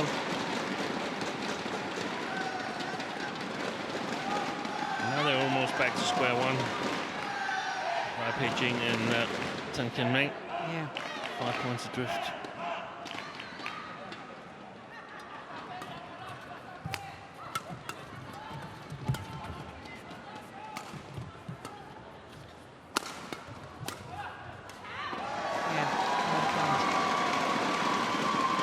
Service over.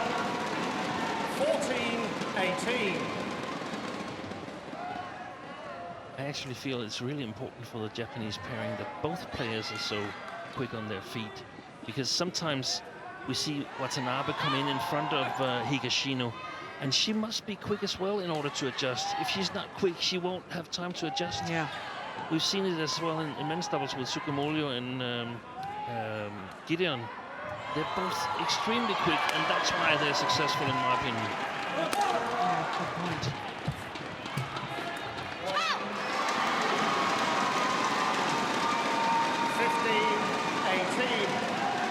Arisa.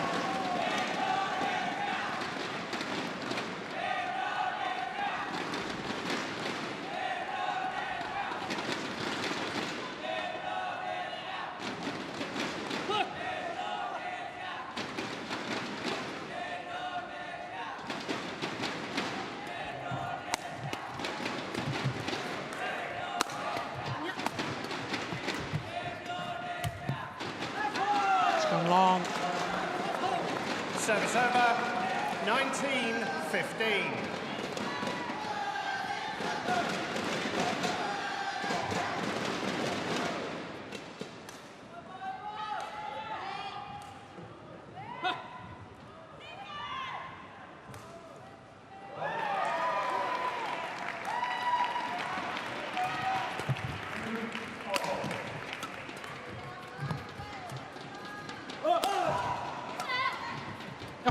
Defense. That's gone wide. Game point opportunities for Japan to level this mixed doubles at 1 game apiece.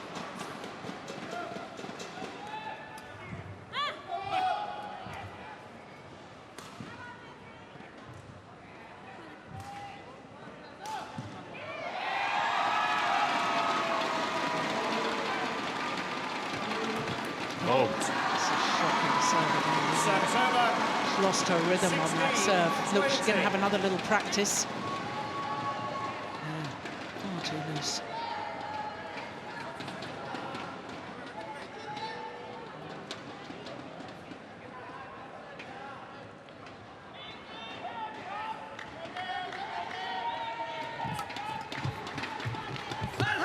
one game all.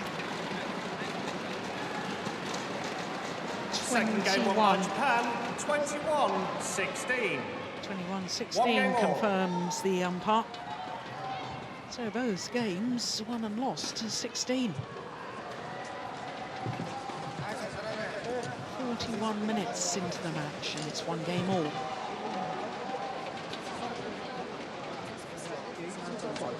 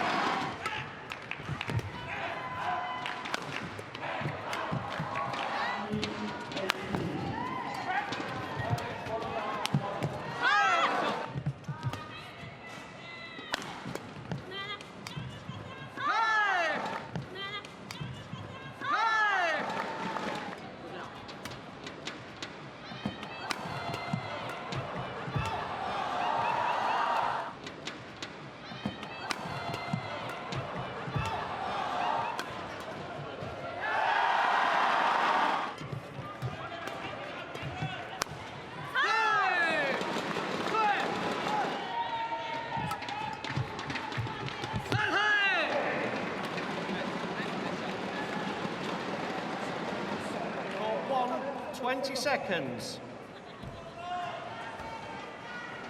Well, as we were watching that again, and the change of rackets between the two Malaysian players, I made the point to you, Steen, the grip size of the rackets can't be the same, or is unlikely to be the same. He had no time to remove the grip and put some extra on. This match will always be known as the match with the racket exchange. Yeah. That was fabulous, wasn't it? So third and deciding game. Out. That's a pity. She can challenge. No, she is challenging too. Japan challenge called out. And it was the umpire that made the call. She played a good serve skimming over the net, so seeing as she's been struggling with her low serve, making the first challenge of this mixed doubles. Oh, it was in. Great challenge. Good challenge. She really needed that. Yeah, because that's going to give her confidence now as well. Correction in. 1 love. Play. Nice to see the umpire slap his own fingers here. Was not good enough. Service over. 1-all.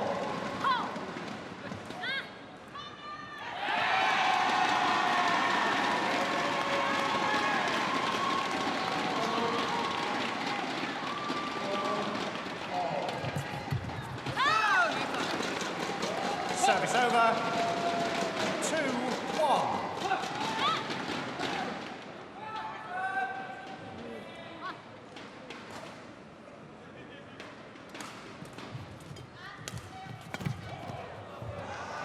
Well played. I like that. He stayed close to the net, Tang Meng. Here, he stays there. If he moves half a step longer backwards, then he has to play a defensive shot.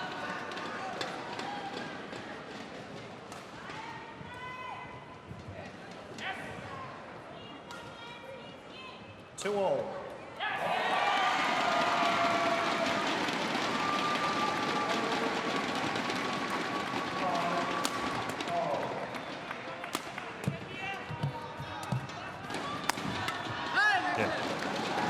Service over. 3-2. She's not afraid, Arisa Higashino. She was aiming the smashes at Tang Meng.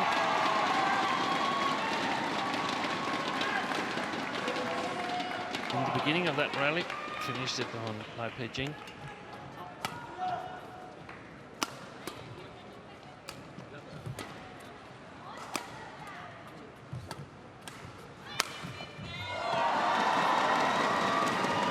Service over. 3-all.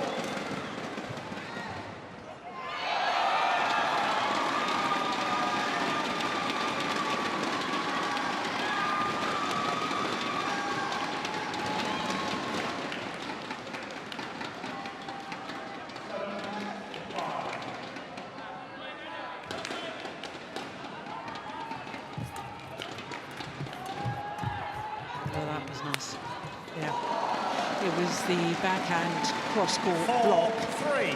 from Takeshi and Meng that set up the whole rally. Got his partner involved. This one.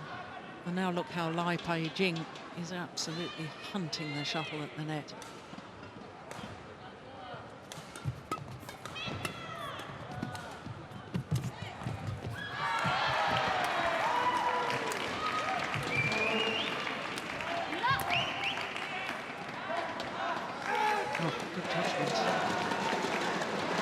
Service over. 4-all. 10.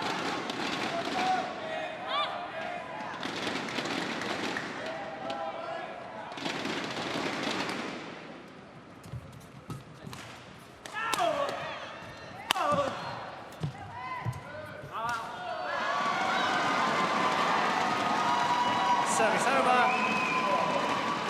5-4.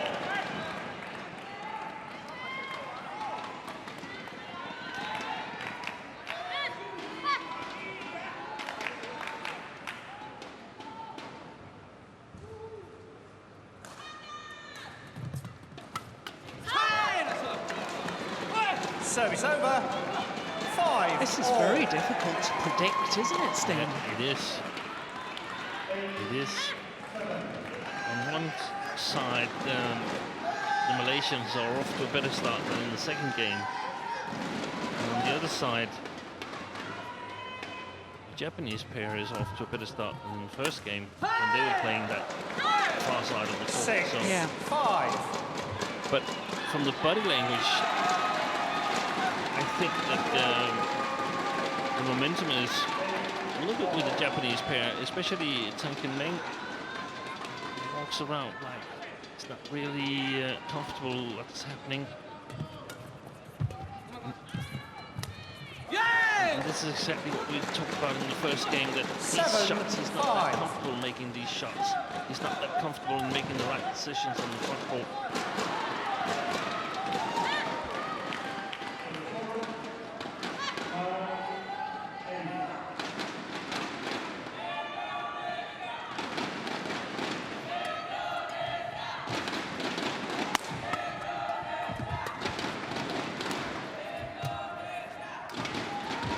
Never changes the defense.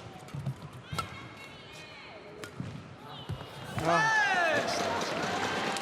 where that shuttle landed, how far in front of that front service line. That's an indication of just how accurate it was. And not only was it disguised. Thank you. That's unbelievable, isn't it? It's way in front. And he played that from the back of the court. Yeah.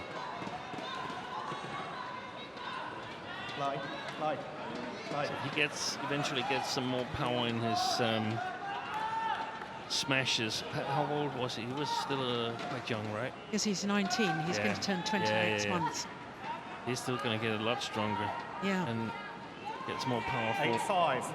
So this is promising pairing. I'm not sure he's going to grow any taller, so. No.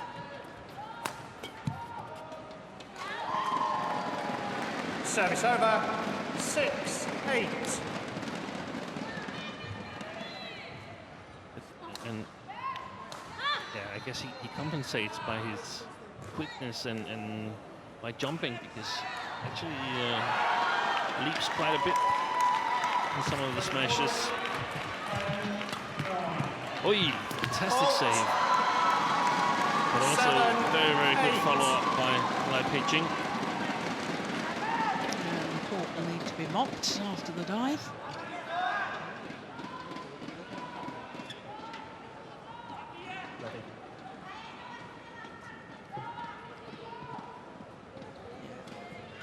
clearly bounced first, apart from the fact his shot went wide.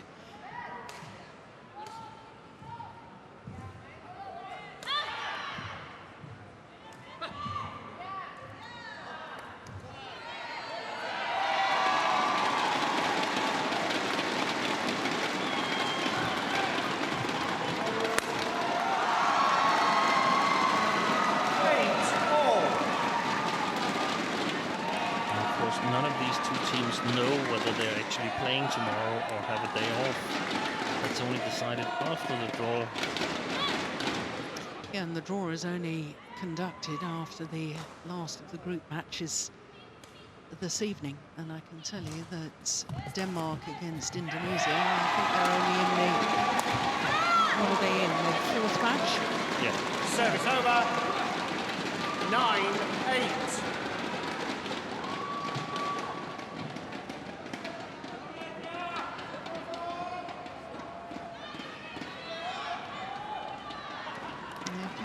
About his foot going underneath the net, as long as he doesn't touch the net.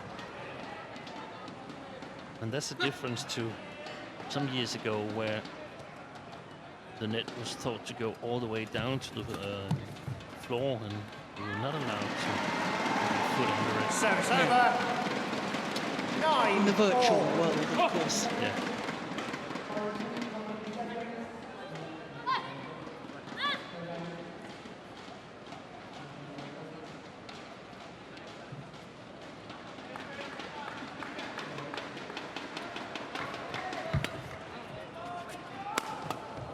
Jump smash. Yeah, from Higashino. Oh, that one's not coming back. Service over. 10-9. This is a very exciting young pair from Japan.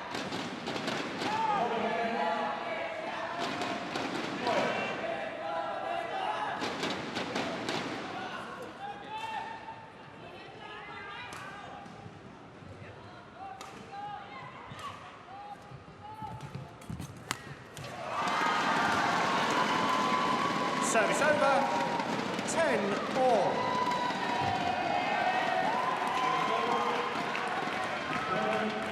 So who's going to have the advantage at the change of ends?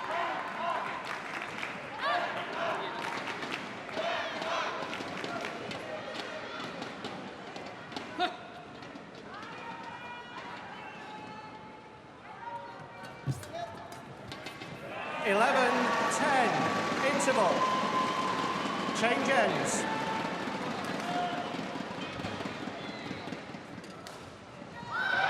So the advantage with Malaysia, but it could not be closer. There must be at least 1 point in it. Well, that's all there is.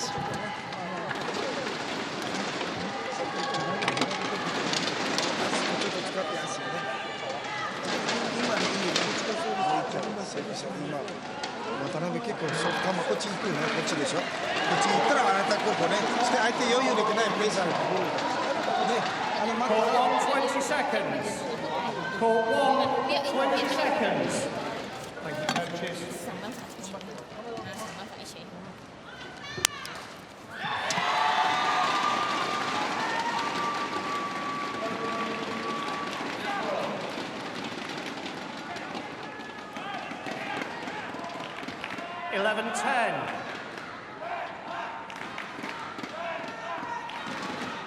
Play.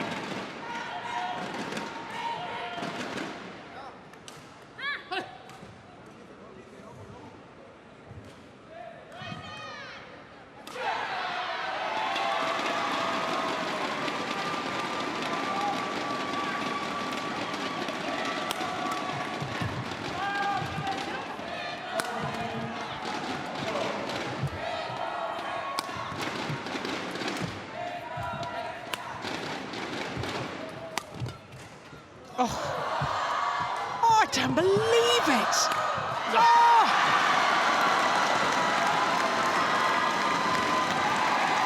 Well, that net exchange was just extraordinary. Net cord there, he gets back the net cord with a perfect net shot. Lie. Tam, lie. He has to jump and twist his body Malaysia, ready. in order to hit that shot. Yeah.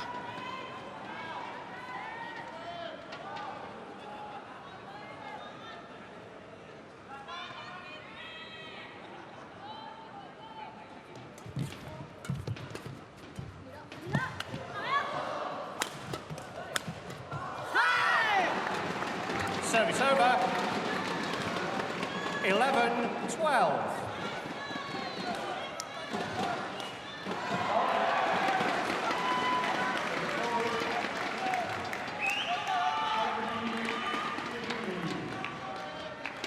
I feared a little bit for this mixed doubles match, for the intensity and so on, since the overall tie had already been decided, but nothing could be more wrong. It's been a fantastic match. It has, and I think your point that you made earlier about how they're both playing for places in the team coming the knockout stage,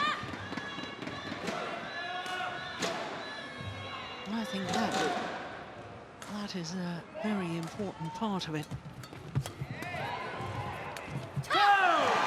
Service over. 13-12.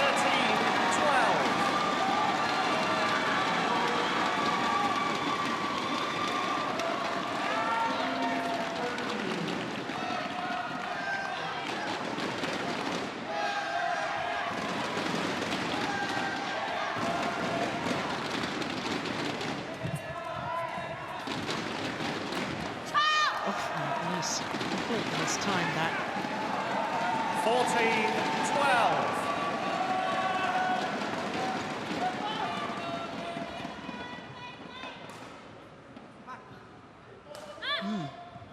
Movement didn't look too good at the end of that either.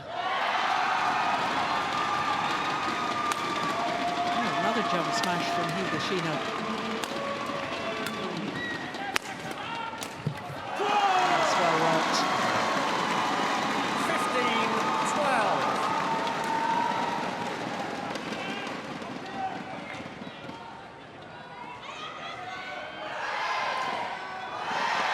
7 of the last 10 points to Malaysia.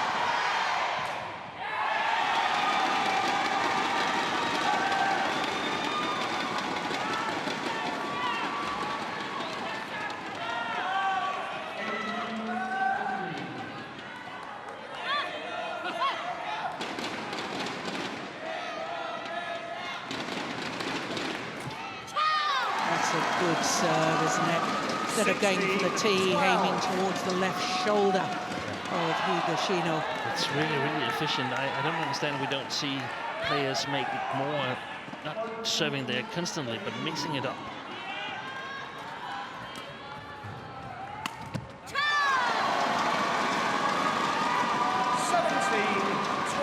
It's fallen a little bit apart for Watanabe and Higashino here after the interval.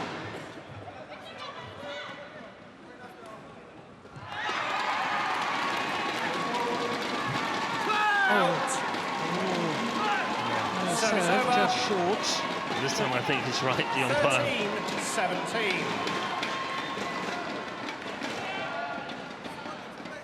Oh, Japanese player desperately needed that run of points to be broken. He just lost 9 of the last 12 points. Oh, that's why I'd challenge that. 14-17.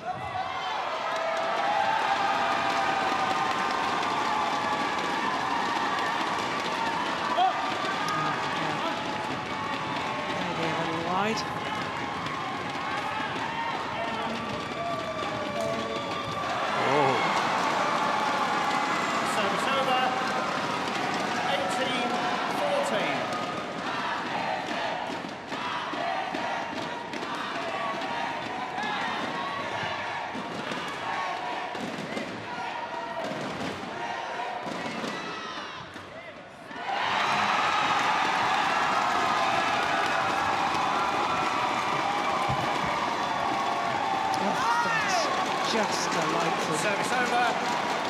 15, lovely 18. touch.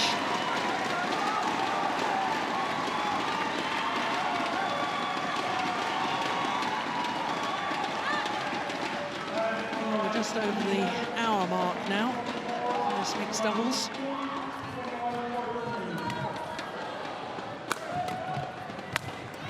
Time! 16-18.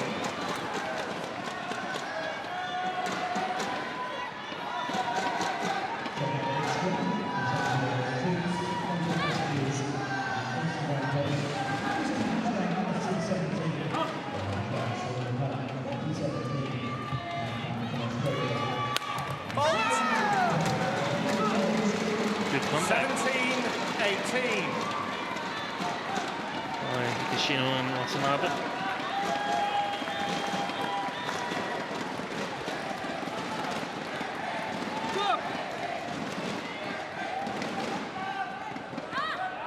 Five of the last 6 points. It's been a funny scoring pattern, hasn't it?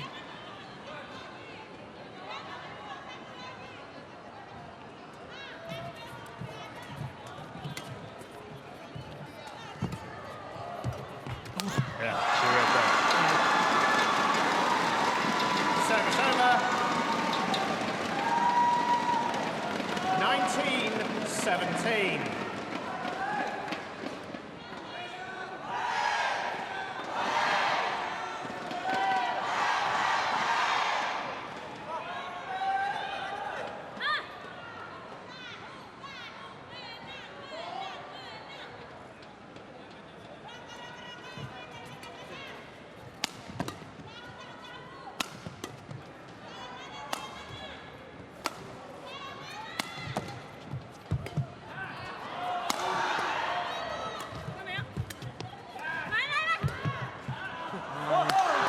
Oh, yeah, well worked by the Malaysians.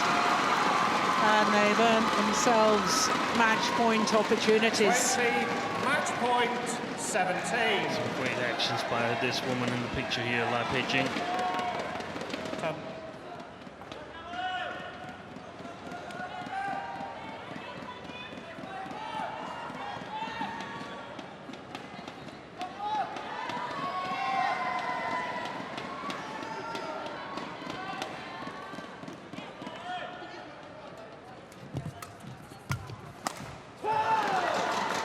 Service over. 18-20. So the first match point opportunities squandered there. Just snatched at it a little.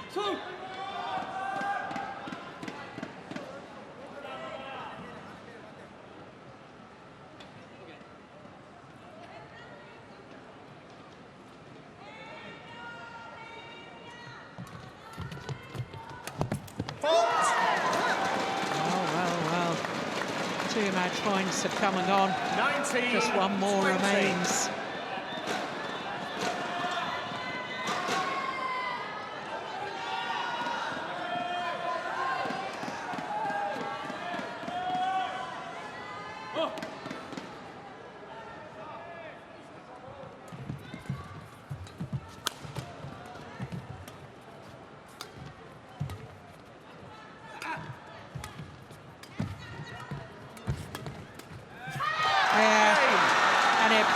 To be third time lucky for the Malaysians, but there was nothing lucky about it. What a fabulous mixed doubles encounter. Malaysians coming through 21-19 in the deciding game in a match lasting an hour and 4 minutes. Oh, terrific badminton. Match won by And as Steen Malaysia, was saying, the 21-16. intensity when the tie has already been decided is a real credit to all four players on court. That was some fabulous badminton.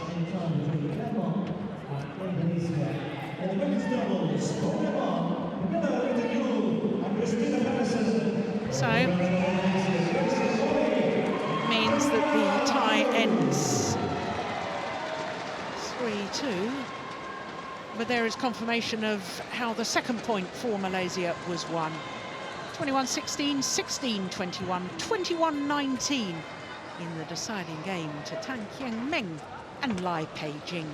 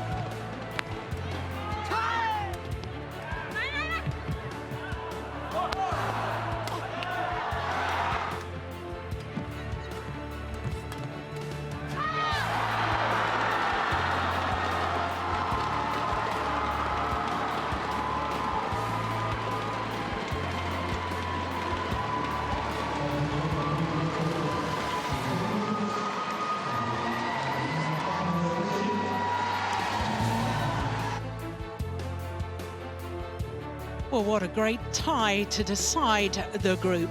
And obviously with Japan winning 3-2, they will be the seeds come the quarterfinal knockout draw. My goodness, didn't that first match, the men's doubles, have such significance? Kamura and Sonoda coming through against the Olympic silver medalists in an hour, having dropped the opening game. Then Akane Yamaguchi made it 2-love in the overall tie against the former world junior champion Go Jinwei. 2 straight games there.